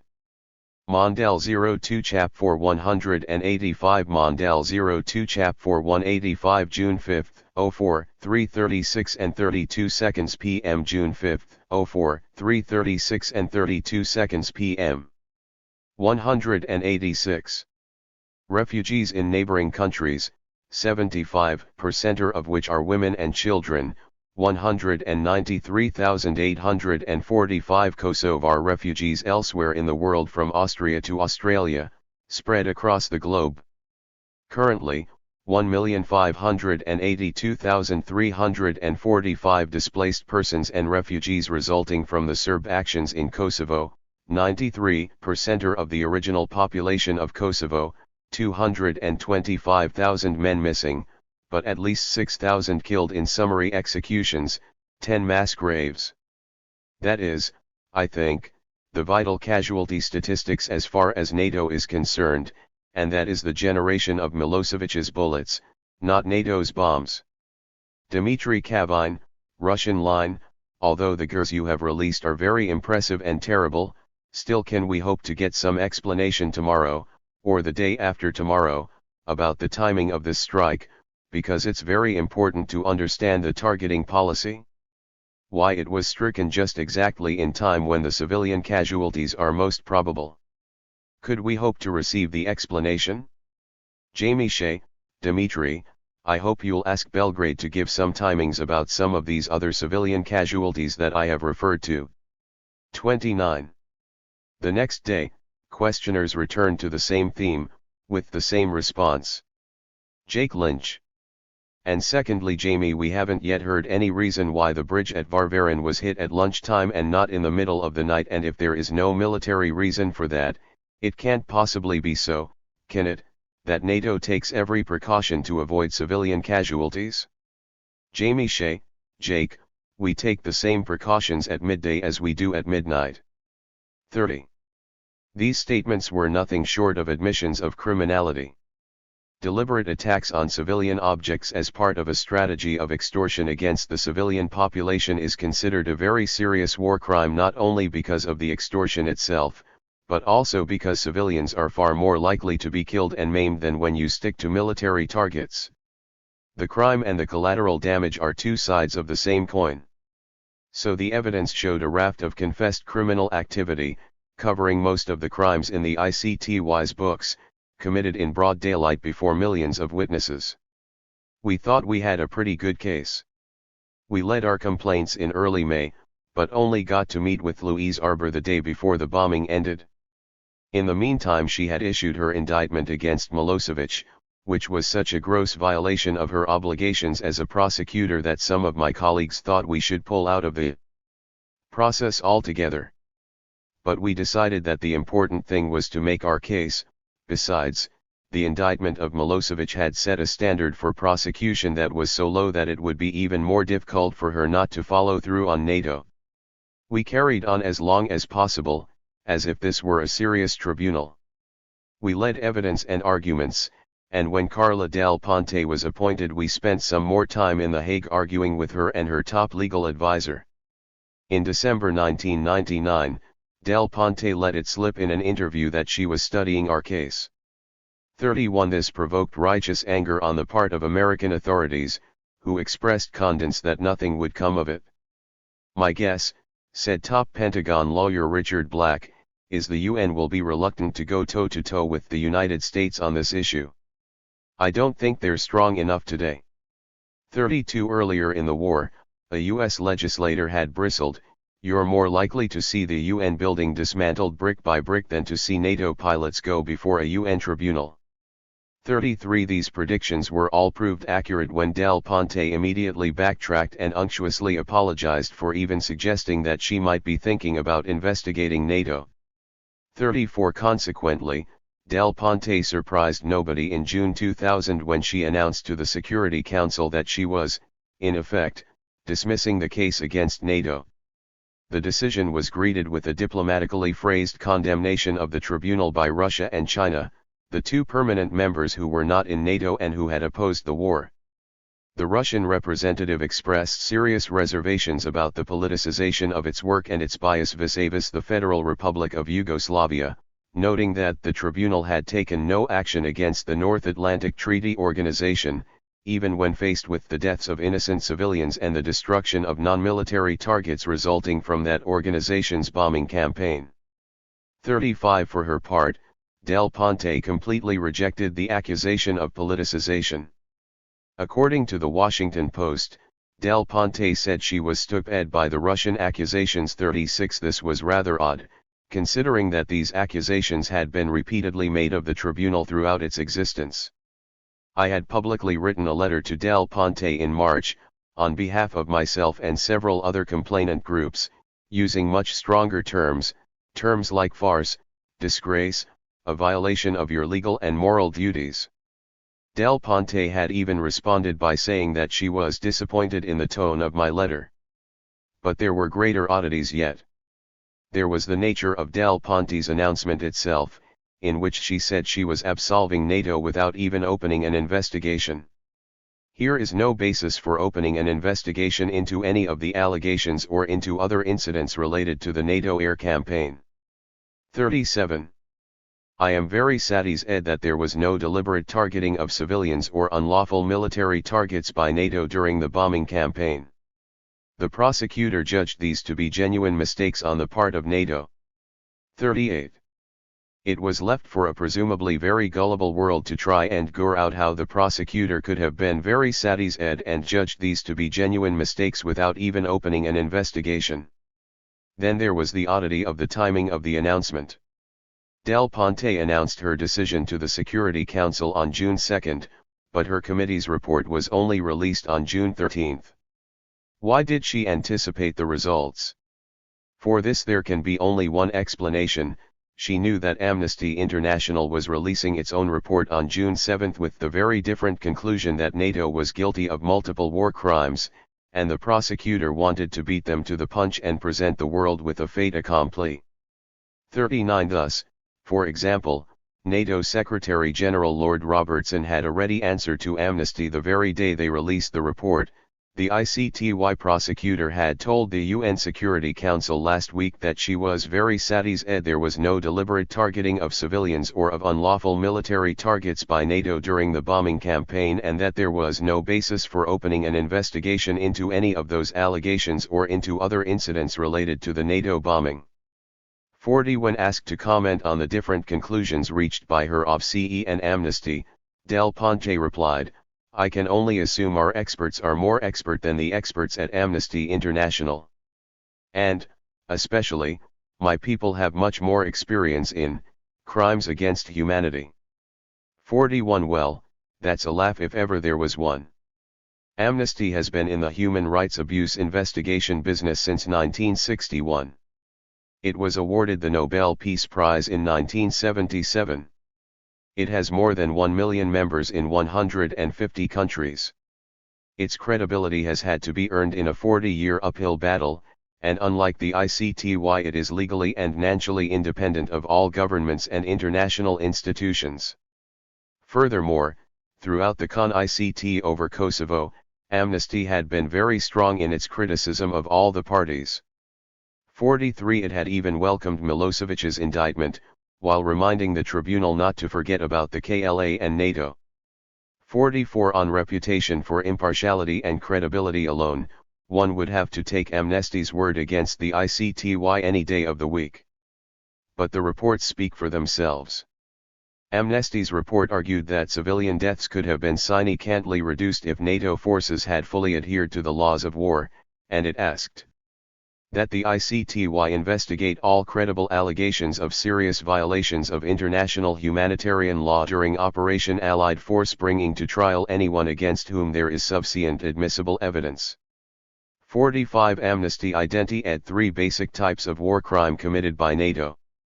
First, attacking civilian targets such as the Belgrade RTS radio and television building. Second, failing to suspend attacks even after it became clear that they would cause loss of civilian life excessive in relation to the concrete military advantage to be anticipated, for example in the killing of civilians on bridges. Third, taking insufficient precautions to minimize civilian casualties, for example in bombings that killed displaced civilians. On the cowards' war question of bombing from 15,000 feet, Amnesty concluded that aspects of the rules of engagement, specifically the requirement that NATO aircraft fly above 15,000 feet, made full adherence to international humanitarian law virtually impossible. 46 Amnesty also found a lack of discrimination contrary to the Geneva Conventions in the use of cluster bombs. The use of certain weapons, particularly cluster bombs, may have contributed to causing unlawful deaths. 47 The Amnesty report ended with 9 case studies, including the VE selected by the ICTY report, making for striking comparisons. Compared to the Amnesty report, the ICTY report comes as something of a shock, not for its conclusion, which was expected, but for the crude and even amateur way it plays the apologist for NATO. If it feels more like it was written by a lawyer for NATO than a judge, well, it was, if only an ex-NATO lawyer, Canadian Armed Forces Frigate Captain William J. Fenrick. Fenrick had been involved in the project from the beginning, leaving his position as Director of Law for Operations and Training in the Canadian Department of Defense to help the Americans set up the tribunal in 1992 as a tool to demonize the Serb leadership. Fenrick was in on this at the ground floor, and subsequently became senior legal advisor to the tribunal when it was officially launched in 1995. The ICTY report is unsigned, attributed to an anonymous committee, but amateur sleuths will notice that it quotes great swaths of an article authored by Fenrick in 1997, word for word and without quotation marks. 48 On the other hand, the report goes beyond even the shamelessness of a lawyer's brief to achieve the status of virtual NATO press officer that the ICTY had always been tending towards. At the end of the document, Del Ponte's more expert war crimes investigators declare their more expert investigative technique to be reading NATO's press releases and taking them at face value. The committee has conducted its review relying essentially upon public documents, including statements made by NATO and NATO countries at press conferences and public documents produced by the FRI. It has tended to assume that the NATO and NATO countries' press statements are generally reliable and that explanations have been honestly given. 49. Can you imagine what kind of law enforcement a country would have if the police took their suspects' explanations at face value? Can you imagine how many indictments would have been issued against the Serb leadership if the ICTY had stopped at the FRY press releases? It's not as if NATO had a proven record for veracity, or its leaders. Remember that at the top of the list of our indictees was the guy who had sworn up and down to everyone that he had not had sexual relations with that woman. The amnesty report, while relying for its conclusions only on facts admitted to by NATO, also documents plenty of cases of NATO lying. For example, NATO lied 3 times about the deadly attack on the refugee convoy at Jakovica, RST in claiming the Serbs themselves had bombed the convoy, second in saying there had been only one bombing attack when there had been several attacks on the same convoy and other attacks on other refugee convoys the same day, and third, in presenting an exculpatory tape recording from another incident as if it were from the Jakovica bombing. 50. Amnesty characterizes NATO's explanations of its attempts to prevent civilian casualties as a question of rhetoric vs reality. In fact, the ICTY report went to some lengths to try and hide NATO's dishonesty. When recounting the convoy incident, the report quoted at length another report by Human Rights Watch, but only to the extent that the Human Rights Watch report quoted NATO's defense of the incident. It snipped out the 3 previous paragraphs where Human Rights Watch described NATO's explanations as convoluted and endless damage control, and NATO's claims as having no basis. 51. Nor did the ICTY report quote the following passages from Human Rights Watch. Almost half of the incidents resulted from attacks during daylight hours, when civilians could have been expected to be on the roads and bridges or in public buildings which may have been targeted. Around-the-clock bombing in these and other cases rather seems to have been part of a psychological warfare strategy of harassment undertaken without regard to the greater risk to the civilian population. In this case, the purpose of the attack again seems to have been more psychological harassment of the civilian population than to obtain direct military effect. The risks involved to the civilian population in undertaking this urban attack grossly outweighed any perceived military benefit. 52. Nor had NATO proved its trustworthiness by coming clean even to the ICTY itself. Here we have the most persuasive reason for the failure to open an investigation, namely that NATO would not allow one.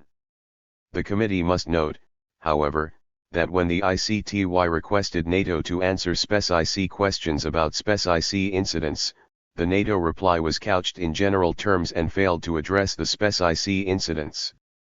53. In fact, as far as the record goes, the ICTY sent one letter to NATO on February 8, 2000, and NATO replied on May 10. 54. That was good enough for the ICTY to pronounce NATO's absolution on June 2. The report is so muddled in its reasoning, so blissfully untroubled by inconsistency and double standards, that you have to wonder whether it was written in one of those famous Hague coffee shops. For example, when they said that 500 deaths were too few to be considered crimes against humanity, did they forget that Milosevic had been charged with murder for only 340? If one accepts the figures in this compilation of approximately 495 civilians killed and 820 civilians wounded in documented instances, there is simply no evidence of the necessary crime base for charges of genocide or crimes against humanity. 55. And what about paragraph 56 on high-altitude bombing? However, it appears that with the use of modern technology, the obligation to distinguish was effectively carried out in the vast majority of cases during the bombing campaign. 56. They obeyed the law in the vast majority of cases. But what does this mean in a bombing campaign of 38,000 sorties? 70% would mean 9,500 sorties for which they did not comply with their legal obligations. 90%? That would mean 3,800. 99%? That would leave 380 sorties, rather more than enough to snuff out 500 to 1,800 civilian lives, if you are using the most powerful conventional weapons in the world.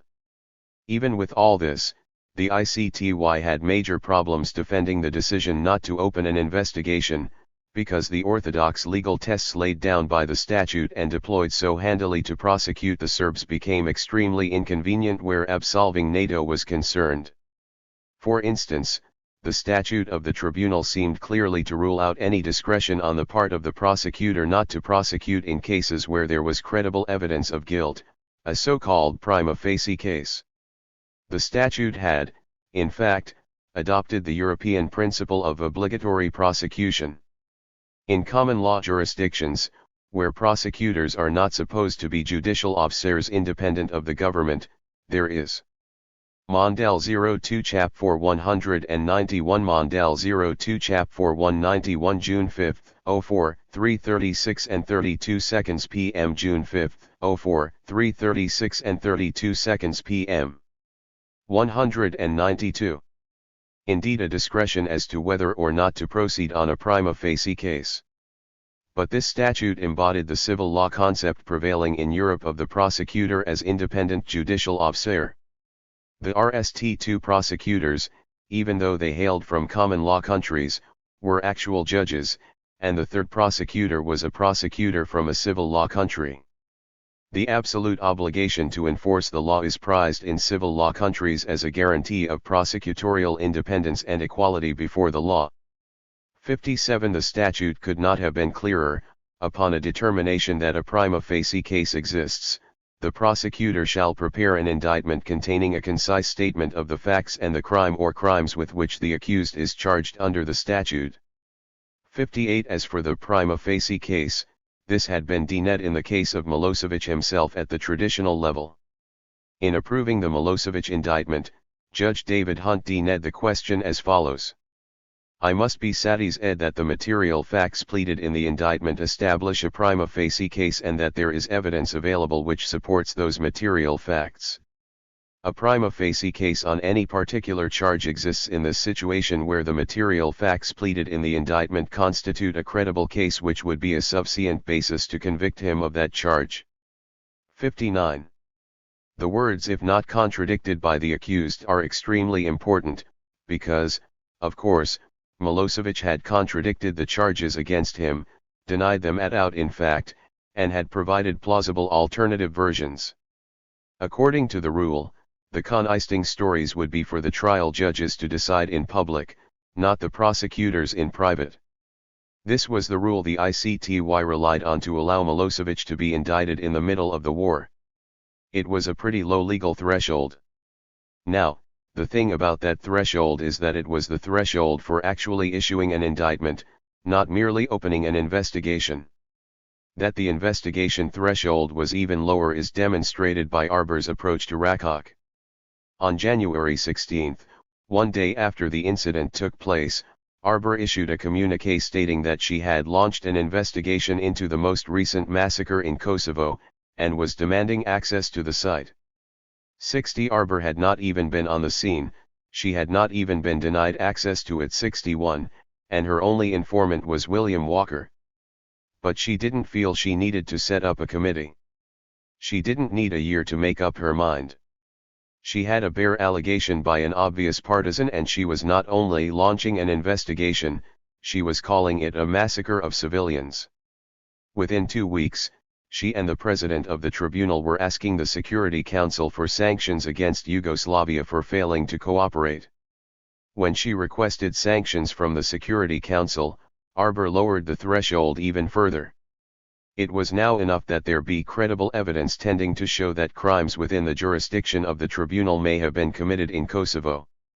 62. South, the mountain of evidence in the public domain that had convinced so many independent observers, including Amnesty International, that NATO was not only worth investigating but was actually guilty, should have been more than enough to obligate the prosecutor to issue an indictment, let alone launch an investigation. Avoiding this required a major overhaul of the rules. First, the duty had to be reformulated as a discretion. Thus formulated, the test represents a negative cut-off point for investigations. The prosecutor may, in her discretion, require that a higher threshold be met before making a positive decision that there is sufficient basis to proceed under Article 18. 63. And what criterion, according to the ICTY report, was the prosecutor to apply in the exercise of her newfound discretion? The Milosevic standard, NATO shall be prosecuted if it may have committed crimes, became reversed, there shall be no prosecution if NATO may not have committed crimes. For instance, on the question of damage to the environment, NATO was not to be investigated because he targeting by NATO of Serbian petrochemical industries may well have served a clear and important military purpose.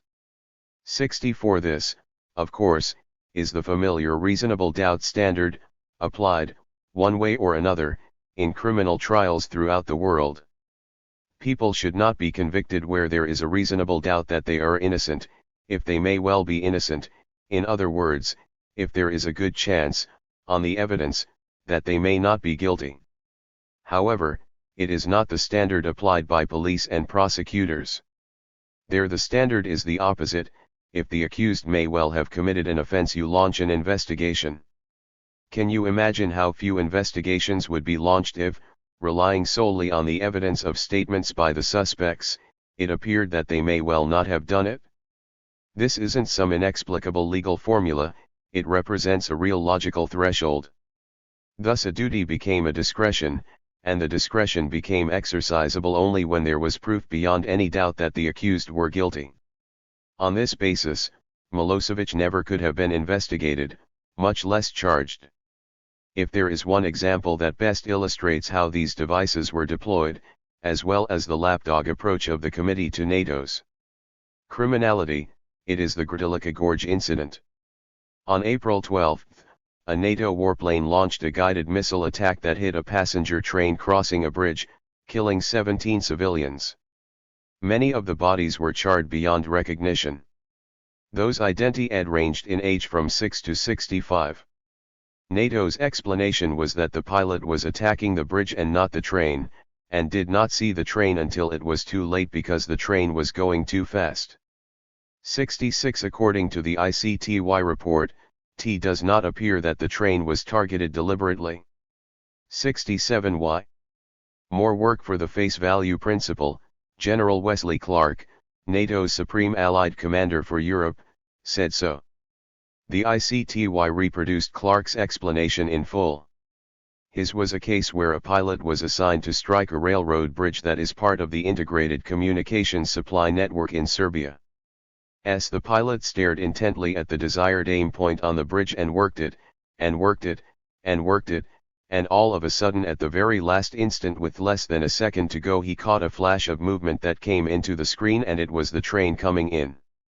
Unfortunately he couldn't dump the bomb at that point, it was locked, it was going into the target, and it was an unfortunate incident which he, and the crew, and all of us very much regret. We certainly don't want to do collateral damage. 68. But there was also a second missile that General Clark had to explain. The mission was to take out the bridge. He realized when it had happened that he had not hit the bridge, but what he had hit was the train. He had another aim point on the bridge, it was a relatively long bridge, and he believed he still had to accomplish his mission. The pilot circled back around. He put his aim point on the other end of the bridge from where the train had come. By the time the bomb got close to the bridge, it was covered with smoke and clouds, and at the last minute, again in an uncanny accident, the train had slid forward from the original impact, and parts of the train had moved across the bridge, and so that by striking the other end of the bridge he actually caused additional damage to the train. 69. Clark then showed the cockpit video of the plane that fired on the bridge. Look very intently at the aim point, concentrate right there, and you can see how, if you were focused right on your job as a pilot, suddenly that train appeared.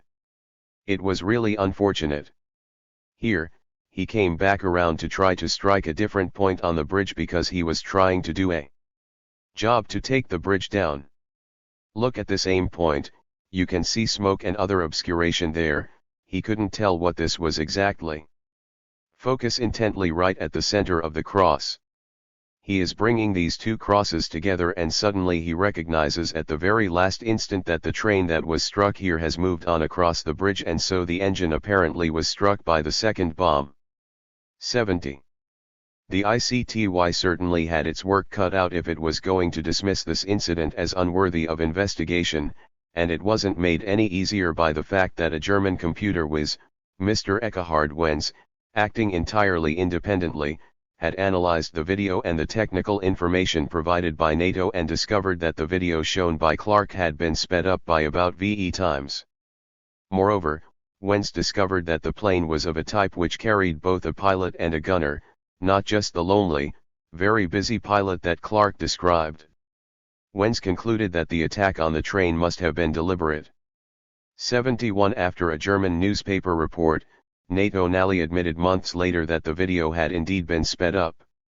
72 The ICTY report did not dispute Wenz's points, nor, naturally, did the incident shake its faith in the trustworthiness of NATO's press releases, but it argued that this still did not prove Wenz's case. If the committee accepts Mr. Wenz's estimate of the reaction time available, the person controlling the bomb still had a very short period of time, less than 7 or 8 seconds in all probability to react. Although Mr. Wenz is of the view that the WSO intentionally targeted the train, the committee's review of the frames used in the report indicates another interpretation is equally available. The crosshairs remain XED on the bridge throughout, and it is clear from this footage that the train can be seen moving toward the bridge only as the bomb is in sight. It is only in the course of the bomb's trajectory that the image of the train becomes visible. At a point where the bomb is within a few seconds of impact, a very slight change to the bomb aiming point can be observed, in that it drops a couple of feet. This sequence regarding the bomb sites indicates that it is unlikely that the WSO was targeting the train, but instead suggests that the target was a point on the span of the bridge before the train appeared. 73. Notice the bizarre standard used by the report. Another interpretation is equally available, only equally available to Wenz's conclusion that the WSO intentionally targeted the train. In other words, according to the committee, there was a FTY chance that 17 civilians had been murdered in cold blood by NATO, and they still claimed it wasn't worthy of an investigation. Now think what a different complexion the equally available interpretation would have put on the whole bombing campaign. Wenz argues, on the other hand, that everything points to an attempt to fabricate an accident. The bombs were not laser-guided but TV-guided, and there was a third bomb that did not hit the bridge at all, suggesting that the bridge was not the target. In fact, the bridge was subsequently repaired by Yugoslavia, not rebuilt, which means that NATO used some very expensive bombs to hit a bridge twice without destroying it. It is not very likely that truss bridges were intended to be dismantled brace by brace with $800,000 missiles. 74 Above all, 7 or 8 seconds from the appearance of the train was plenty of time for a weapons systems operator, with only that duty, to change the path of the target. In an email message to me, Wenz put it this way: sit back, close your eyes and count slowly from 21 to 28. Enough time.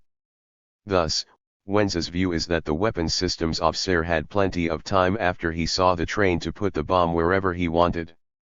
So, the ICTY analysis of the RST bomb is unconvincing. But its analysis of the second bomb is non-existent. The train was on the bridge when the bridge was targeted a second time, and the bridge length has been estimated at 50 meters. It is the opinion of the committee that the information in relation to the attack with the RST bomb does not provide a sufficient basis to initiate an investigation. The committee has divided views concerning the attack with the second bomb in relation to whether there was an element of recklessness in the conduct of the pilot or WSO. Despite this, the committee is in agreement that, based on the criteria for initiating an investigation, this incident should not be investigated. In relation to whether there is information warranting consideration of command responsibility, the committee is of the view that there is no information from which to conclude that an investigation is necessary into the criminal responsibility of persons higher in the chain of command. Based on the information available to it, it is the opinion of the committee that the attack on the train at Grdelica Gorge should not be investigated by the OTP. 75. This is the empty babbling of whitewashers who have run out of paint. We are talking here about opening an investigation in a case where the committee was divided in its views, where one cannot even imagine a plausible innocent explanation. Milosevic had lots of explanations for Rakok that were, in fact, quite plausible. Louise Arbour did not wait to hear them before she launched her investigation the next day. On the other hand, listen to what Amnesty said about this same incident. NATO's explanation of the bombing, particularly General Clark's account of the pilot's rationale for continuing the attack after he had hit the train, suggests that the pilot had understood the mission was to destroy the bridge regardless of the cost in terms of civilian casualties. This would violate the rules of distinction and proportionality. Yet, even if the pilot was, for some reason, unable to ascertain that no train was traveling towards the bridge at the time of the RST attack, he was fully aware that the train was on the bridge when he dropped the second bomb, whether smoke obscured its exact whereabouts or not. This decision to proceed with the second attack appears to have violated Article 57 of Protocol I, which requires an attack to be cancelled or suspended if it becomes clear that the objective is not a military one, or that the attack may be expected to cause incidental loss of civilian life, which would be excessive in relation to the concrete and direct military advantage anticipated. Unless NATO is justified in believing that destroying the bridge at that particular moment was of such military importance as to justify the number of civilian casualties likely to be caused by continuing the attack, an argument that NATO has not made, the attack should have been stopped.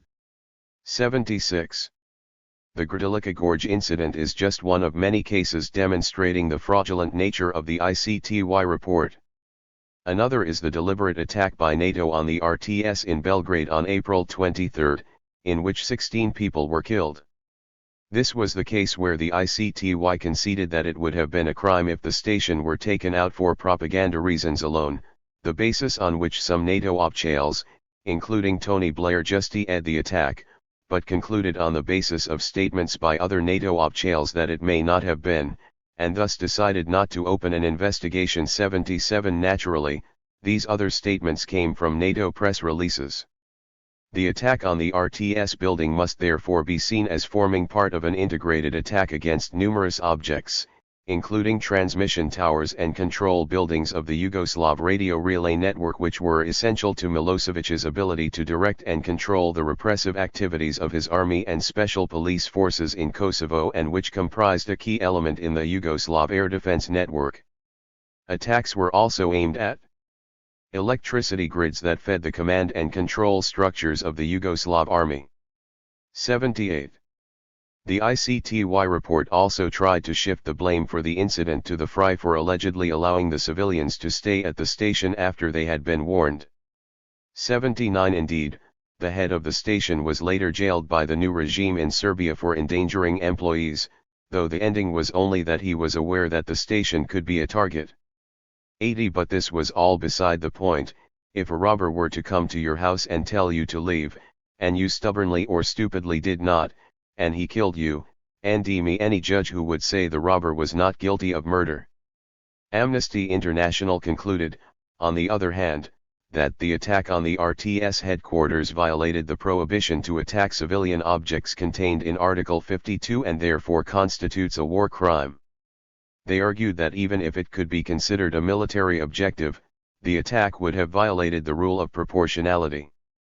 NATO deliberately attacked a civilian object, killing 16 civilians, for the purpose of disrupting Serbian television broadcasts in the middle of the night for approximately 3 hours. It is hard to see how this can be consistent with the rule of proportionality. 81. One way of explaining the differences between the conclusions of Amnesty International and the ICTY was that they were applying different standards. Amnesty was applying the law and the ICTY was applying something of its own invention. Take Del Ponte's insistence, when the report was released, that NATO had not deliberately targeted civilians. Not only did this replicate the RDCHAL distinction between killing intentionally and killing knowingly that we labored earlier, it in the face of the wording of the Geneva Conventions and the ICTY's very own statute. This was not a slip on Del Ponte's part, it was fundamental to the reasoning of the report. For instance, 54. During the bombing campaign, NATO aircraft 38,400 sorties, including 10,484 strike sorties. During these sorties, 23,614 air munitions were released. As indicated in the preceding paragraph, it appears that approximately 500 civilians were killed during the campaign. These figures do not indicate that NATO may have conducted a campaign aimed at causing substantial civilian casualties either directly or incidentally. Try to ignore the faulty logic. A campaign aimed at terrorizing the population, but without appearing to do so, would want desperately to reduce those killings to those that could be explained as accidents. Make it look like an accident must be the oldest gangster cliché in the movies. Or in NATO's own terms. Avoiding unnecessary suffering among the Serb population was also vital in maintaining public and international support for NATO's actions. 82 Or in the more sophisticated terms of the Yugoslav intellectual Alex Agilas, the main purpose was to intimidate the population, but they had to do it in such a way that Western public opinion would accept it. 83 The ICTY was either being hopelessly naive, or expecting us to be, in perishing the thought that behind NATO's hideous weaponry was also a gangster mentality. But the main point of this example is the notion that the killing of civilians had to be the aim of the attack for it to qualify as a war crime. This is just rubbish, as a simple reading of the Geneva Conventions, and even the ICTY statute itself, shows. These documents go much further and even speak in terms of negligence, in other words, what one should have known as a reasonable person. The 1977 protocols use classic negligence terminology: constant care shall be taken, do everything feasible, take all feasible precautions, may be expected to cause the least danger, take all reasonable precautions. 84 The ICTY statute explicitly makes superiors responsible not only for what they knew, but for what they had reason to know. That's what prompted General Michael Short to say in his May 1999 interview that, when a pilot would ask him, "Boss, I see village and I see tanks parked next to the houses in the village. What do you want me to do?" Short would answer, "Tell them to hit the tanks," adding, "and if he hits a house by mistake, that's my responsibility." 85 Except that the ICTY wouldn't make him take the responsibility, because they ruled out negligence as a basis of liability, on grounds which are nowhere explained. The mens rea for the offense is intention or recklessness, not simple negligence. 86 In fact, this was a very helpful little amendment if the ICTY was going to acquit NATO without asking for an explanation. Since the ICTY was going to accept every claim of innocence made by NATO at face value, negligence was the only ground left for prosecution. This is because negligence says, we don't care what you knew, it's what you should have known that counts. That's been the battle cry of rape victims who have sought, successfully in many jurisdictions, to write into the law that men claiming mistaken belief in consent be required to show that their mistake was reasonable. 87 The section of the 1977 Protocol on grave breaches requires willfulness on the part of perpetrators, but not superiors, who are held to a negligence standard. 88 Even the willful part is not connected to the actual killing of civilians, but rather the nature of the attack. For example, Article 85. 3.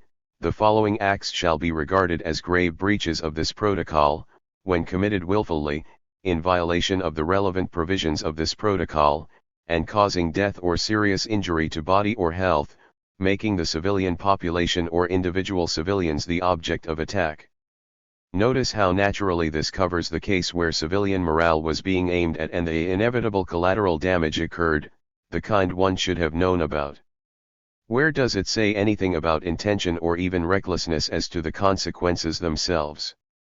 But even the exclusion of negligence could not justify the prosecutor's grant of immunity to NATO for unlawful attacks in which it was known or suspected that civilians would be killed or wounded, even if you couldn't prove they aimed to kill civilians. The notion of recklessness, conceded by the ICTY as sufficient, always includes not only knowledge but even much less, for example, foresight of a probability or even a possibility. 89 and the numerous statements from NATO leaders cited earlier show they knew exactly how their strategies would destroy civilian life and limb. However horrible it was, they claimed this was the absolute minimum everybody knew would be the cost of what they were doing. They were anxious to claim they knew what they were doing because they didn't want to be seen as having messed up.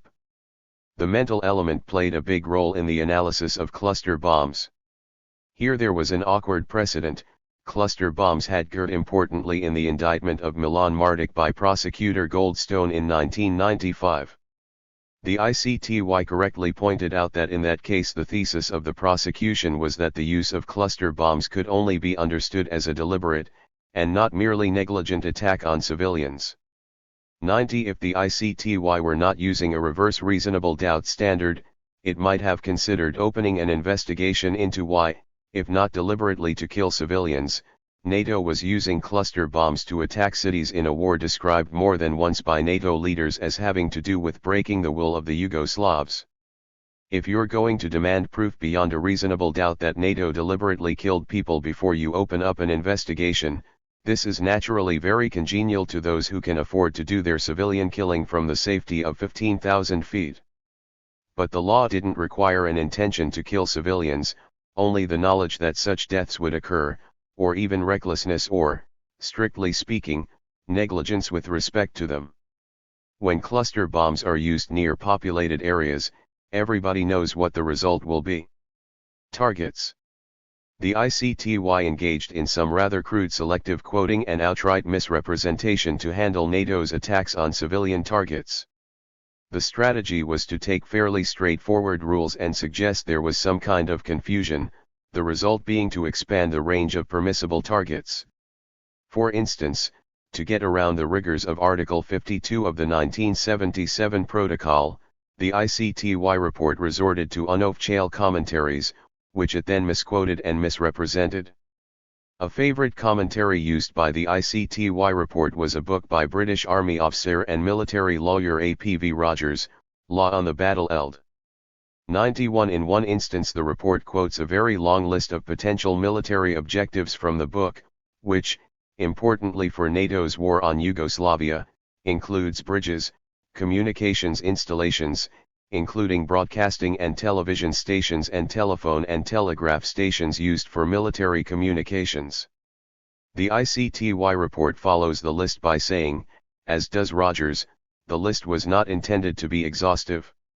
92 The report pointedly does not quote what Rogers said in his next breath, which rather directly contradicted what the report was trying to claim his authority for. The mere fact that an object is on the list, such as a railway or main road, does not mean that it is necessarily a military objective. 93 In a similar fashion, the ICTY report relied on a target list prepared in 1956 by the International Committee of the Red Cross, which, through careless punctuation in one version, made it seem that installations of broadcasting and television stations were legitimate targets even if they were not of fundamental military importance. It was for the lesser experts of Amnesty to point out, RST, that the French version got the punctuation right, and second, that the draft list was never officially adopted, and the whole idea of drawing up lists of military objectives was abandoned in favor of the approach eventually adopted by Protocol I in Article 52 of the 1977 Convention. 94 Amnesty also added a rather significant quote from Rogers that never made it into the ICTY report. If the target is sufficiently important, higher commanders may be prepared to accept a greater degree of risk to the aircraft crew to ensure that the target is properly identified and accurately attacked. No risk warfare is unheard of. However, if the target is assessed as not being worth that risk and a minimum operational altitude is set for their protection, the aircrew involved in the operation will have to make their own assessment of the risks involved in verifying and attacking the assigned target. If their assessment is that the risk to them of getting close enough to the Mondale 02 Chap 4201 Mondale 02 Chap 4201 June 5, 04, 3:36 and 34 seconds p.m. June 5, 04, 3:36 and 34 seconds p.m. 202. Target to identify it properly is too high, that there is a real danger of incidental death, injury, or damage to civilians or civilian objects because of lack of very cation of the target, and they or friendly forces are not in immediate danger if the attack is not carried out, there is no need for them to put themselves at risk to verify the target. Quite simply, the attack should not be carried out. 95. This highly relevant and very recent article by their favorite authority seems to have escaped the attention of the ICTY's experts when they came to discuss the cowards' war question of NATO's high-altitude bombing, even though they admitted having seen Amnesty's report before they released their own. But how did Mr. Fenrick miss this passage from his own article, the one on which the ICTY report was otherwise based? Military casualties incurred by the attacking side are not part of the equation. A willingness to accept some own side casualties in order to limit civilian casualties may indicate a greater desire to ensure compliance with the principle of proportionality. 96. Not to mention this one. If weapons systems with large SEPs are directed against military objectives in highly populated areas, one might conclude that the real object of attack is the civilian population, not the military objective. 97. One might indeed. The illegality of the war. One question that Amnesty did not deal with, and on which the ICTY took a stand, concerned the implications of the illegality of the war. We had stressed the importance of this to both prosecutors. Our argument was that the illegality of the war and the lack of any real humanitarian justification made the killing of civilians murder, and therefore a crime against humanity. It should have made the killing of soldiers such a crime as well, but the statute restricted crimes against humanity to crimes against civilians. However, the ICTY resolutely rejected this proposition. Allegations have been made that, as NATO's resort to force was not authorized by the Security Council or in self-defense, that the resort to force was illegal and, consequently, all forceful measures taken by NATO were unlawful. That being said, as noted in paragraph 4 above, the crime related to an unlawful decision to use force is the crime against peace or aggression. The ICTY does not have jurisdiction over crimes against peace. The ICTY has jurisdiction over serious violations of international humanitarian law as specified in Articles 2 to 5 of the statute. These are jus in bello offenses. 98. It is true that the ICTY statute had not included Nuremberg's supreme international crime because it didn't suit the purposes of the sponsors, but this didn't mean the tribunal was obliged to construe the statute as conferring immunity for crimes that were in the statute, such as murder and other crimes against humanity, committed in the course of an illegal war exactly as if it were a legal one. The prosecutor tried to insinuate that an argument against such immunity had been rejected by Nuremberg. There were suggestions by the prosecution before the International Military Tribunal at Nuremberg and in some other post-World War II war crimes cases that all of the killing and destruction caused by German forces were war crimes because the Germans were conducting an aggressive war. The courts were unreceptive to these arguments. 99. In fact, this was more than a suggestion by the Nuremberg prosecution, it was the foundation of its whole case for making aggressive war a crime. And far from being unreceptive, the Nuremberg Tribunal proceeded to declare aggressive war the supreme international crime. Here's what the U.S. Chief Prosecutor Jackson said in his opening statement on November 21, 1945. There was a time, in fact I think the time of the First World War, when it could not have been said that war inciting or war making was a crime in law, however reprehensible in morals. Of course, it was under the law of all civilized peoples a crime for one man with his bare knuckles to assault another. How did it come that multiplying this crime by 1,000,000, and adding rearms to bare knuckles, made a legally innocent act? The doctrine was that one could not be regarded as criminal for committing the usual violent acts in the conduct of legitimate warfare. The age of imperialistic expansion during the 18th and 19th centuries added the foul doctrine, contrary to the teachings of early Christian and international law scholars such as Grotius, that all wars were to be regarded as legitimate wars.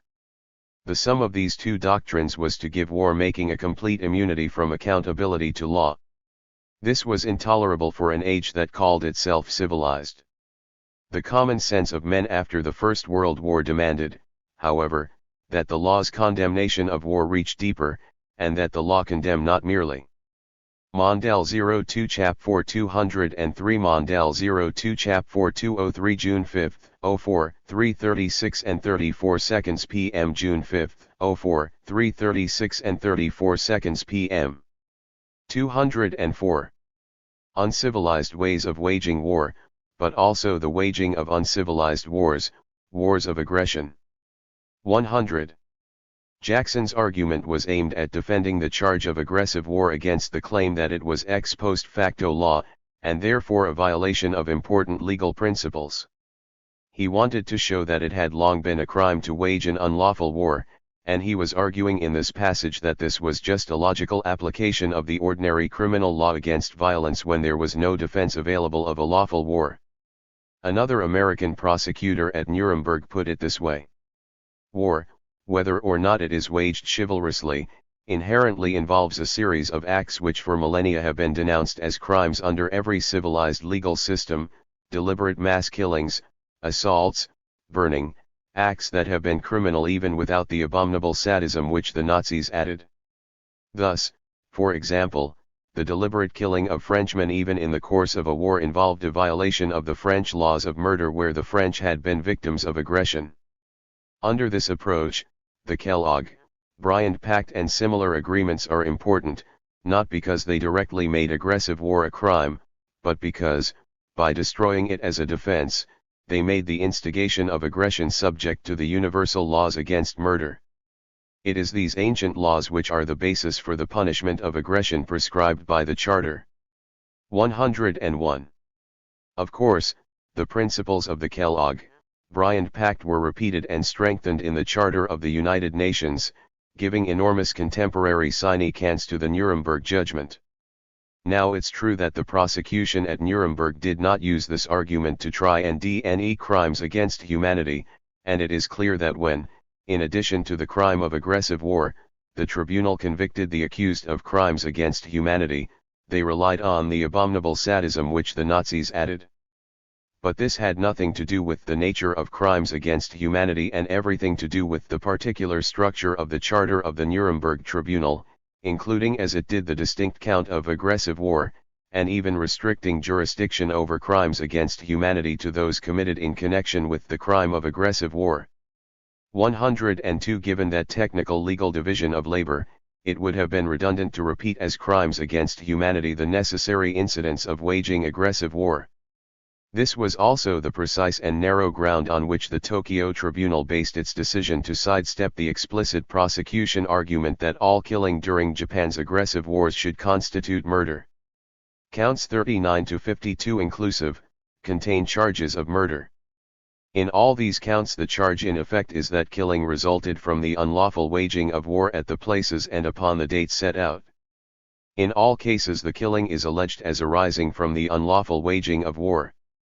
No good purpose is to be served, in our view, in dealing with these parts of the offenses by way of counts for murder when the whole offense of waging those wars unlawfully is put in issue upon the counts charging the waging of such wars.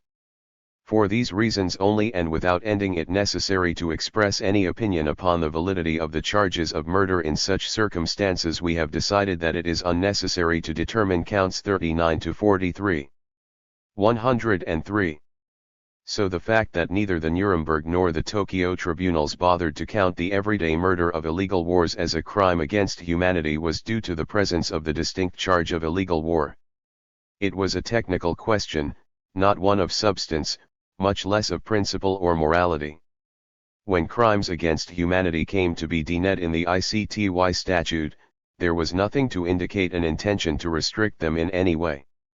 According to insiders Morris and Scharf, the only things meant to be excluded were, naturally, lawful acts, those carried out in accordance with the relevant standards of national and international law. In this regard, the United States expressly stated its understanding that the definition of crimes against humanity contained in Article 5 would apply to the acts referred to therein only when committed contrary to law. 104.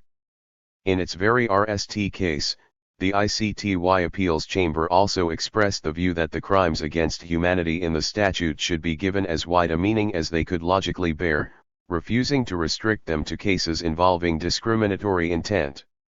One passage from the judgment had a startlingly natural applicability to NATO's bombing campaign. For example, a discriminatory intent requirement would prevent the penalization of random and indiscriminate violence intended to spread terror among a civilian population as a crime against humanity. 105. Does this mean that the only interpretation possible was that the illegality of the war had rendered the clearly foreseen civilian killings a crime against humanity? Law is not like that.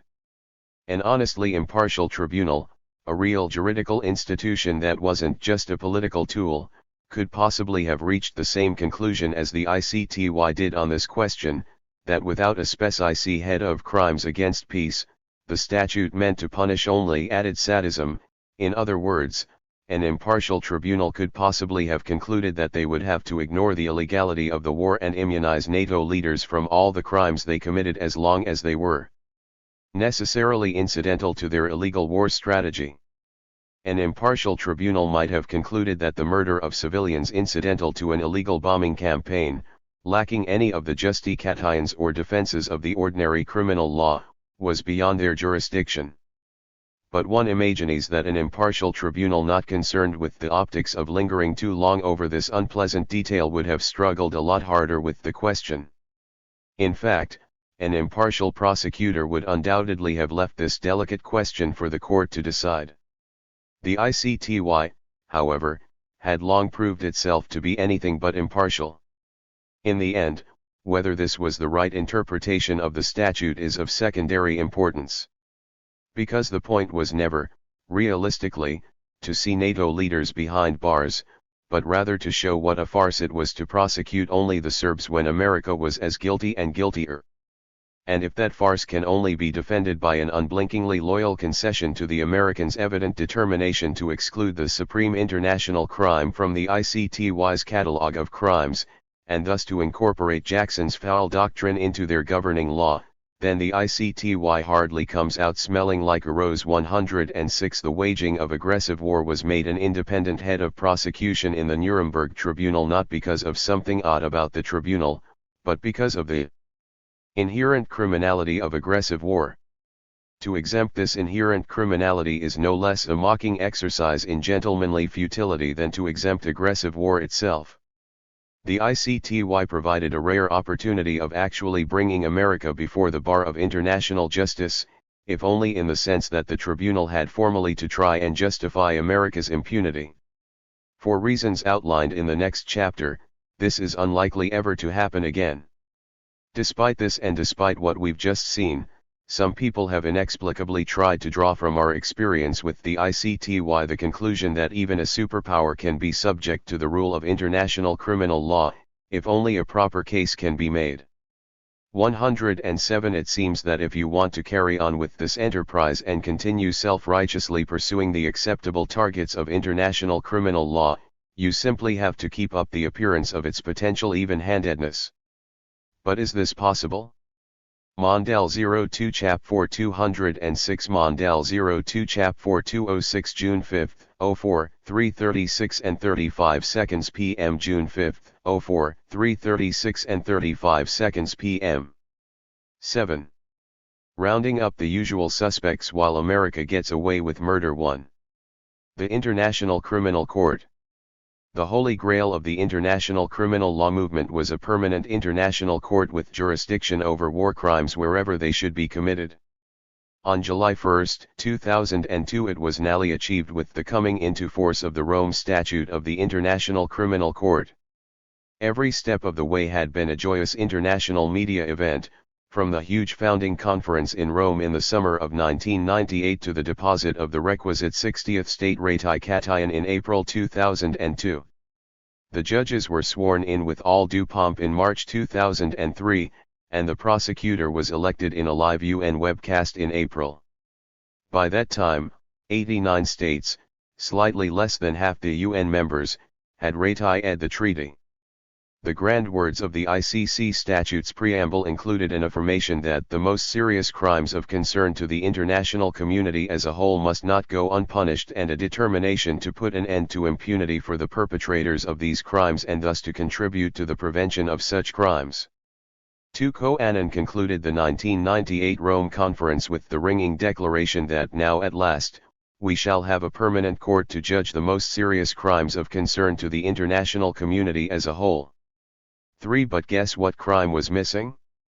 That's right, Nuremberg's supreme international crime, the crime against peace of aggressive war, the one that America was just about to commit in Kosovo and would go on to repeat in Afghanistan and Iraq before the ICC even had its RST prosecutor. The Rome Statute included the familiar triumvirate of crimes that are found in the ICTY and ICTR statutes: genocide, crimes against humanity and war crimes, with many detailed and complicated definitions.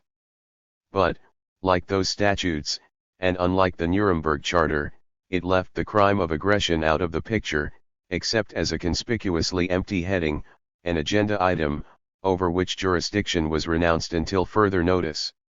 By the terms of the statute, the court would not be allowed to exercise jurisdiction over the crime of aggression unless the statute was amended. No amendment could even be proposed until 7 years had passed, and it would have to be ratified by 7/8 of the state parties to take effect. Even then, and here's the real kicker, it would only take effect against state parties who accepted it. In respect of a state party which has not accepted the amendment, the court shall not exercise its jurisdiction regarding a crime covered by the amendment when committed by that state party's nationals or on its territory. 4. In other words, no jurisdiction over the supreme crime until almost everybody agrees, and then an exemption for any signatory who wants it. It is no secret that this huge hole in the statute was intended as an inducement to the United States to ratify it. According to the president of the conference, Italian Judge Giovanni Conso, the United States did not want this crime to be included in the statute, and it was to convince the United States that the formula was adopted of a two-phase solution in which the crime of aggression was included as a heading while the definition and the elements constituting the crime were to be elaborated on at a later stage. 5. But the United States was not convinced enough to become a party to the statute, and ended up being one of only 7 countries actually to vote against it, joined by China, Libya, Iraq, Israel, Qatar, and Yemen. 120 states voted in favor and 21 abstained. The United States would accept no crime of aggression unless prosecution was conditional upon prior Security Council certification, the vital linkage according to Clinton's Ambassador-at-Large for War Crimes David J. Sheffer. 6. In fact, this was the U.S. position on every aspect of the court's jurisdiction. It wanted the court to be a kind of permanent ICTY, a standing tribunal in Sheffer's words, that could be activated immediately by the Security Council on a case-by-case basis. 7. Or, as he told a U.S. Congressional committee in his report on the Rome Conference, the United States has long supported the right of the Security Council to refer situations to the court with mandatory effect, meaning that any rogue state could not deny the court's jurisdiction under any circumstances. 8. Naturally, that would neatly exempt rogue states who happen to be permanent members of the Security Council. The United States even proposed a last-ditch amendment that would have exempted all rogue states, by requiring the consent of the state of nationality of the perpetrator be obtained before the court could exercise jurisdiction. 9. But this amendment was overwhelmingly rejected, and the law as drafted gave the court jurisdiction over war crimes when either the offender or the victim was a party to the statute, and even when the victim only subsequently accepted the court's jurisdiction. If Yugoslavia, Afghanistan, or Iraq were either a party to the statute or willing to accept the jurisdiction of the court, then the U.S. would have been subject to prosecution whether or not it joined the statute. 10. The consent of the Security Council would not be required in such a case. The American desire for a permanent ad hoc court was addressed, but only in the form of a separate, additional power of the Security Council to refer a case for prosecution, whether or not a party to the statute was the perpetrator or victim.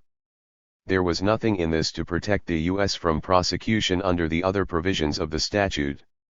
11. The American insistence on Security Council consent was not, naturally, out of any love for Security Council authority, but because of the U.S. veto, which means that nothing can lawfully be done by the Security Council without explicit U.S. consent. Security Council control over the crime of aggression was presented by the Americans as the position of all the permanent members, but the only one to vote against the statute besides the US was China. France and the UK had both signed and ratified by the time the statute went into effect, while Russia had signed and not withdrawn. Yet, according to commentators, it is almost certain that if the crime is ever added it will be in the form America wants it in, namely that a charge of aggression may not be brought unless the Security Council has determined that the state concerned has committed the act of aggression which is the subject of the charge. 12. In other words, perpetual impunity for the supreme crime for the world's leading practitioners of it. The Americans won some other very important concessions at Rome, even while staying out of the statute. One was the now notorious Section 98, Paragraph 2, which allows the U.S., whether parties to the statute or not, to negotiate agreements that override the authority of the court to demand that criminals be handed over, a luxury that was not available to Milosevic. This clause was also included at the insistence of the United States. 13. The Americans started actively seeking such agreements as soon as the statute went into effect. By April 2003 they had concluded more than 24 of them, almost all with total dependencies of the sort that made up the bulk of the coalition of the willing in the war on Iraq. 14. An act introduced in the U.S. Congress in June 2000, and signed into law by President Bush in August 2002, contains a prohibition of United States military assistance to parties to the International Criminal Court, unless they enter into Section 98 agreements. 15. In July 2003, the U.S. carried through on this threat by cutting off military aid to 35 countries then receiving it. 16. The law also prohibits cooperation with the ICC by all levels of government, and gives the President the authority to use all means necessary and appropriate to bring about the release from captivity of any American being detained or imprisoned against that person's will by or on behalf of the International Criminal Court. 17. For this reason, the American branch of the Coalition for the International Criminal Court calls the act the Hague Invasion Act. 18. To make the point even clearer, the law prohibits the use of bribes or inducements to obtain release, leaving only force. Amnesty International, Human Rights Watch and the Coalition for the International Criminal Court have condemned these Article 98 agreements as U.S. impunity agreements, claiming they are illegal because they are inconsistent with the ideals of the Rome Statute. But the inclusion of 98 was no slip, and none of the critics have been able to point to anything in the statute forbidding what the Americans are doing. 19. Another important victory at Rome for the Americans was Article 16, which allows the Security Council itself to bar any given proceedings for 12 months at a time, renewable indefinitely.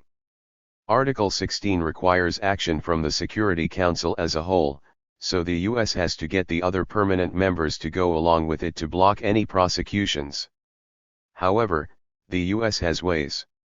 Apart from its usually persuasive quid pro quo, it can use its veto to demand prosecutorial immunity as a condition of allowing any given Security Council resolution to pass. This strategy was also mandated by the American Service Members Protection Act. 20. The USRST tried this out with great success in July 2002.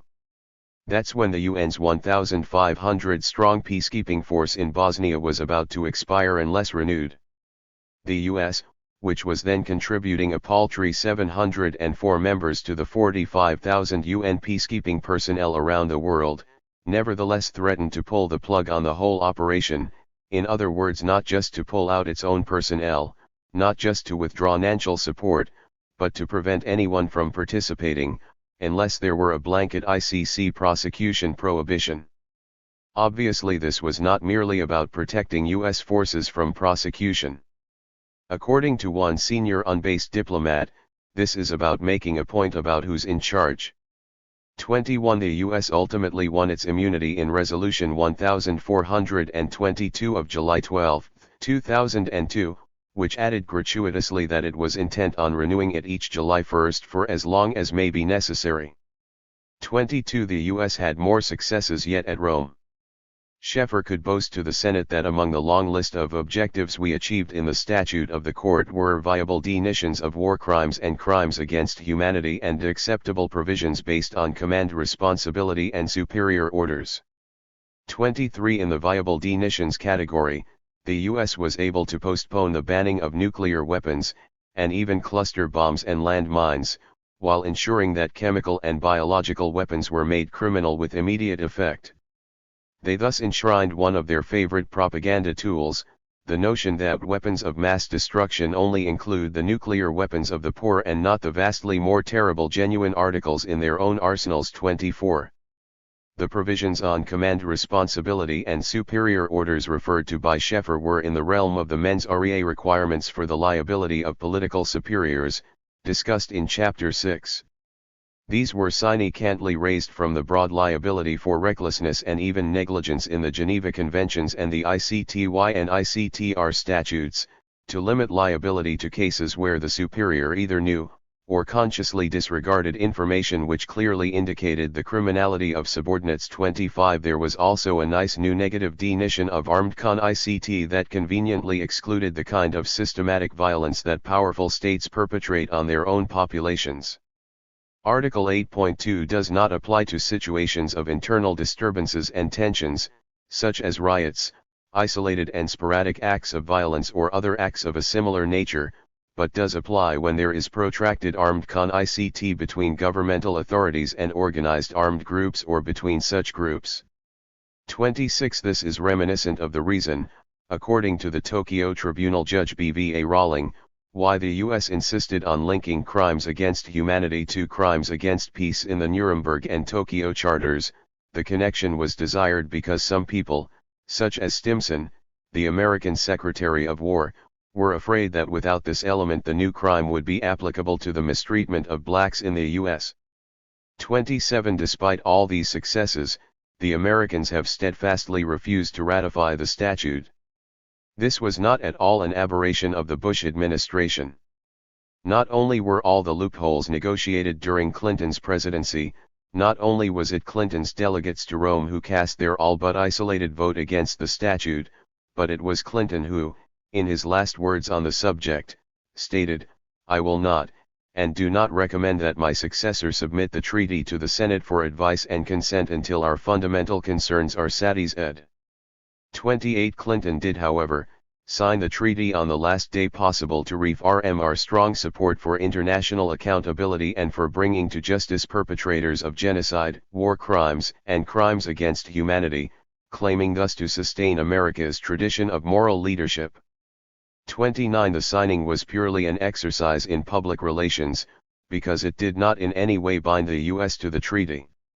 Technically, the Vienna Convention on Treaties does entail some minimal obligations on the part of signatories, even without ratification, to refrain from acts which would defeat the object and purpose of a treaty, until it shall have made its intention clear not to become a party to the treaty.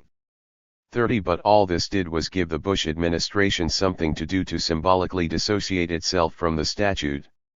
In May 2002, weeks before the ICC was to go into force, the Bush administration made its intention clear not to become a party to the treaty, in effect unsigning the Rome Statute 31. So with all these concessions and loopholes, what was the US problem with the court?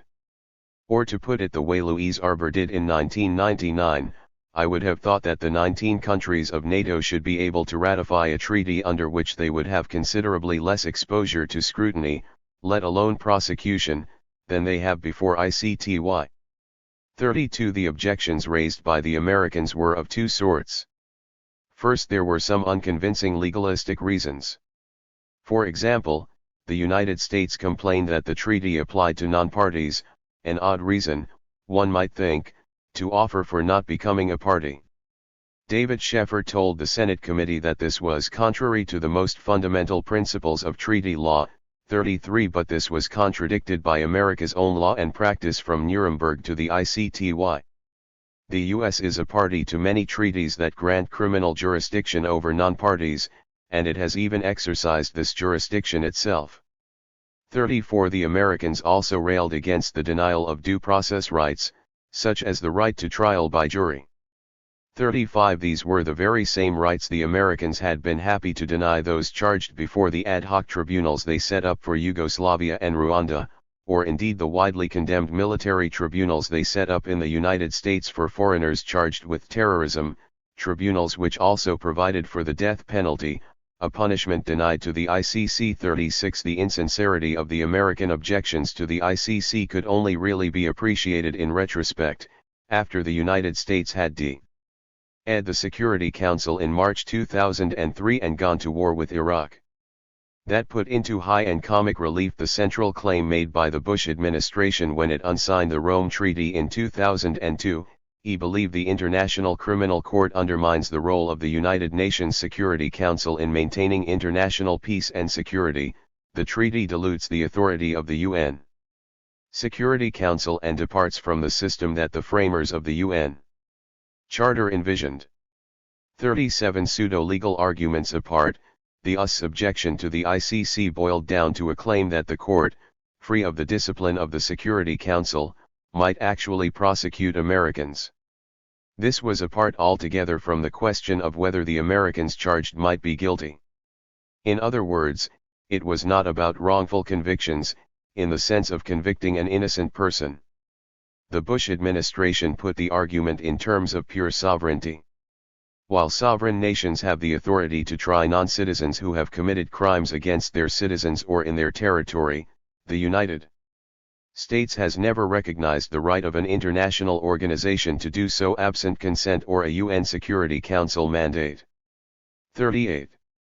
Absent U.S. consent, they might as well have simply said, because that is what the U.S. veto on the Security Council amounts to.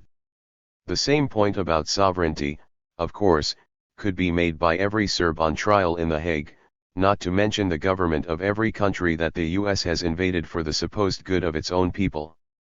Or consider Henry Kissinger, who took a sudden interest in universal jurisdiction when the Anti-Impunity Brigade took an interest in him. His biggest complaint about the ICC is that it would be an indiscriminate court, as if he were talking about a cluster bomb and not the blindfolded Lady of Justice. He thought it amazing that the ICTY could actually be used against the country that set it up. For example, can any leader of the United States or of another country be hauled before international tribunals established for other purposes? This is precisely what Amnesty International implied when, in the summer of 1999, it supported a complaint by a group of European and Canadian law professors to Louise Arbour, then the prosecutor of the International Criminal Tribunal for the former Yugoslavia. The complaint alleged that crimes against humanity had been committed during the NATO air campaign in Kosovo.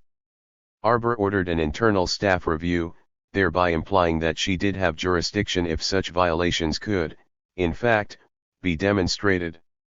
Most Americans would be amazed to learn that the ICTY, created at U.S. behest in 1993 to deal with Balkan war criminals, had asserted a right to investigate U.S. political and military leaders for allegedly criminal conduct.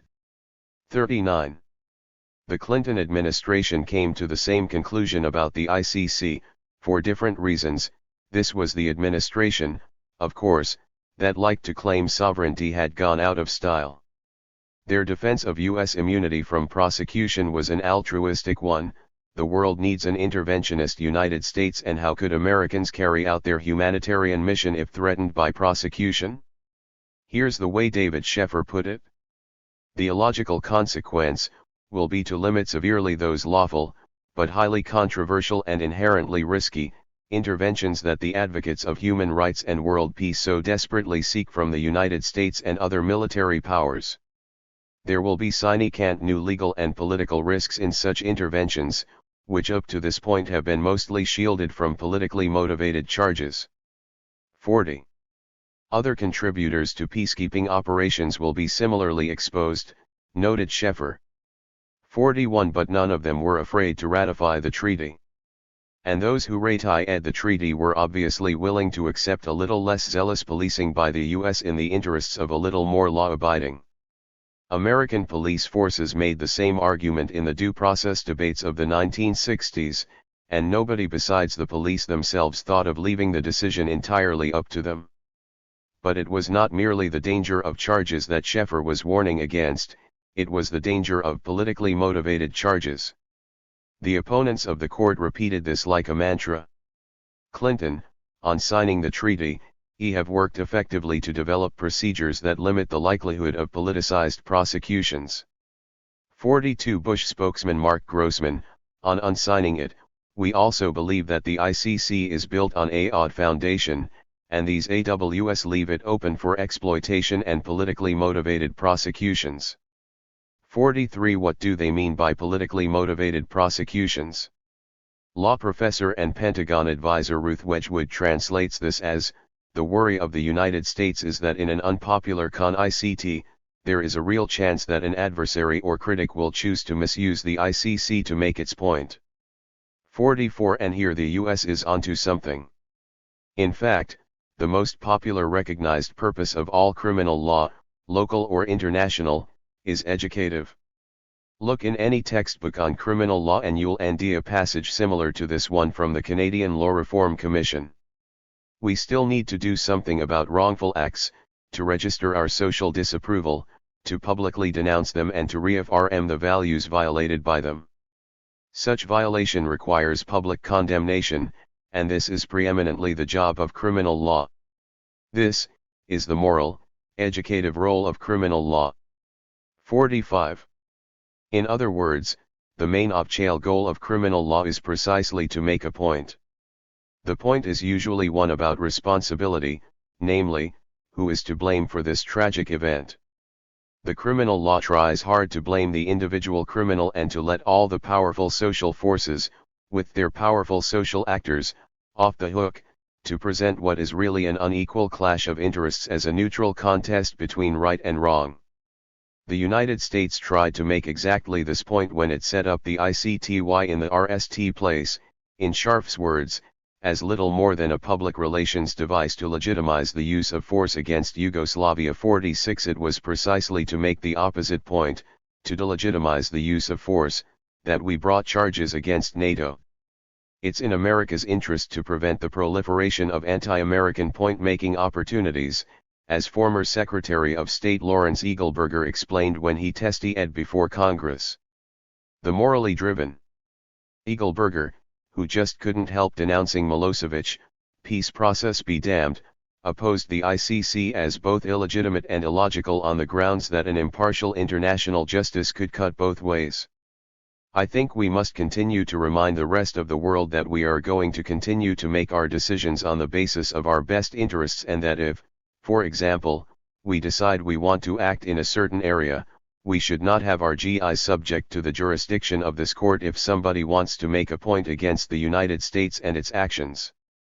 And, if we continue along this path, we will end ourselves being charged with war crimes by those who have no business in the business of charging war crimes, because they themselves may well be war criminals, or they will be neutrals who resent the power and influence of the United States and will be prepared to act against us if they can. 47. In other words, why should a country as powerful as the United States submit itself to the democratic judgment of some impartial tribunal? Do you think they're crazy? What do they care what the rest of the world thinks when the only audience that counts is the captive one in U.S. network newsland? 48 For Eagleburger, support for the ICTY then and opposition to the ICC now are perfectly consistent, both positions best serve U.S. interests. In accordance with this principle, the exible people at the White House have now decided that individual states and not international institutions are the appropriate vehicle for international justice. We believe in justice and the rule of law. We believe those who commit the most serious crimes against humanity, the most serious crimes of concern to the international community, should be punished. We believe that states, not international institutions, are primarily responsible for ensuring justice in the international system. 49. The Americans have ways. Friends of both the US and the ICC have been trying to cajole the US into joining the ICC treaty by arguing that it is indeed in America's interests to do so, because this would increase American unions with the court. Michael Scharf tellingly invokes the experience with the ICTY. The best way to protect the United States from the specter of indictment of U.S. personnel by a potentially politicized tribunal is not to assume the role of hostile outsider, but rather to sign the Rome Treaty, to play an influential role in the selection of the court's judges and prosecutor, and then provide U.S. personnel to work in the office of the prosecutor, as the United States has so successfully done with respect to the Yugoslavia War Crimes Tribunal. 50. This from a defender of the ICTY, an insider who wrote the statute, no less. But never mind that, there is a crucial difference between the ICTY and the ICC that diminishes significantly the value to the U.S. of joining. The United States has a formal veto over the individual judges and prosecutors of the ICTY through the Security Council's determining role over personnel. 51. That's how Madeleine Albright got to sniff out Arbor and Del Ponte. The ICC is much more democratically structured. Judges and prosecutors are elected by the state parties, on a one-state one-vote basis, with no vetoes. 52. As a party to the treaty, the U.S. would have one puny vote out of 89. It has far more unions staying outside the court than joining it, at least until it gets the terms it wants. The Americans know that the court will ultimately come to see things their way. As the largest economy, a traditional strong supporter of ad hoc tribunals, and as the only member of the Security Council able to mount and sustain transcontinental military operations with the necessary air transport, technical means of intelligence and logistics, the U.S. is highly relevant to the future efficacy of the ICC. 53. In other words, to paraphrase Stalin, how many divisions does the ICC have? Britain is a state party, but the bravery it displayed in the bloody commando raids to effect arrests in NATO-controlled Bosnia, like its bravery in bombing Yugoslavia, Afghanistan, and Iraq, would evaporate in no time if it didn't have the warm protective cover of America's real military might. Those who implore the U.S. to join the court in its own interests have to admit these people have a point, as Michael Scharf did in a footnote. Even if the United States does not ratify the Rome Treaty, however, the ICC's Assembly of State Parties, which selects the prosecutor and judges, is likely to be dominated not by states with animosity toward the United States, but by America's closest allies, the Western European like-minded states which have emerged as the staunchest supporters of the ICC. 54. Scharf knew what he was talking about. When the ICC judges were elected in March 2003, this appeared in the New York Times. Supporters argue that the fact the 18 judges are largely from Western-style democracies that are American allies may also calm critics. With these judges, it will be harder now to paint this court as an anti-American cabal, and this will put the light to the willful distortions Washington has put out about this court, said Richard Dicker, a director of Human Rights Watch in New York. 55. Of the 18 judges, VE came from NATO countries and 3 more from Bush's coalition of the willing. 56. In other words, almost half were nominated by states in formal military alliance with the United States. Of the others, 1 had already signed a Section 98 agreement with the U.S., 3 had the U.S. as their main trading partner, and 2 were desperately poor. Countries like this are not anxious to upset the United States just to make a point. One of Clinton's Bosnia lieutenants put it nicely when he criticized the Bush administration for unnecessarily muscling through the peacekeeper exemption at the Security Council. Above all, the administration could make it clear that there will be consequences if any country tries to use the court to make a point about U.S. foreign policy. 57. One indication of the orientation of the court is the choice by the judges themselves of their RST president, Philippe Kirsch of Canada. Kirsch had been with the project from the beginning, and his election was no surprise. He had had the leading role at the Rome Conference as chairman of the Committee of the Whole. But Kirsch was at Rome as a representative of the Canadian Department of Foreign Affairs, where he had been a loyal employee for 25 years and had reached the highest levels. 58. From there he left for The Hague to represent Canada before the International Court of Justice. In fact, he was Canada's lawyer in the case brought by Yugoslavia against NATO in May 1999 for the illegal bombing campaign. 59 Kirsch was defending and advising the very people that we and Amnesty International believed should be charged with war crimes in the bombing that was the subject of our charges. In other words, he was helping them commit the supreme international crime and a host of lesser ones as well, helping them, of course, only to the extent that a lawyer helps anyone. So here is yet another NATO lawyer, just like William Fenrick, who authored the ICTY report absolving NATO. How likely is he to see things differently from the NATO countries, to judge them criminals for doing what they used to do when he was on their team? And, speaking of NATO, it should be pointed out that, not only is the court to be located in The Hague, traditional for an international court, but it is for the foreseeable future going to be entirely dependent on the kindness of the Dutch government, a member not only of NATO, but also America's coalition of the willing. The Dutch government has promised to build new premises for the ICC, but until they are ready sometime in 2007, the court will be located in temporary premises in the Dutch Ministry of Foreign Affairs, which would make for some interesting intra-NATO discussions if the American president ever thought of using the necessary means Congress authorized in the Hague Invasion Act. 60. Should we seriously expect charges against Holland or its NATO/coalition of the willing partners to be pressed by its freeloading tenant?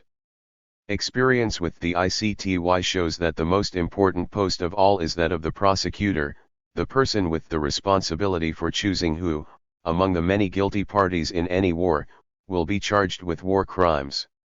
In the ICC, the prosecutor has been given the discretion to refuse to initiate an investigation or prosecution, even when there is reasonable basis to believe that a crime within the jurisdiction of the court has been or is being committed, if it would not be in the interests of justice to do so. 61. Added to this are some serious new confidence building barriers to prosecution. Before the prosecutor can even initiate an investigation, it has to be approved by at least 2 judges out of a 3-judge panel with the same discretion as the prosecutor, and before a charge can be laid, at least 2 out of 3 judges have to certify its admissibility, which includes a judgment as to whether it is being genuinely investigated by local state authorities and whether it is of sufficient gravity to justify further action by the court. 62. Nevertheless, given the heat they had been taking from the United States over politically motivated prosecutions, the state parties were so anxious to avoid even the impression of controversy that they delayed the nomination of a prosecutor until they had secured unanimous approval for a candidate. When the day came to elect the prosecutor, there was only one candidate and the vote was unanimous, 78 yeas, no nays, and no abstentions. What were they looking for in this candidate? Here are comments reported at the time of the installation of the judges. In private, a court official elaborated, he or she must be solid on substance, skillful at handling the press, and be politically savvy. It has to be someone who can instill confidence, especially among countries that are not yet members, not least the United States. Some diplomats and legal experts here have speculated that an ideal prosecutor, in fact, would be an American. 63. He wasn't an American, but few outside the U.S. could have been a safer bet for the U.S. than Argentine Luis Moreno Ocampo, who just happened at the time to be a visiting professor at Harvard Law School. Though he had a history of prosecutorial activism, it was far in the past, against the Argentine junta generals in the mid-1980s. By the time he took up his post with the ICC, Ocampo was the president of the Argentinian chapter of Transparency International, an anti-corruption organization operating in many countries on behalf of some of the world's largest businesses. 64. Its list of donors included the U.S. Agency for International Development, which helped overthrow Milosevic, the World Bank, the MacArthur Foundation, George Soros Open Society Institute, the Ford Foundation, and a number of private companies, including some of America's biggest, like General Electric and Ford, top weapons manufacturers Boeing and Lockheed Martin, the oil giants ExxonMobil and Texaco, and, rather embarrassingly for an anti-corruption group, corruption's new poster corporation, Enron Incorporated 65 Ocampo's RST interview a day after his appointment contained this ominous passage: "We have to show how seriously we are working, and slowly people who today are reluctant will start to trust us." 66 That would be the United States. Ocampo can draw on plenty of advice on how to do this. In addition, inviting the direct involvement of NATO and other military personnel in the ICC's own work, through secondment, advisory councils, and rosters of expert witnesses, would help to build confidence in the ICC. 67. And, by the way, don't charge them or anyone involved in their military adventures with war crimes. So this is a court desperate for credibility, not with the world, but with the world's supreme international criminals. The Americans were very wise to stay out of this court, because it is going to spend the rest of its life trying to convince them that they have nothing to fear from it. One can't possibly look to a court like this for anything but a roundup of the usual suspects. Nuremberg. Hypocrisy, if vice is homage to virtue, is also just a fancy word for lying. One claims to be acting for some principled reason, but in fact has something less noble in mind. So America's posture vis-a-vis the ICC also sheds retrospective light, if more were needed, on the political nature of the ad hoc tribunals. It can no longer be seriously maintained by anyone that they were sponsored by America as part of any new universal anti-impunity sentiment, as opposed to window dressing for its old-fashioned, self-centered imperialism. This may well be bred in the bone of international criminal law, because even the venerated Nuremberg Tribunal was a product of similarly narrow political calculations. It actually represented the victory of a soft line on Nazism, which saw a powerful reconstructed capitalist Germany, led by the same social strata of conservatives that backed the Nazis, as an essential element of America's post-war geopolitical strategy, and especially its coming struggle with the Soviets. It was a loss for the hard line, which wanted Germany effectively plowed with salt and reduced to a state of permanent dependency. At RST the hard line had the upper hand. The Soviets had been pushing for it since Stalingrad, the turning point of the war, where they had taken mind-boggling losses to defeat the Germans. Roosevelt shared their view, though Churchill was opposed, as was evident at the RST face-to-face meeting of the Big Three leaders in Tehran in late November 1943. The differences over the matter of war crimes were displayed at a late-night dinner hosted by Stalin over multiple vodka toasts. Roosevelt's son Elliot, an accidental guest at the dinner, quotes Stalin's umpteenth toast as follows: "I propose a salute to the swiftest possible justice for all Germany's war criminals, justice before a ring squad. I drink to our unity in dispatching them as fast as we capture them, all of them, and there must be at least 1,000 of them." According to this account, Churchill objected vigorously.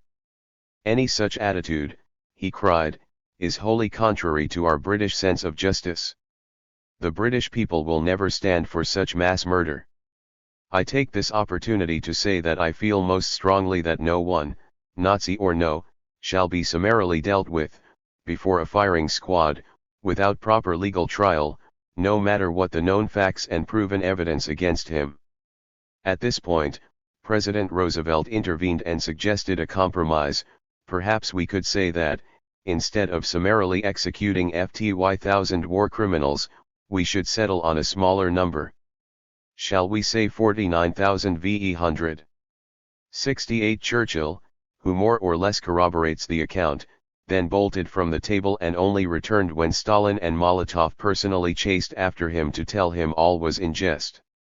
69 But, as Churchill suspected, Stalin was not jesting, and Roosevelt appeared indeed to be much closer to Stalin than to Churchill on this issue. Within his own government, the Secretary of the Treasury, Henry Morgenthau Jr., was proposing a similar plan that included the complete demilitarization and deindustrialization of Germany and the severe punishment of all Germans involved in perpetrating war crimes. 70 Morgenthau proposed that a list be drawn up of Nazis who would upon apprehension and identification be put to death forthwith by ring squads made up by soldiers of the United Nations. 71 He also advocated military commissions to try persons Mondel 03 Chap 7 220 Mondel 03 Chap 7 220 June 5, 04, 1:15 and 53 seconds p.m. June 5, 04, 1:15 and 53 seconds p.m. Rounding up the usual suspects 221. For killing civilians as hostages or on grounds of nationality, race, color, creed, or political conviction. The normal punishment would be death, unless there were exceptional extenuating circumstances. To this end, Morgenthau called for the detention of all SS members and all high officials of the police, SA, or other security organizations, high government and Nazi officials, and all leading public figures closely identified with Nazism. 72 The soft line on Germany was represented by Secretary of War Henry Stimson, who attributed Morgenthau's plan of reducing Germany to a subsistence level and a condition of servitude to Morgenthau's Semitic grievances. 73 Stimson was in favor of due process trials, with dignified proceedings that did not deprive Germans of the hope of a future respected German community. 74 The soft-liners were ardent anti-communists favored a softer policy towards Germany owing to their distrust of the Soviet Union. They feared that destruction of Germany's economy would make that country dependent on Russia. Such an arrangement might lead to Soviet dominance over all of Europe. 75 Roosevelt at RST sided with the hardliners. 76 On Morgenthau's urging, Roosevelt wrote harshly to Stimson in August 1944. Too many people here and in England hold to the view that the German people as a whole are not responsible for what has taken place, that only a few Nazi leaders are responsible. That unfortunately is not based in fact. The German people as a whole must have it driven home to them that the whole nation has been engaged in a lawless conspiracy against the decencies of modern civilization. 77. But an unfavorable press gave Roosevelt cold feet, and by the time of his death he had come around to Stimson's scheme to boost Allied, and ultimately American, prestige by means of war crimes trials. 78 The Truman administration, which had set its sights on its new Soviet adversary, found limited trials and the Stimson plan far more to its liking. American occupation authorities had a variety of goals. In addition to fulfilling official policy directives calling for denazification, decartelization, demilitarization, and democratization, U.S. officials also had numerous unstated, but at times equally significant objectives ranging from reviving the German and European economies to reducing the costs of the occupation for the American taxpayer to containing communism.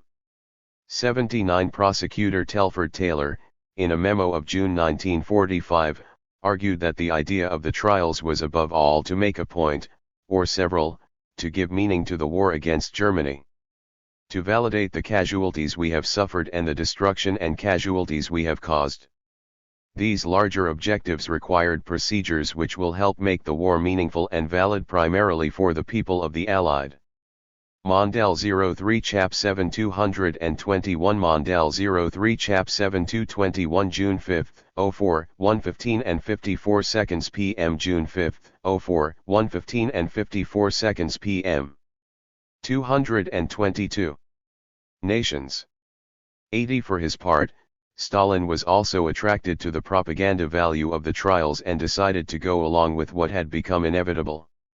81 The execution of even 50,000 top Nazis and regime supporters would not have expiated German guilt for the years of torture and murder unleashed on millions of defenseless victims, but the victory of the soft line was an enduring outrage against their memory.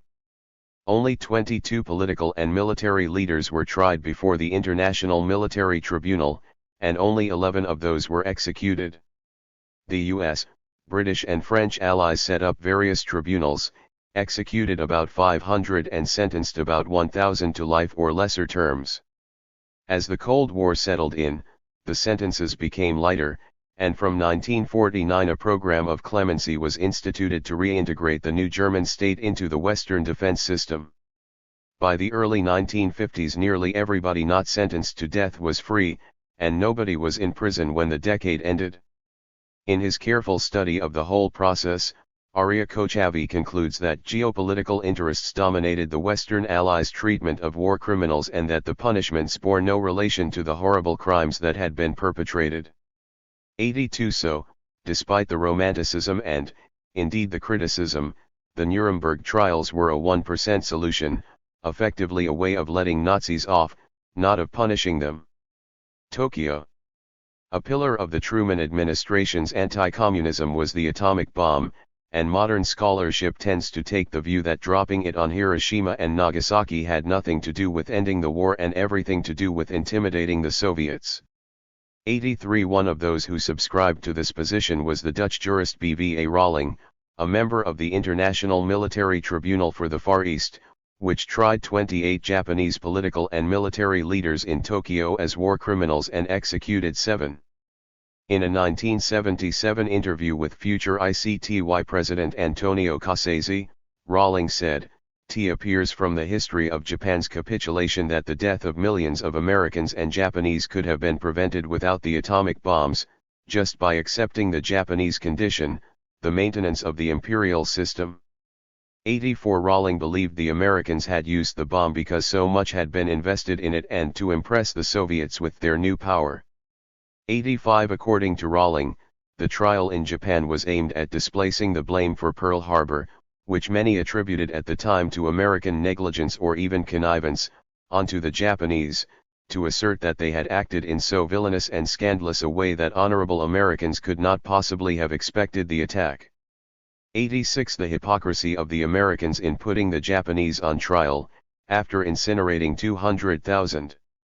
Mondale 03 Chap 7 222 Mondale 03 Chap 7 222 June 5, 04, 1:15 and 54 seconds p.m. June 5, 04, 1:15. 54 p.m. Rounding up the usual suspects 223 civilians to make a point to the Soviets, was well understood at the time. Rawling reports that he sometimes had contacts with Japanese students. The RST thing they always asked was, "Are you morally entitled to sit in judgment over the leaders of Japan when the Allies have burned down all of its cities with sometimes, as in Tokyo, in one night, 100,000 deaths and the destruction of Hiroshima and Nagasaki? I am strongly convinced that these bombings were war crimes. It was terror warfare." 87. Unlike the Nuremberg Tribunal, the Tokyo Tribunal had judges from 11 different countries, and there were even 2 dissenting judgments, though their publication was suppressed at the time. Rawling only partially dissented, but there was a full dissent from the Indian judge Rathbinod B. Pal running 1,235 pages in length. 88 It was mostly a learned attempt to demonstrate, contrary to the thesis adopted by both the Nuremberg and Tokyo judgments, that aggressive war was not already a crime by the time of the war, and thus that the trials did violate the principle against ex post facto law. But what clearly animated Judge Pal, and what his dissent has come to stand for, was an opposition to victor's justice. It does not quite comply with the idea of international justice that only the vanquished states are obliged to surrender their own subjects to the jurisdiction of an international tribunal for the punishment of war crimes. It has been said that a victor can dispense to the vanquished everything from mercy to vindictiveness, but one thing the victor cannot give to the vanquished is justice. 89. Judge Pal could not perceive much difference between the way the criminally atrocious methods of World War I had been justified and what is being proclaimed after the Second World War in justification of these inhuman blasts at Hiroshima and Nagasaki. 90 His conclusion, when the conduct of the nations is taken into account, the law will perhaps be found to be that only a lost war is a crime. 91. The Pinochet case. The international criminal justice movement has always tried to overcome the stigma of victor's justice while making sure not to tamper with its reality. One example of this is the case of former Chilean dictator Augusto Pinochet, whose arrest on an international warrant in London in October 1998 appeared to be a stunning success for the movement, fresh from its summer accomplishments in Rome. Here, Nally was an unusual suspect. A US-installed dictator, no less, who had just retired after 25 years as the darling of the international right. The arrest was widely hailed as a victory for the rule of law. 92 Here we have the 82-year-old Chilean ex-dictator, in quasi-retirement, his immunity from punishment apparently guaranteed by various provisions of the constitution he had written himself, but most importantly by the fact that he had appointed the entire senior judiciary. 93 He decides to visit Britain for back surgery in September 1998, having done so twice without incident in the previous 4 years. At the very moment he is visiting Britain, 2 Spanish judges are investigating him in connection with the torture and disappearance of Spanish and non-Spanish citizens, only a few of the 3,000 murdered and tens of thousands tortured in Chile during his regime. The Spanish judges get word of Pinochet's presence in Britain and issue an international warrant for his arrest on murder and torture charges, which British police duly execute according to the British extradition treaty with Spain. 94 Pinochet, however, has powerful supporters in England, including former Prime Minister Margaret Thatcher, who put together a defense team and throw up every conceivable legal obstacle to his extradition. Even though Pinochet is no longer head of state, and is on a purely private visit, his diplomatic immunity is quickly litigated all the way to the House of Lords. They rule him extraditable in a cliffhanger 3-2 decision, broadcast live around the world in November 1998.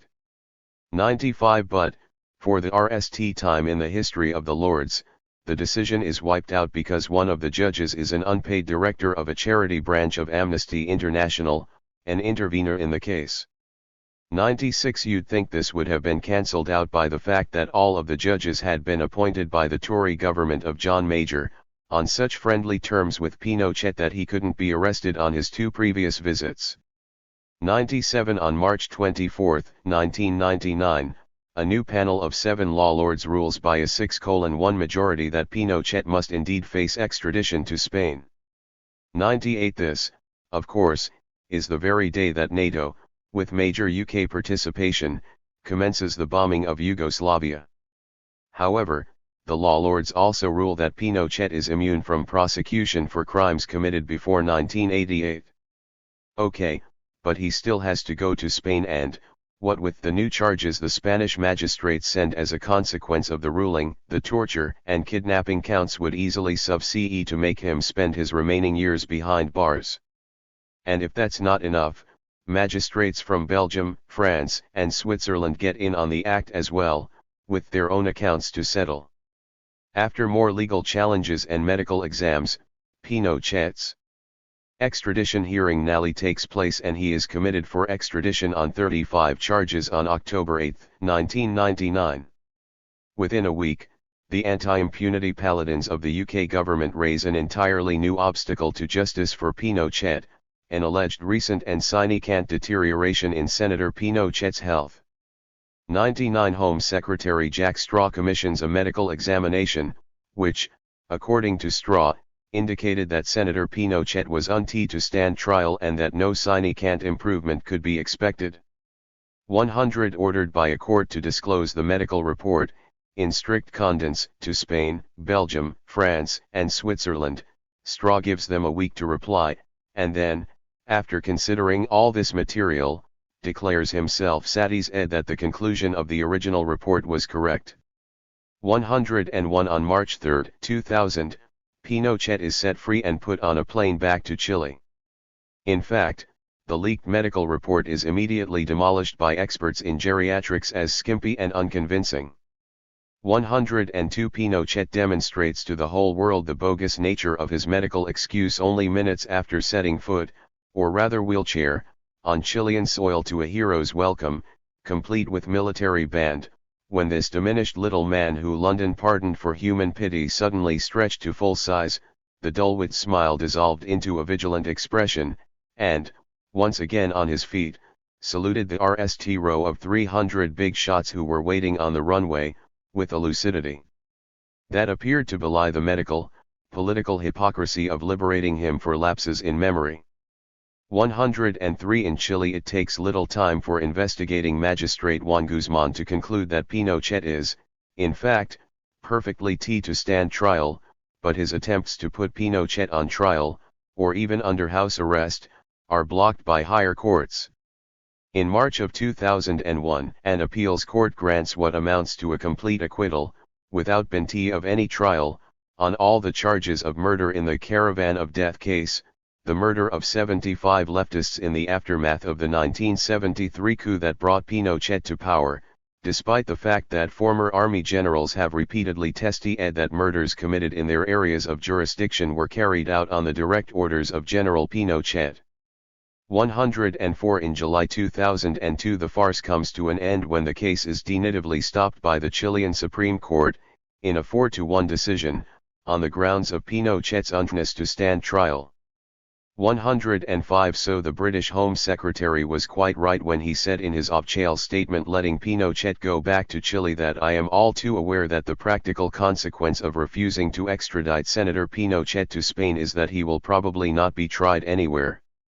That he simultaneously expressed confidence in the Spanish justice system, their principles for determining the fitness of an accused to stand trial similar to ours. Mondale 03 Chap 7 225 Mondale 03 Chap 7 225 June 5, 04, 1:15 and 54 seconds p.m. June 5, 04, 1:15 and 54 seconds p.m. 226. Amounted to a clumsy admission that he expected a miscarriage of justice to occur in Chile, otherwise why would it make any difference to the outcome whether Pinochet was sent to Spain or to Chile? And no doubt he was telling the truth when he admitted that he was acting against public opinion, citing 70,000 letters and emails from all over the world. Almost all have urged me to allow the extradition proceedings to take their course, so that the allegations made against Senator Pinochet could be tried. On the other hand, few believed his claim that the decisions which I have taken have been mine alone, and have not been decisions of Her Majesty's government, much less that he acted for the stated compassionate grounds of a sudden health deterioration.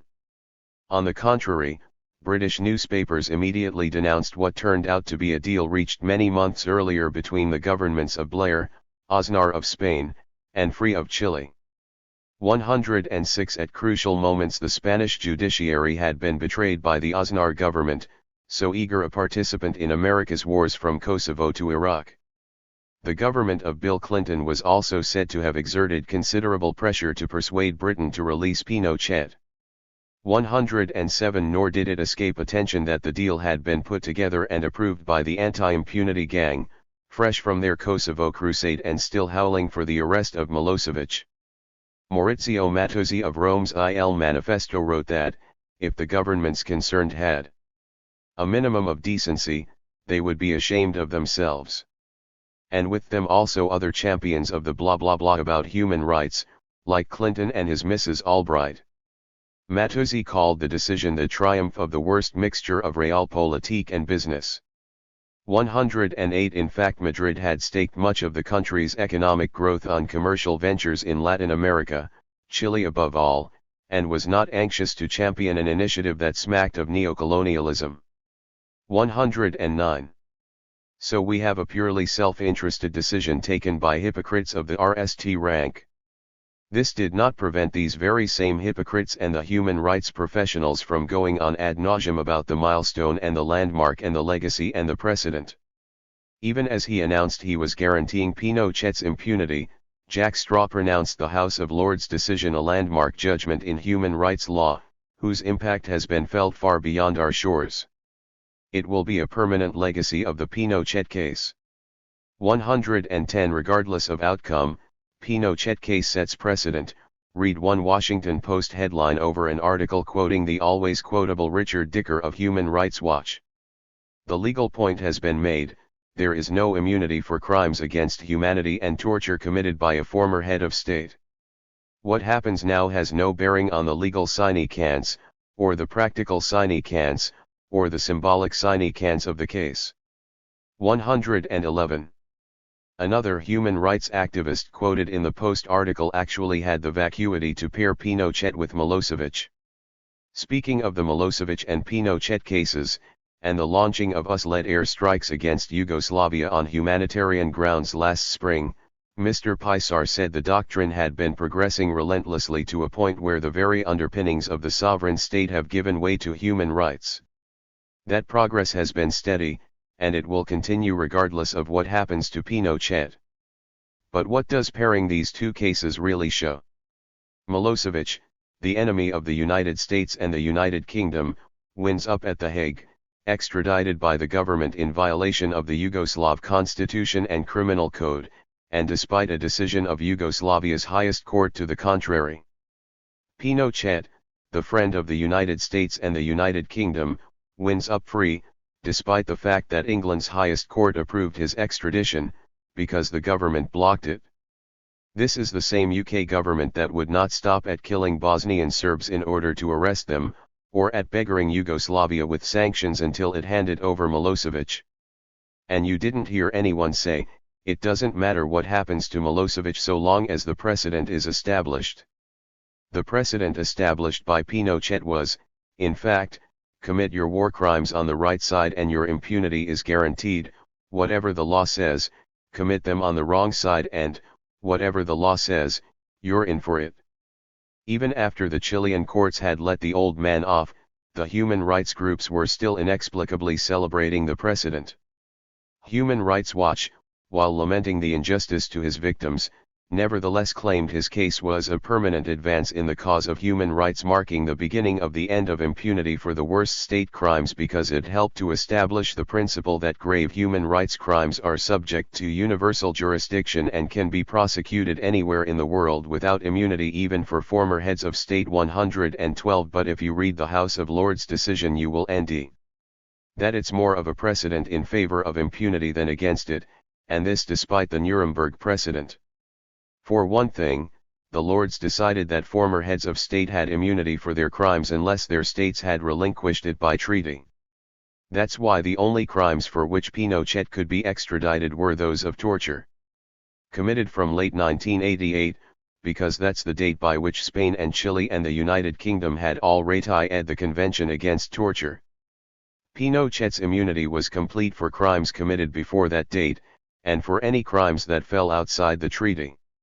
In a willful misreading of the Nuremberg precedent, the law lords held that the military tribunal's decision to the contrary was based not on customary international law, but on the explicit removal of immunity in Article 7 of the Nuremberg Charter. 113 In fact, the Nuremberg judges had characterized their charter as being just a restatement of customary international law, in other words, applicable whether or not it was contained in the charter or in any treaty. This was precisely to avoid the claim of ex post facto law. The charter is not an arbitrary exercise of power on the part of the victorious nations, but, in the view of the tribunal, as will be shown, it is the expression of international law existing at the time of its creation. 114. And they explicitly held the principle of international law, which under certain circumstances, protects the representatives of a state, cannot be applied to acts which are condemned as criminal by international law. 115. This became Principle 3 of the International Law Commission's Principles of International Law recognized in the Charter of the Nuremberg Tribunal and in the judgment of the Tribunal. 116 The Lords' retreat from Nuremberg was based on a complete lack of precedent. Almost all the cases cited were not criminal cases at all, but rather civil cases, where the issue was the very different one of whether a state as well, and not solely the official who perpetrated the act, should be liable in damages. 117 The only criminal case that could be found on point was the case of former Philippine President Ferdinand Marcos and his wife Imelda, charged in the United States with theft of public property while in OPCE. Faced with a request for assistance from Swiss authorities, the Federal Tribunal of Switzerland had to decide whether the Marcoses had immunity under international law. The court in fact denied the Marcoses their immunity because it had been waived by the Philippines. However, it upheld it in theory on an unconvincing analogy from diplomatic immunity, a very different matter. The diplomat is forced for practical reasons to be present in the foreign territory. Why should that exempt a former head of state or any other official from the jurisdiction of a country where they are not present for any official reason, or for crimes committed when they were not officially engaged in any foreign country? 118 Besides, the Marcos case was about garden variety property crime, the farthest thing from the grave international crimes for which Nuremberg had declared there was no immunity. 119. At several points in the Pinochet judgment, the Lords pointed to the ICC as an example of an express exclusion of state immunity, and a real effect of the decision was to undermine national jurisdiction in favor of the ICC. 120. In fact, mainstream lawyers have been very suspicious of claims to national jurisdiction over international crimes, considering them extravagant and certainly inferior to the ICC in their protection of the rights of accused international criminals who will suffer the main hardship from this new exotic jurisdiction. 121. Indeed, this is another argument by U.S. supporters of the ICC. Enforcement of international criminal law by different states is ad hoc and uneven at best, determined through a system of national courts whose motives we cannot always trust and whose procedures we do not control. In contrast, the Treaty of Rome provides the United States with an opportunity to shape a fair and consistent international court system that will honor American concerns. 122. That didn't prevent the many ignorant claims that Pinochet would have had a harder time escaping justice had the ICC been in force. For instance, Rome Conference President Giovanni Conso argued that, had the ICC already been operational during Pinochet's regime, perhaps Chile's ordeal would never have assumed such tragic proportions. 123. But since Pinochet's crimes were all committed on Chilean soil, it would only have applied had Chile ratified the treaty, and only to crimes committed after ratification. 124. We have to imagine a regime like Pinochet's ratifying the treaty, or if it had already ratified, cooperating, when the statute itself does not even provide any sanctions for non-cooperation. 125. As of September 2003, Chile had still not ratified the treaty. Furthermore, the principle of complementarity would have provided very good arguments for anyone who wanted to leave the whole thing up to Chile.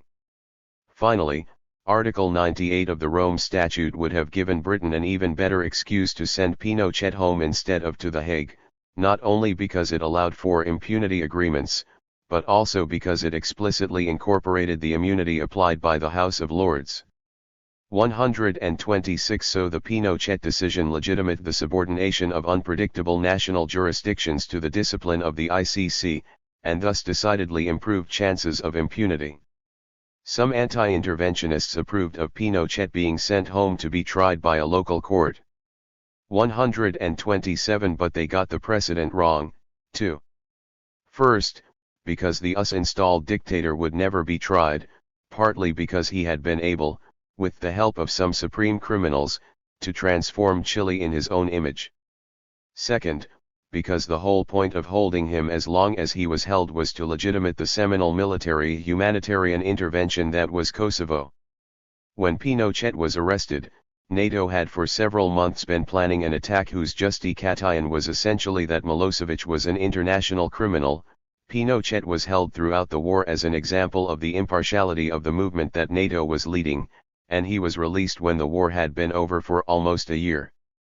The real Pinochet precedent is that international criminal law, for all its dramatic pronouncements and precedents, will always know how to distinguish between useful and troublesome prosecutions, between friend and foe, between our war criminals and theirs. Belgium. Another example of the way the ICC has operated to prevent extravagant exercises of jurisdiction from getting out of hand is the sad story of Belgium's universal jurisdiction law. Following the setting up of the ICTY Tribunal in 1993, Belgium enacted its own war crimes law covering grave violations of the Geneva Conventions of 1949 and Protocols 1 and 2 of 1977. These crimes became punishable in Belgium wherever they had been committed. 128. In February 1999, with NATO priming for its Kosovo war, Belgium, not only a NATO country but the home of NATO headquarters, expanded the scope of the law to include genocide and crimes against humanity, and above all to expressly remove obchail immunity. The immunity attached to the obchail quality of a person does not prevent the application of this law. 129. This was Belgium's particular contribution to the propaganda campaign against Milosevic, and was published the day before the NATO bombing of Yugoslavia commenced. but the law was not used against Milosevic. In fact, under it, high-profile investigations would be opened up into the criminal activities of such distinctly unusual suspects as Ariel Sharon, George Bush, Colin Powell, and General Tommy Franks. Not that any of these men would ever actually be charged under the law, much less convicted.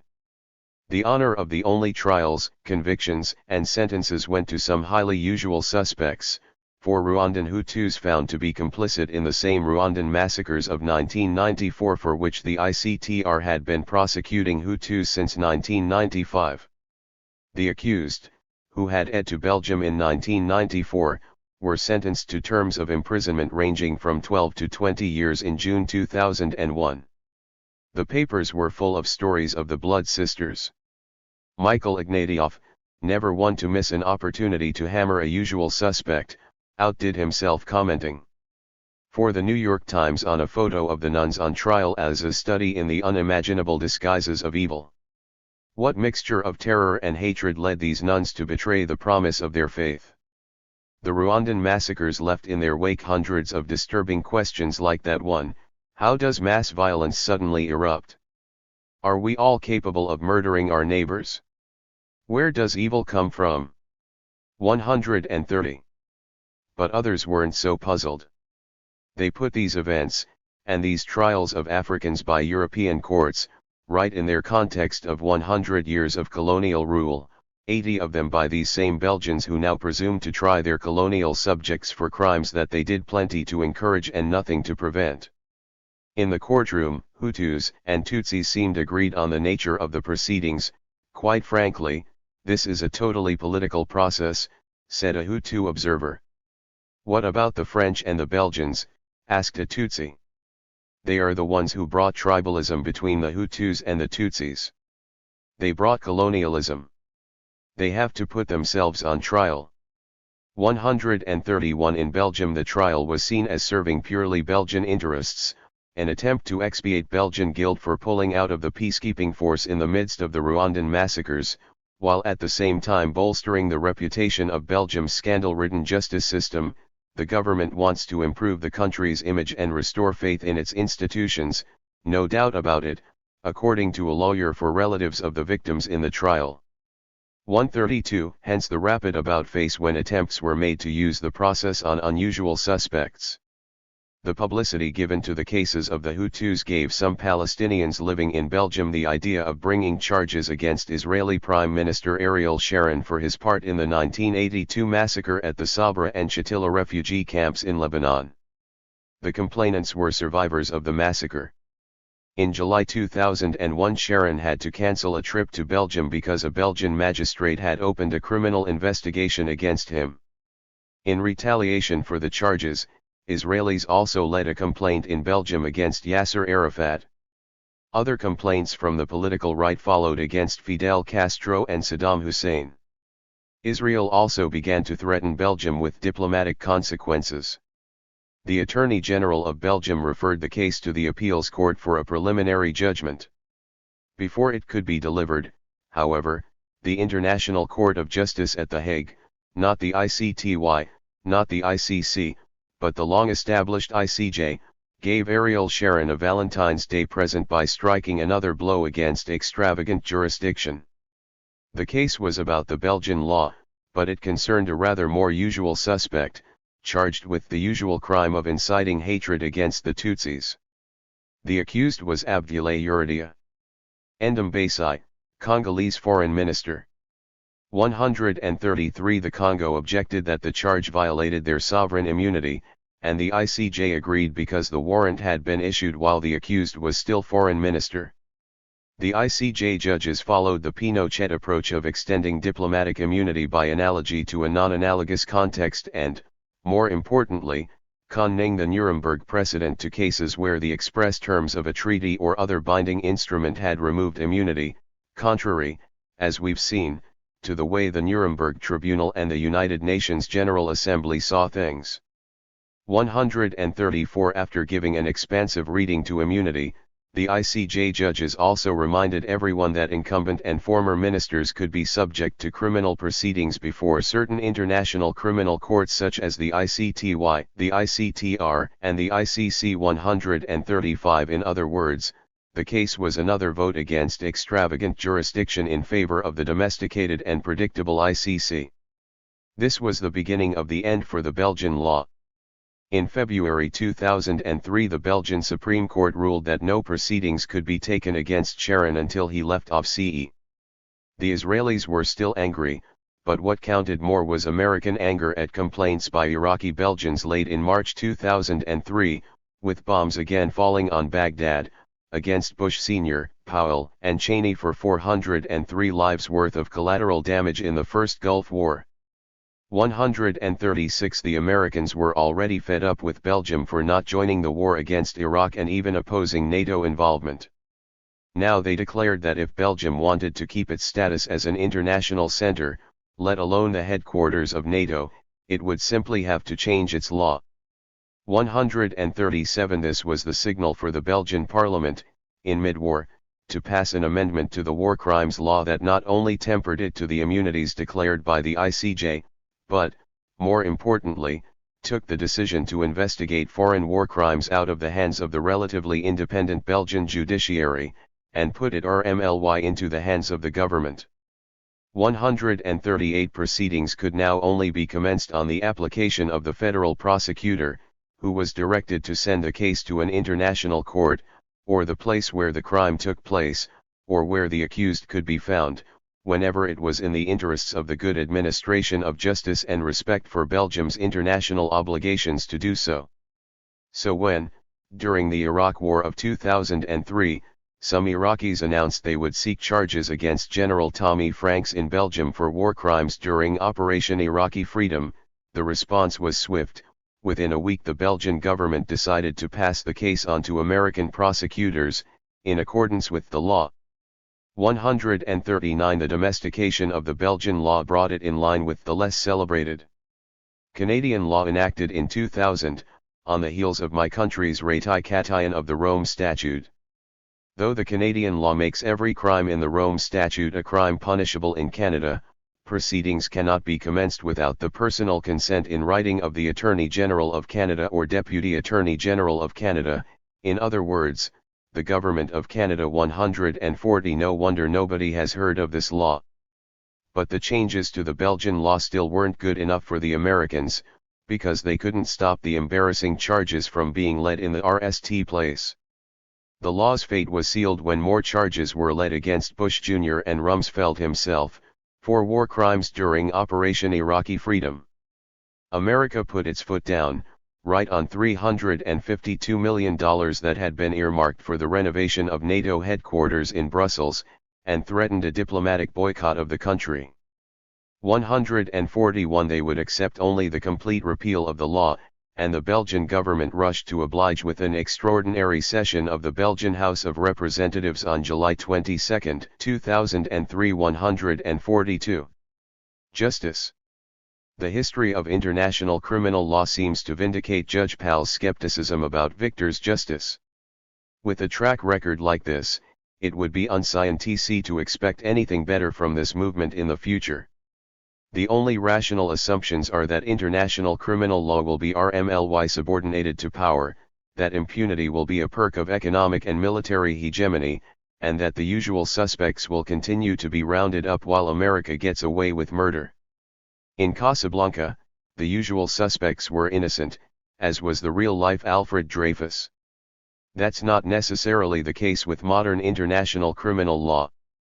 The fact that the Americans and their allies have been the supreme criminals in Yugoslavia, Afghanistan, and Iraq does not mean their enemies are innocent. The fact that the Americans and the Europeans were directly and indirectly complicit in the atrocities of Rwanda, and the fact that their Tutsi clients in the RPF committed them too, does not mean that the Hutu government and militias did not. On the other hand, the fact that these usual suspects are pronounced guilty by the kind of kangaroo courts that the victors have established doesn't mean they're guilty either. The antics at the Milosevic trial should suffice to raise doubts about that. And it's not only the big SH trials that suffer from these judicial decits. They seem to be pervasive, as even an enthusiast like Michael Scharf reveals in his study of the ICTY's RST case.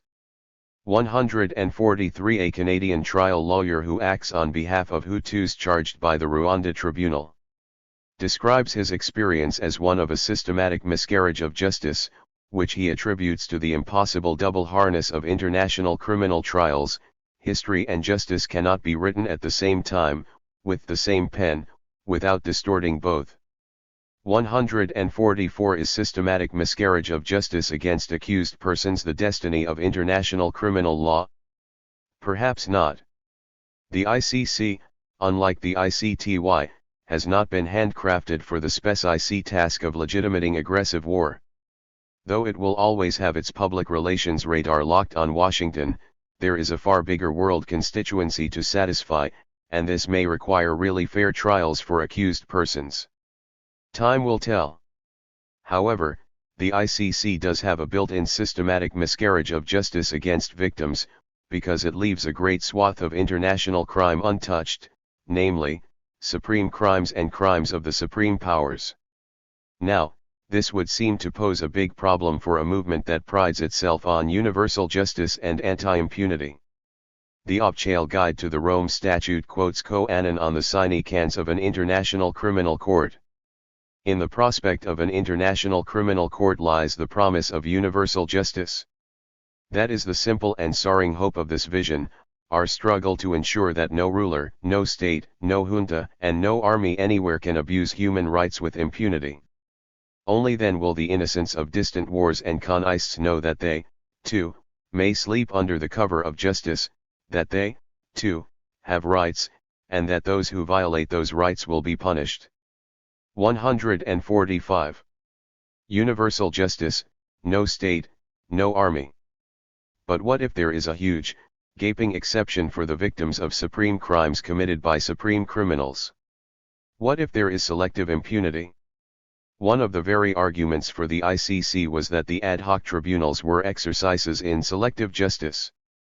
Louise Arbour made this point in the midst of the Kosovo War. Irrationally selective prosecutions undermine the perception of justice as fair and even-handed, and therefore serve as the basis for defiance and contempt. The ad hoc nature of the existing tribunals is indeed a severe fault line in the aspirations of a universally applicable system of criminal accountability. There is no answer to the complaint of those who have been called to account for their actions that others, even more culpable, were never subjected to scrutiny. Why Yugoslavia? Why Rwanda? Why the 1990s? Why only 1994? 146. Naturally, Arbour was only talking about irrationally selective prosecutions, and she hastened to point out that this didn't affect the validity of the selective punishment of usual suspects. Not that the impunity of some makes others less culpable, but it makes it less just to single them out. It therefore runs the risk of giving credence to their claim of victimization, and even if it does not cast doubt on the legitimacy of their punishment, it taints the process that turns a blind eye to the culpability of others. 147. To practitioners of the system like Arbour, the problem of selective justice is essentially a matter of public relations. It runs the risk of giving credence to these claims of victimization. It isn't really unjust, only less just. Still just, in other words. Arbour herself personified selective justice. At the moment she gave this speech, she was putting the finishing touches to the Milosevic indictment, with her NATO patrons committing the supreme crime and a bunch of lesser ones within her very jurisdiction. In Rwanda she confessed that she had to ignore RPF crimes, or the RPF government would shut her down. Supporters of international criminal law want to argue in the face of facts like these that half a loaf is better than none. It would be much better, of course, it would especially look better, if they could get all the culprits, but since that is not going to happen, what harm is there in getting some of them? Now if you study the theory of justice you will find no tolerance for selective justice. That's because justice is based in equality, and it is a serious violation of equality to voluntarily leave some wrongdoers unpunished. it's unjust to their victims and a blow to the whole idea. ICTY insiders Morris and Scharf like this quote from Gulag Archipelago, by Alexander Solzhenitsyn: "When we neither punish nor reproach evildoers, we are not simply protecting their trivial old age, we are thereby ripping the foundations of justice from beneath new generations." 148. The French writer Anatole France famously condemned the law's majestic equality for forbidding the rich as well as the poor to sleep under bridges, to beg in the streets, and to steal bread. 149. No doubt he'd lay the same charge against a law that, in its majestic equality, forbade the Americans as well as the Iraqis to use fake surrenders as a war tactic, but left out using overwhelming repower to conquer a country illegally and with impunity from conventional means of defense. Anatole France adhered to the famous J'accuse manifesto of Émile Zola, provoked by the Dreyfus affair of the 1890s. Captain Alfred Dreyfus was a Jewish officer in the French army convicted of treason on forged evidence, the truth of his innocence having been covered up by an anti-Semitic military hierarchy.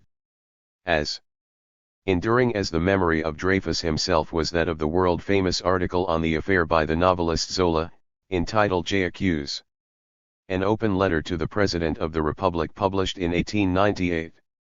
J'accuse is often meant nowadays to evoke an obchale frame-up where the accusers are really the guilty ones, and in fact one Canadian Serb activist used it as a kind of masthead for her anti-NATO emails during the Kosovo War, arguing that NATO, the real criminal, was framing Serbia. But what sparked Zola's piece was not the conviction of Dreyfus, but the subsequent corrupt acquittal of the real culprit by a special tribunal. A military tribunal comes, on orders, to dare to acquit Esther Hazy, a supreme affront to all truth, to all justice. There you have, Mr. President, the Esther Hazy affair, a guilty man who they work to acquit.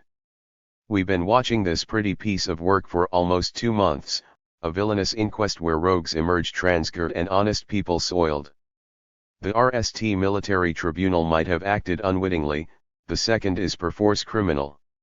I accuse, Nally, the RST military tribunal of having violated the law, convicting an accused on secret evidence, and I accuse the second military tribunal of having covered up this illegality, on orders, committing, in its turn, the juristic crime of knowingly acquitting a guilty person. 150. The classical justice theorist Immanuel Kant considered it equally unjust to leave wrongdoers unpunished as to punish the innocent. For Kant, punishment was a categorical imperative. And woe to him who rummages around in the winding paths of a theory of happiness looking for some advantage to be gained by releasing the criminal from punishment or by reducing the amount of it. Even if a civil society were to dissolve itself by common agreement of all its members, the last murderer remaining in prison must RST be executed, so that everyone will duly receive what his actions are worth. 151. So the idea that international criminal law serves justice by punishing some of the lesser criminals, even if it grants impunity to the supreme criminals for their supreme crimes, is already dubious. But the Kantian approach is rather rigid for most tastes. Sane people prefer protection from war crimes to justice for them once they are committed. Annan's promises of justice from the new ICC statute turn out on close examination to be rather meager. Only then will the innocents of distant wars and conists know that they, too, may sleep under the cover of justice, that they, too, have rights, and that those who violate those rights will be punished. 152. But you sleep a lot more soundly knowing you are going to wake up than merely knowing somebody is going to be punished if you don't. During World War II, the Jews of Poland didn't ask for a war crimes tribunal to give justice to the murdered. They wanted the Allies to bomb the concentration camps and German cities immediately, to put a stop to what the Germans were doing. 153. Deterrence. What does international criminal law have to say about the really important question of preventing war crimes of the supreme and lesser variety? The classic technique used by the ordinary criminal law to prevent crime is deterrence. According to the American judge and theorist O.W. Holmes, the law threatens certain pains if you do certain things, intending thereby to give you a new motive for not doing them. If you persist in doing them, it has to incite the pains in order that its threats may continue to be believed. 154. There are quite a few adherents to the view that international criminal law can deter war crimes. Effective deterrence is a primary objective of those working to establish the International Criminal Court, says the Opchale commentary to the Rome Statute. In the struggle over bringing Milosevic to The Hague, two American professors intoned, if Milosevic soon ends himself in the custody of the tribunal, other autocrats contemplating ethnic slaughter will think twice before following through. 155. The RST prosecutor, Richard Goldstone, also expressed considerable faith in the deterrent effect of his tribunal in an interview with Michael Scharf in July 1996.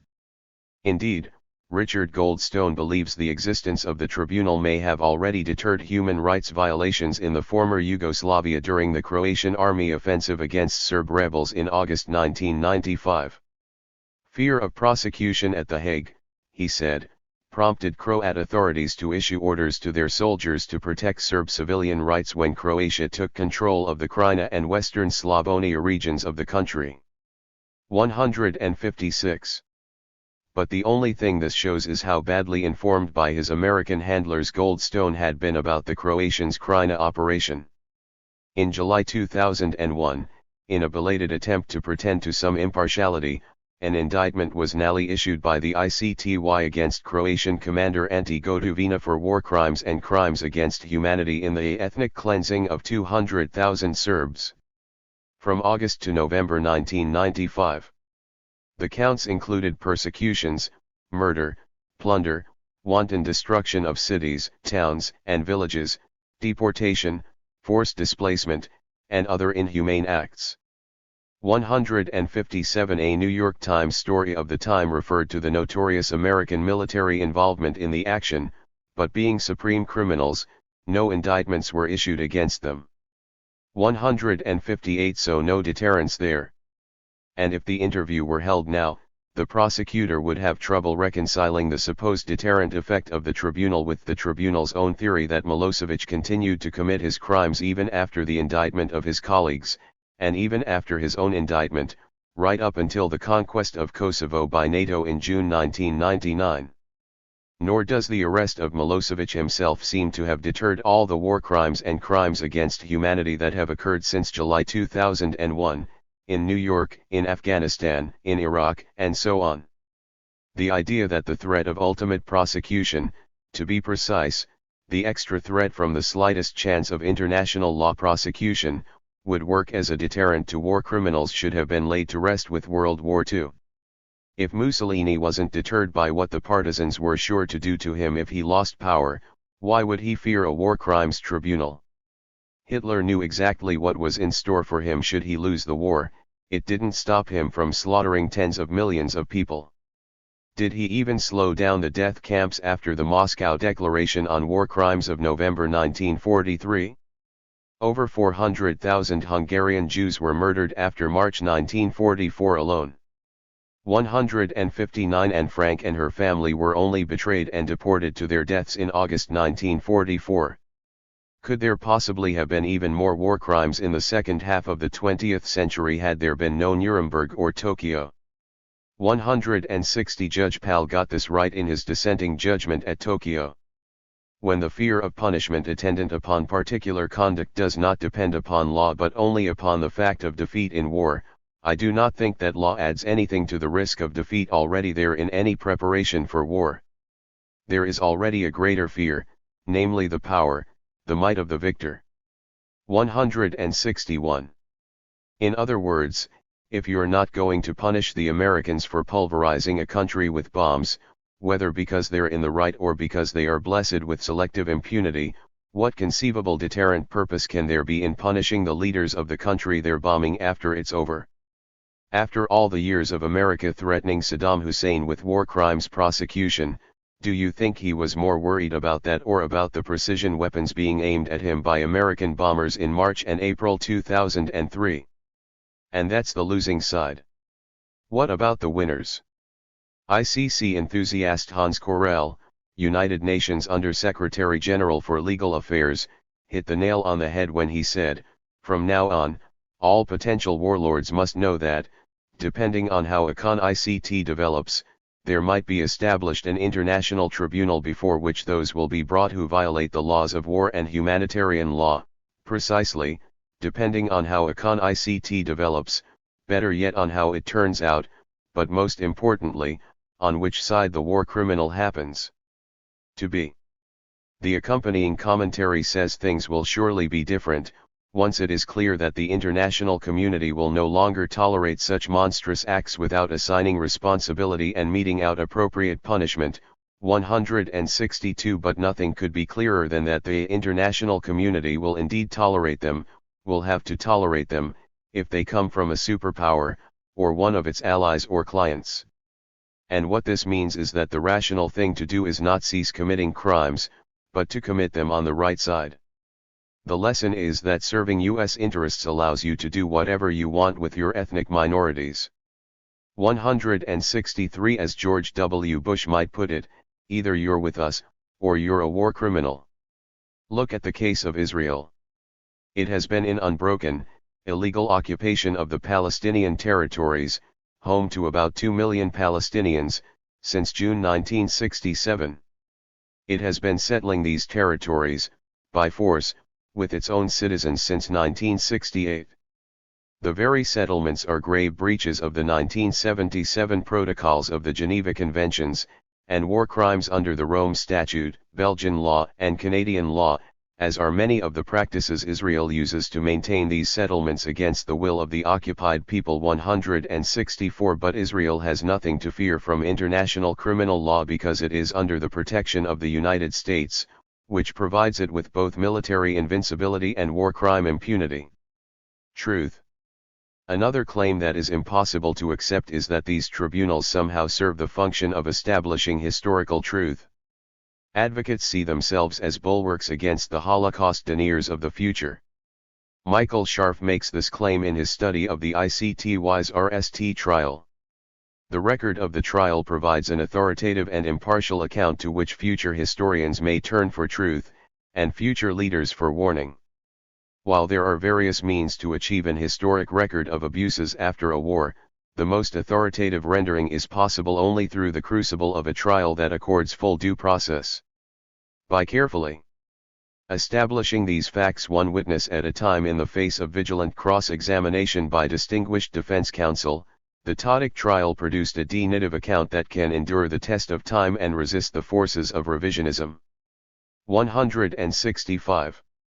Sometimes you think you read these books more carefully than their authors, because only 7 pages earlier Scharf wrote this. Nor did the defense ever really attempt to dispute the second question. Its strategy was to acknowledge that atrocities occurred throughout Bosnia, but to deny that Tadic had any involvement in them. Thus the defense rarely challenged the testimony of the 14 policy witnesses presented by the prosecution who described the widespread and systematic abuses committed by the Serbs against Bosnian Muslims and Croats in the summer of 1992. Instead, the defense sought to turn this liability into an asset by suggesting that the evidence given by prosecution witnesses was unreliable because in many cases it was prejudiced testimony of Muslim victims who saw all Serbs as their oppressors. 166. In other words, the defense strategy was not at all to challenge the historical claims by vigilant cross-examination by distinguished defense counsel, but rather to concede the prosecution version of history and try instead to cast doubt on the individual guilt of the accused. David Paciaco reports precisely the same phenomenon occurring at the ICTR. 167 The conventional historical wisdom never really gets challenged because it is not in the interests of the accused to do so. Even if your only experience with a criminal trial were the O.J. Simpson trial on TV, you'd know how bad criminal trials are at establishing what actually happened. That's not their point. Their point is to determine whether a particular person is going to be punished, and carriage of that task is assigned to parties having a huge stake in the outcome. To justify the punishment, the trial bends over backwards with artificial rules such as the presumption of innocence, a very high burden of proof, and the right to remain silent, things that nobody interested in establishing historical fact would ever dream of using. On the contrary, their reductionist, bipolar logic and inherent barriers to the truth conceal and distort history. 168 If there is a truth that criminal trials are meant to establish, it must be kept RMLY within quotation marks, because it is a very different one from the factual, historical truth. It is an ideological truth. Criminal law always means to teach us something, to make a point. Part of the point is the deterrent one. This is the kind of thing that can get you in trouble. That's what ordinary criminal courts teach because they exist in the context of operating law enforcement systems that devote enormous resources to ensuring the detection and prosecution of a significant proportion of the crimes committed, especially of those regarded as serious. Now the point about international criminal tribunals is that, given their tiny workload, they can't possibly be aimed at fulfilling this truth function. That's why the ICC insists on complementarity. In the 8 years following its RST indictment in February 1995, the ICTY completed a total of 70 cases, roughly 6 per year. 169 in Canada, a country with 50% more people than the former Yugoslavia but with no apparent civil war in the 1990s, and a moderate rate of crime and punishment. The adult criminal courts decided 450,000 cases in 2001 alone, 120,000 involving violence, 540 of them homicide cases. 170 in its RST 8 years of activity. The ICTR completed 13 cases relating to the violence in Rwanda of 1994. 171 yet in the 4 years from 1996 to 2000. The Rwandan government's domestic genocide courts tried 2,406 and executed 22,172. Rwanda was holding 112,000 in detention in atrocious conditions before the provisional release of 25,000 in 2003. Amnesty International reports that 11,000 had died in custody. 173 But, as the British judge Sir James Fitzjames Stephen wrote long ago, the criminal law has another truth function. In all cases criminal law were regarded only as a direct appeal to the fears of persons likely to commit crimes, it would be deprived of a large part of its efficiency, for it operates not only on the fears of criminals, but upon the habitual sentiments of those who are not criminals. In short, the enaction of punishment by law gives denied expression and a solemn ratification and justification to the hatred which is excited by the commission of the offense. The criminal law thus proceeds upon the principle that it is morally right to hate criminals, and it confirms and justifies that sentiment by insisting upon criminals' punishments which express it. 174. The truth criminal law seeks to teach is one about who is to blame for what has happened, and that person is the person found guilty. That person is not only to be blamed, but to be hated. And that means the crime has to be detached from its social and political context and located squarely within the heart of the accused as an inexplicable evil, so that the natural, indeed only possible solution is punishment. That's how Michael Ignatieff could absolve the trial of the Hutu nuns for not resolving disturbing questions such as where does evil come from? None of them were resolved by the Belgian court. Justice is built to establish the facts of evil. It cannot explain them. 175 But Ignatieff did not think through the implications of this the way Judge Pal did at the end of his long dissent on the Tokyo Tribunal. In times of trial and stress like those the international world is now passing through, it is easy enough to mislead the people's mind by pointing to false causes as the fountains of all ills and thus persuading it to attribute all the ills to such causes. No other moment is more propitious for whispering into the popular ear the means of revenge while giving it the outward shape of the only solution demanded by the nature of the evils. 176. Pal argued that the trials of the war criminals wasted precious attention that should have been devoted to the search for peace in the only way possible. We must begin systematically to reduce and eliminate all chief causes of war. The trials should not be allowed to use up the precious little thought that a peace-bound public may feel inclined to spare in order to end the way to conquer the doubts and the fears, the ignorance and the greed, which made this horror possible. 177. Peace. And here we have a key to the complicated relationship between peace and international criminal law. Take this statement by ICC campaigner and former Nuremberg prosecutor Benjamin Ferencz: there can be no peace without justice, no justice without law, and no meaningful law without a court to decide what is just and lawful under any given circumstance. The Obchail commentary adds that punishment for war crimes not only deters con-ICT, but also enhances the possibility of bringing a con-ICT to an end. Two ad hoc international criminal tribunals, one for the former Yugoslavia and another for Rwanda, were created in this decade with the hope of hastening the end of the violence and preventing its recurrence. 178. But could anyone have picked worse examples? By the time the tribunal was set up for Rwanda, the killing of Tutsis had already been stopped by the victory of the invading Tutsi RPF. In 1998 the Rwandan regime, now a Washington client, with the ICTR and its own genocide courts in operation, had embroiled itself in a war in the Congo that would take millions of lives over the next 4.5 years.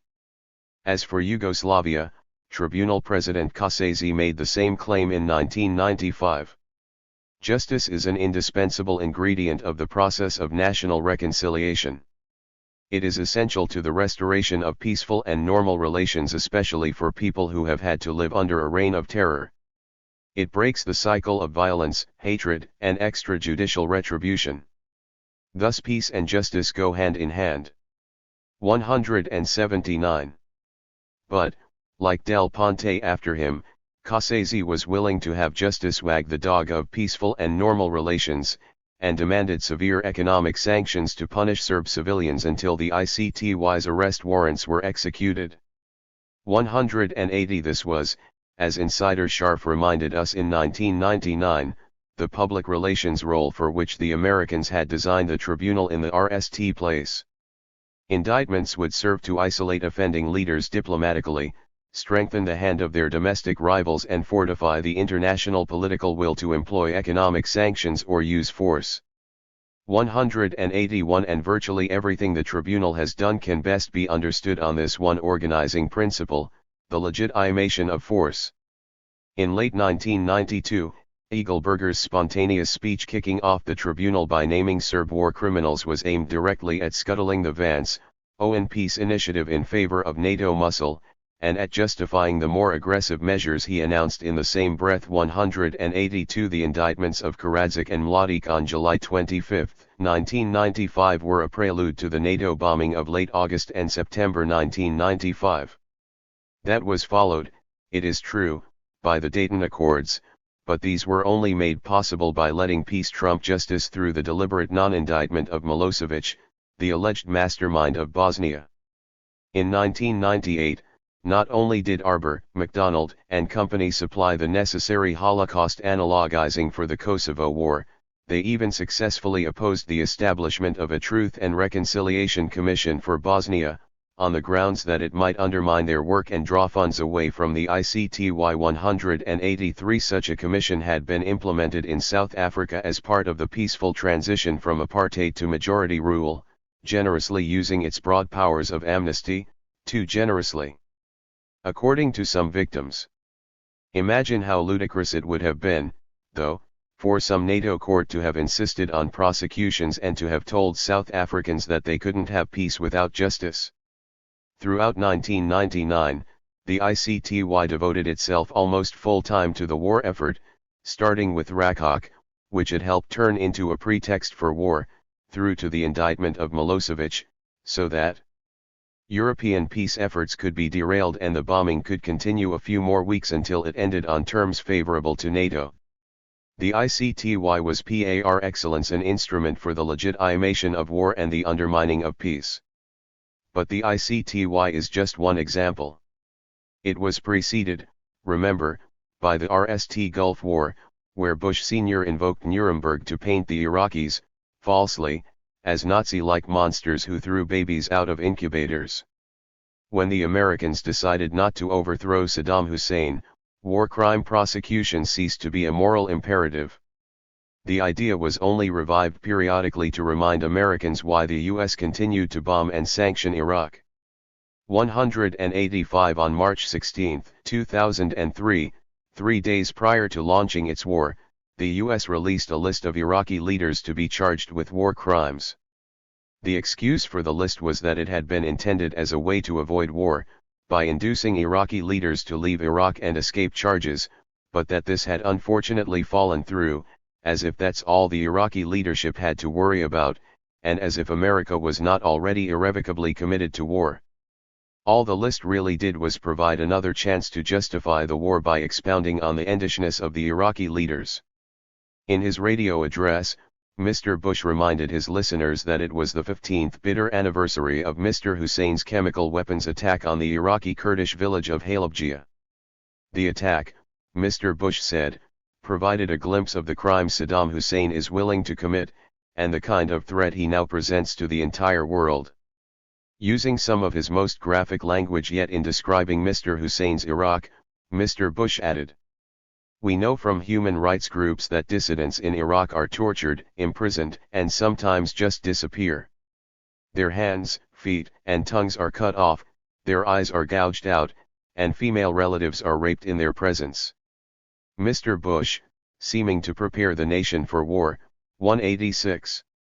When the war was over, the victorious Americans earnestly debated how best to use the war crimes approach to justify what they had done. Quickly ruled out was anything in the nature of an international trial that could allow the other side to make a point. There's no way they're going to let these guys stand there on some platform in a space-age courtroom, justifying themselves before the world the way Milosevic has for years on end. 187. An American military court would also send the wrong message. Besides, the problem from the start was, what had they done to the Americans? The approach that soon found the most favor was the one most consistent with the impression the Americans wanted to give that they had conquered Iraq not for its oil, credibility, or strategic value, but for the Iraqis themselves. They had to justify American imperialism by denying it. Ergo, the idea was to hand the matter over to Iraqi courts. It allows a group of Arabs to try Arab war criminals. It would address the dangerous perception that this is U.S. imperialism. 188. As one of its RST acts, following hard on the important business of declaring a national holiday to celebrate America's victory, America's hand-picked Iraqi Governing Council announced that this was precisely what would be done. 189. The law was ready by the time of Saddam's capture in December 2003, an event so widely seen by the U.S. media as vindicating the whole continuing bloody fiasco of Iraq that it was considered a major boost for George W. Bush's re-election chances. Fiat Justitia, Ruat Caelum, let justice be done, though the heavens should fall. This is the classic philosophical move of anyone who advocates a solution that does more harm than good to most people.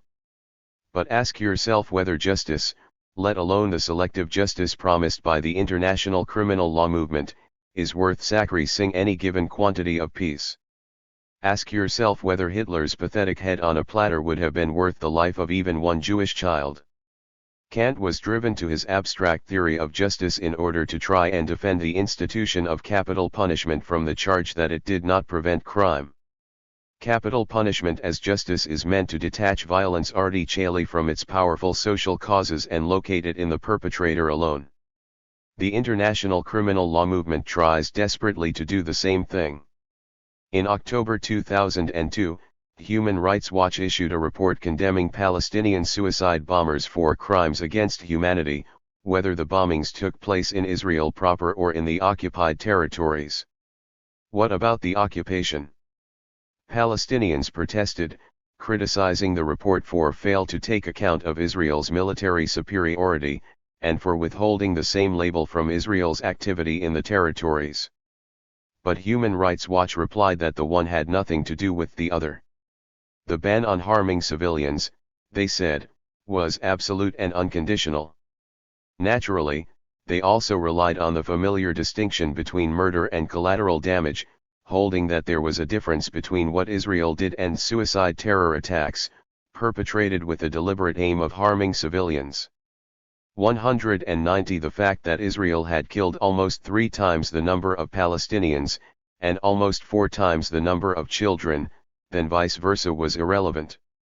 191 In claiming that justice is a precondition to peace, the international criminal law movement is attempting to appropriate the very different idea in the familiar activist slogan of no peace without justice, or as Ontario unions like to say, no justice, no peace. But these slogans have nothing to do with criminal justice, they are about social justice. When Palestinians say no peace without justice, they're not saying there can be no peace without Ariel Sharon in jail. 192 They're talking about the injustices they have no choice but to struggle against, the violent and illegal occupation of their land and everything that oozes from it.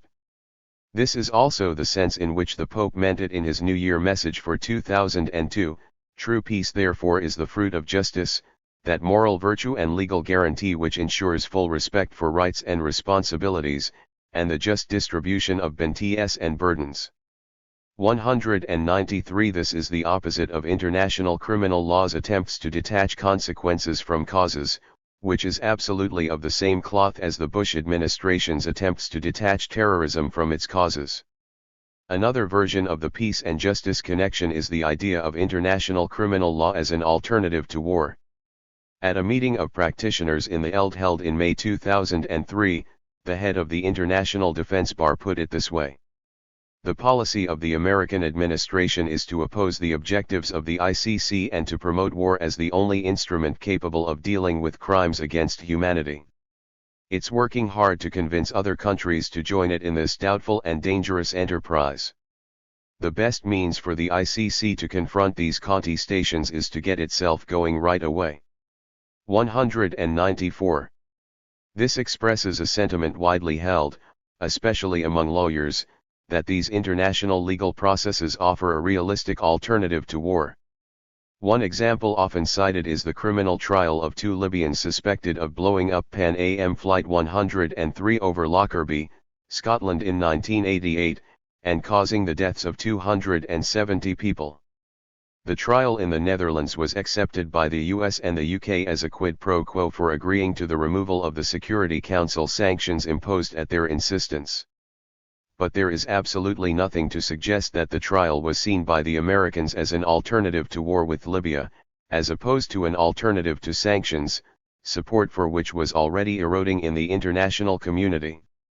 195 The war on Afghanistan showed clearly enough that when the Americans are bent on war, no amount of remonstrating with them to accept a trial instead will work.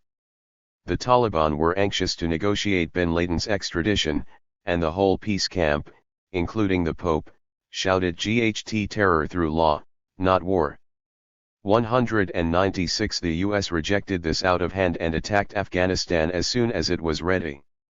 The problem with the GHT terror through law not war approach is that it assumes that the justifications for war are the same as the reasons. It's true that a lot of the people who made these claims were not trying to appeal to the peace-loving hearts of the American leaders, but to embarrass them, to make a point and rally opposition. They were trying to use international criminal law to weaken the American case for going to war. If you really only wanted justice like you say you do, you'd go to court and not to war. This is the value many see in the ICC, as providing an institution and standards by reference to which war can be opposed. As William Shabas, a distinguished cheerleader for the ICC, upbraided a co-panelist recently. If we're so harmless to the Americans, then why do they GHT so hard against us? 197 But, of course, it's because of the GHT the Americans have picked with the ICC that it has been pushed into the inoffensive corner it is in. International criminal law may be a double-edged sword when it comes to making a point, but the edge pointing inward is much the duller one. Above all, it says that the crime the imperialists uniquely commit, the supreme crime of aggressive war, is not a crime at all. So the critical value of international criminal law is reduced to saying which side GHTs more according to the rules of war. It puts the aggressor and aggressed against on an equal footing and leaves out entirely the questions of who and what started the war in the first place. Remember how, During the Iraq War of 2003, the anti-impunity campaigners at Human Rights Watch and Amnesty International periodically issued statements condemning both sides for violations of the Geneva Conventions, both sides for parading prisoners of war on television, the Americans for not taking enough care to avoid injuries to civilians, the Iraqis for in the use of fake surrenders and suicide bombs. All these they meticulously condemned as war crimes, but neither said anything about the supreme crime of aggressive war that made all of these other crimes inevitable, let alone the inherent criminality of every act of violence by the aggressor in an illegal war, even against soldiers. Even lawyers groups who were declared partisans against the war could not seem to find a way to make this point. When public interest lawyers of the UK and the American Centre for Constitutional Rights issued their pre-war warnings to their respective governments in January 2003, the most they could threaten was a complaint to the ICC for the way the war might be fought. 198 supporters of the ICC are right to make its symbolic value central, because these courts can only be symbolic. But supporters in the peace camp underestimate the extent to which the international criminal law preaches what it practices. A picture is worth far more than 1,000 words nowadays. Milosevic in a glass booth means he's to blame for the Balkan Wars, nuns in a glass booth means they're to blame for the killing in Rwanda. Michel Foucault said many important things about criminal law. One was that criminal law is not intended to eliminate offenses, but rather to distinguish them, to distribute them, to use them. Penally would then appear to be a way of handling illegalities, of laying down the limits of tolerance, of giving free rein to some, of putting pressure on others. And, if one can speak of class justice, it is not only because the law itself or the way of applying it serves the interests of a class, it is also because the differential administration of illegalities through the mediation of penally forms part of those mechanisms of domination. 199. Criminal law distinguishes between true crimes and mere offenses against the rules, between criminals and mere offenders. The criminals are the ones who wind up being punished. They are the ones to blame. The unprosecuted complicity of others and the causes are not only irrelevant, they are imponderable. Justice is built to establish the facts of evil. It cannot explain them. 200. Vision. In practice, international criminal law has been very good at legitimating war and very bad at promoting peace, yet some, at least, seem to think that it nevertheless contains a vision worth preserving and working for, a vision of a more hopeful future where the rule of law prevails over the rule of violence. 201 But in fact the vision is a bleak one of permanent war and perpetual war crimes, where the best we can do, the most we can even dream of doing, is putting a regular succession of war criminals on trial. So Amnesty International, a group formed 2 generations ago primarily to oppose punishment as a response to political con-ICT, hence the name, now NDS itself typically opposing amnesties in its newfound obsession with anti-impunity. Amnesty International believes that the Sierra Leone government should repeal the 1999 amnesty so that the national courts of Sierra Leone are able to address impunity for those cases which will not be tried before the special court. 202. In February 2001 Amnesty issued a statement celebrating what it termed a landmark decision by the ICTY, which acknowledged rape and sexual enslavement as crimes against humanity. This verdict is a significant step for women's human rights. 203 But did this really need acknowledgement? And wouldn't a significant step for women's human rights mean actually doing something about putting an end to war rape? However, that would mean actually doing something about putting an end to war, because, despite Amnesty's jejune claim that the ICTY decision challenges widespread acceptance that the torture of women is an intrinsic part of war, accept it or not, where there's war, there's rape. And the international criminal law movement is, in practice, about encouraging war by legitimating illegal war making and declaring, all logic, morality, law and precedent to the contrary, that the supreme criminals, the warmongers, are not criminals at all. This ensures that there will always be plenty of war rape to recognize as crime. In the new vision of human rights, there is nothing that can be done about their violation other than for the civilized peoples of the North, the ones complicit in the violations in the RST place, to send their lawyers and their courts to show the locals how to designate the proper culprits, a deluxe international bureaucracy equipped with satellite telephones, state-of-the-art computers and late-model land cruisers. 204 In short, a new white man's burden, complete with its savage wars of peace, the blame of those ye better and the hate of those ye guard. 205 Not only an imbalanced, one-sided institution through which the North lectures the South about how to do the right thing, 206 but one in which the North conquers the South and then puts it on trial. The punitive vision of international human rights seems like nothing more than globalized American law and order politics, like music videos and jeans, what they used to call the Coca-Colonization of the world, a distinctly American vision in which there is no middle option between moral inertia and moral hysteria, indifference and punishment, with a total disregard for the commonplaces of modern criminology like the need to focus on the character of society that engenders depraved acts, rather than zatting on a supposed depraved few. Once a hallmark of conservative thinking, the degree of disinterest ICC proponents show in causal theory is striking.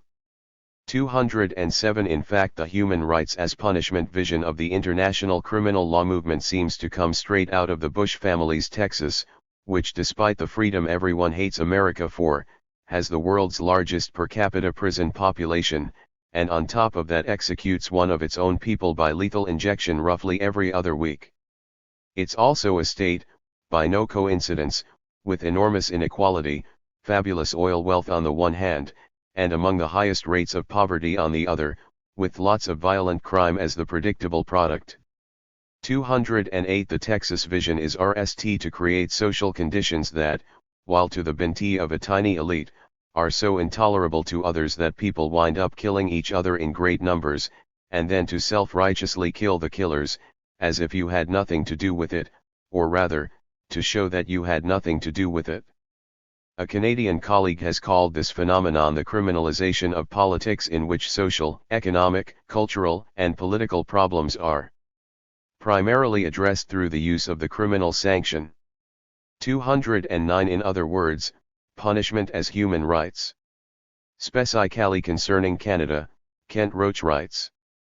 Women's groups might have preferred national day care, equal pay, employment equity, better social services, and quality-based education, but what they got in the 1980s and 1990s were new laws and policies targeting sexual and wife assault, prostitution, and pornography. Criminal laws targeting the sexual abuse of children, and hate and war crimes against minorities, were easier to obtain than the more expensive and radical interventions required to come to grips with the causes of these ugly problems. 210. In criminalized politics, all questions of the social causes of violence, lying usually in social inequality itself, are marginalized and rendered irrelevant by a single-minded punitive strategy, which treats all explanations other than the freeloading guilt of the offender as an attempt to evade responsibility. That the punitive strategy was adopted because it was less expensive is just the phony banner under which elites oppose changes in a system that works very well for them, even if it imposes enormous costs on everyone else in inequality, insecurity, violence, and repression. International criminal law can be understood to be the globalization of this phenomenon. The rich countries, for reasons of pure greed, create intolerable conditions throughout the world and then selectively use the strife produced by these conditions as an excuse to use violence in the furthering of their own interests. The rich countries find it less expensive to create conditions in which human rights are bound to be violated and then to come crashing in to punish the violators, than to create conditions in which human rights can flourish in the RST place. The concept of criminalized politics is derived from that of legalized politics, deployed to try and grasp the modern tendency to resolve political questions in legal forums, with lawyers and judges. Legalized politics is often thought of as a democratic development because it can hold governments to account, and certainly there are many examples of the judicial advancement of human rights and democracy. but the historical record is also full of anti-democratic, repressive tendencies, and the phenomenon has often been sponsored as a check on the democratic dangers presented by legislatures representing more radical forces than could be found on any bench. It is not necessary to elaborate this here, but it might be worth pondering the example of the U.S. itself, where the original Constitution entrenched both slavery and debt, and the Supreme Court fought a rearguard action on behalf of racism and against social welfare policies right up until the 1950s. The brief progressive period that then set in was eclipsed within a generation. Since the mid-1970s, the United States Supreme Court has been a force for political reaction. 211 We may even have it to thank for the Bush administration, for whom it cast the decisive vote in December 2000. Another example close to home is Pinochet's Chile, where it was the senior judiciary who helped delegitimate Salvador Allende's reformist government and put the seal of approval on Pinochet's American-sponsored coup, to the extent that in his memoirs, Henry Kissinger could justify the coup by maintaining that the government had been declared unconstitutional by its own Supreme Court. 212 And it was the senior Chilean judiciary, groomed and appointed under Pinochet's dictatorship, who ensured his ultimate personal impunity. Where does the international criminal law movement tee into all this? The end of the Cold War left only America standing in the ring as the world's unchallengeable military power, but it found its ambitions seriously hampered by the international legal order enshrined in the Charter of the United Nations. 213 This order was based on the sovereign equality of states and the prohibition of the use of force except in narrowly defined circumstances, with the broadly representative Security Council as a guarantor and the even more representative International Court of Justice as the supreme authority on the law. This order had to be overthrown, and it was. As is frequently the case with revolutionary movements, the revolutionaries appealed to higher law notions of human rights, and inherent rights, and this has led some thoughtful commentators to speak of a tyranny of human rights 214 and of the international human rights movement as being part of the problem. 215 However, the problem is not with the rights, but with the concrete actions they were meant to justify, in this case, bloody war in defiance of the principles and institutions of the Charter of the United Nations. The Charter sought to defend human rights by making borders inviolable, because of the obvious lessons of World War II, lessons corroborated many times in Kosovo, Afghanistan, and Iraq, that peaceful, collective solutions to human rights problems are always more successful than violent, unilateral ones. That was the system that was concretely challenged when international criminal law advocates argued, outmoded traditions of state sovereignty must not derail the forward movement. The silent voices of we the peoples, who are the true sovereigns of today, cry out for enforceable law to protect the universal human interest. 216 But in practice all the abolition of the sovereign equality of states and the prohibitions on the use of force does is ensure that the conception of human rights most congenial to the most powerful states is the one that gets accepted. There is no question of the new interventionism, like the new right of self-defense, being used against the U.S., no matter how badly it abuses the human rights of its own people. Exactly like the other elements of globalization, the globalization of human rights is just a euphemism for the strong calling the shots. But it was not enough that the New World Order be established in theory and in practice, it had to be established in law.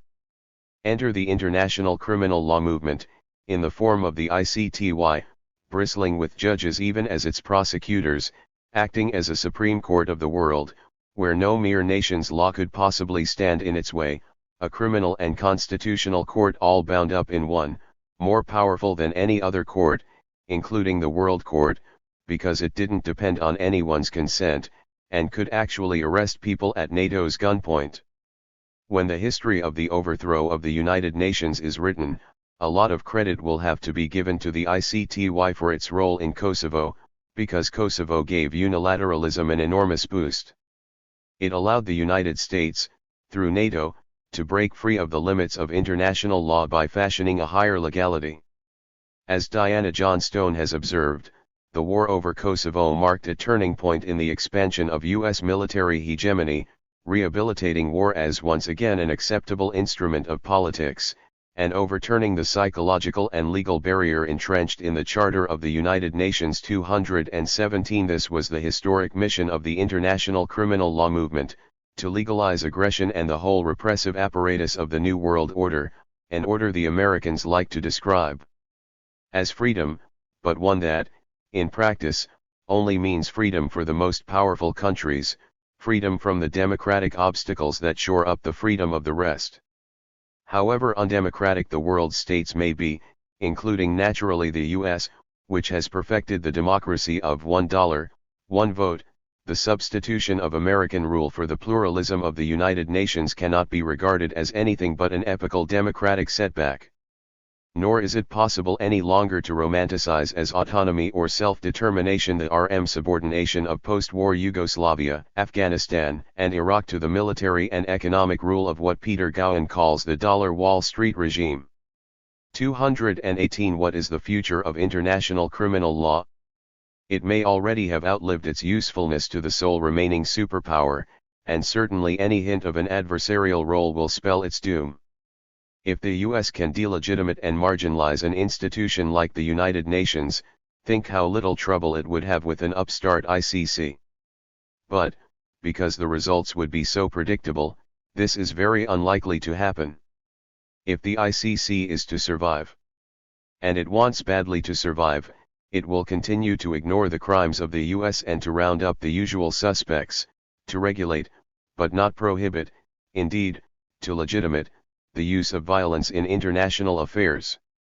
Given the well-known tendencies of everyday criminal law to be strong with the weak and weak with the strong, like corporate and police criminals, what could make us think it would change its nature when it went global? The attitude of the peace movement to these courts should be one of extreme skepticism.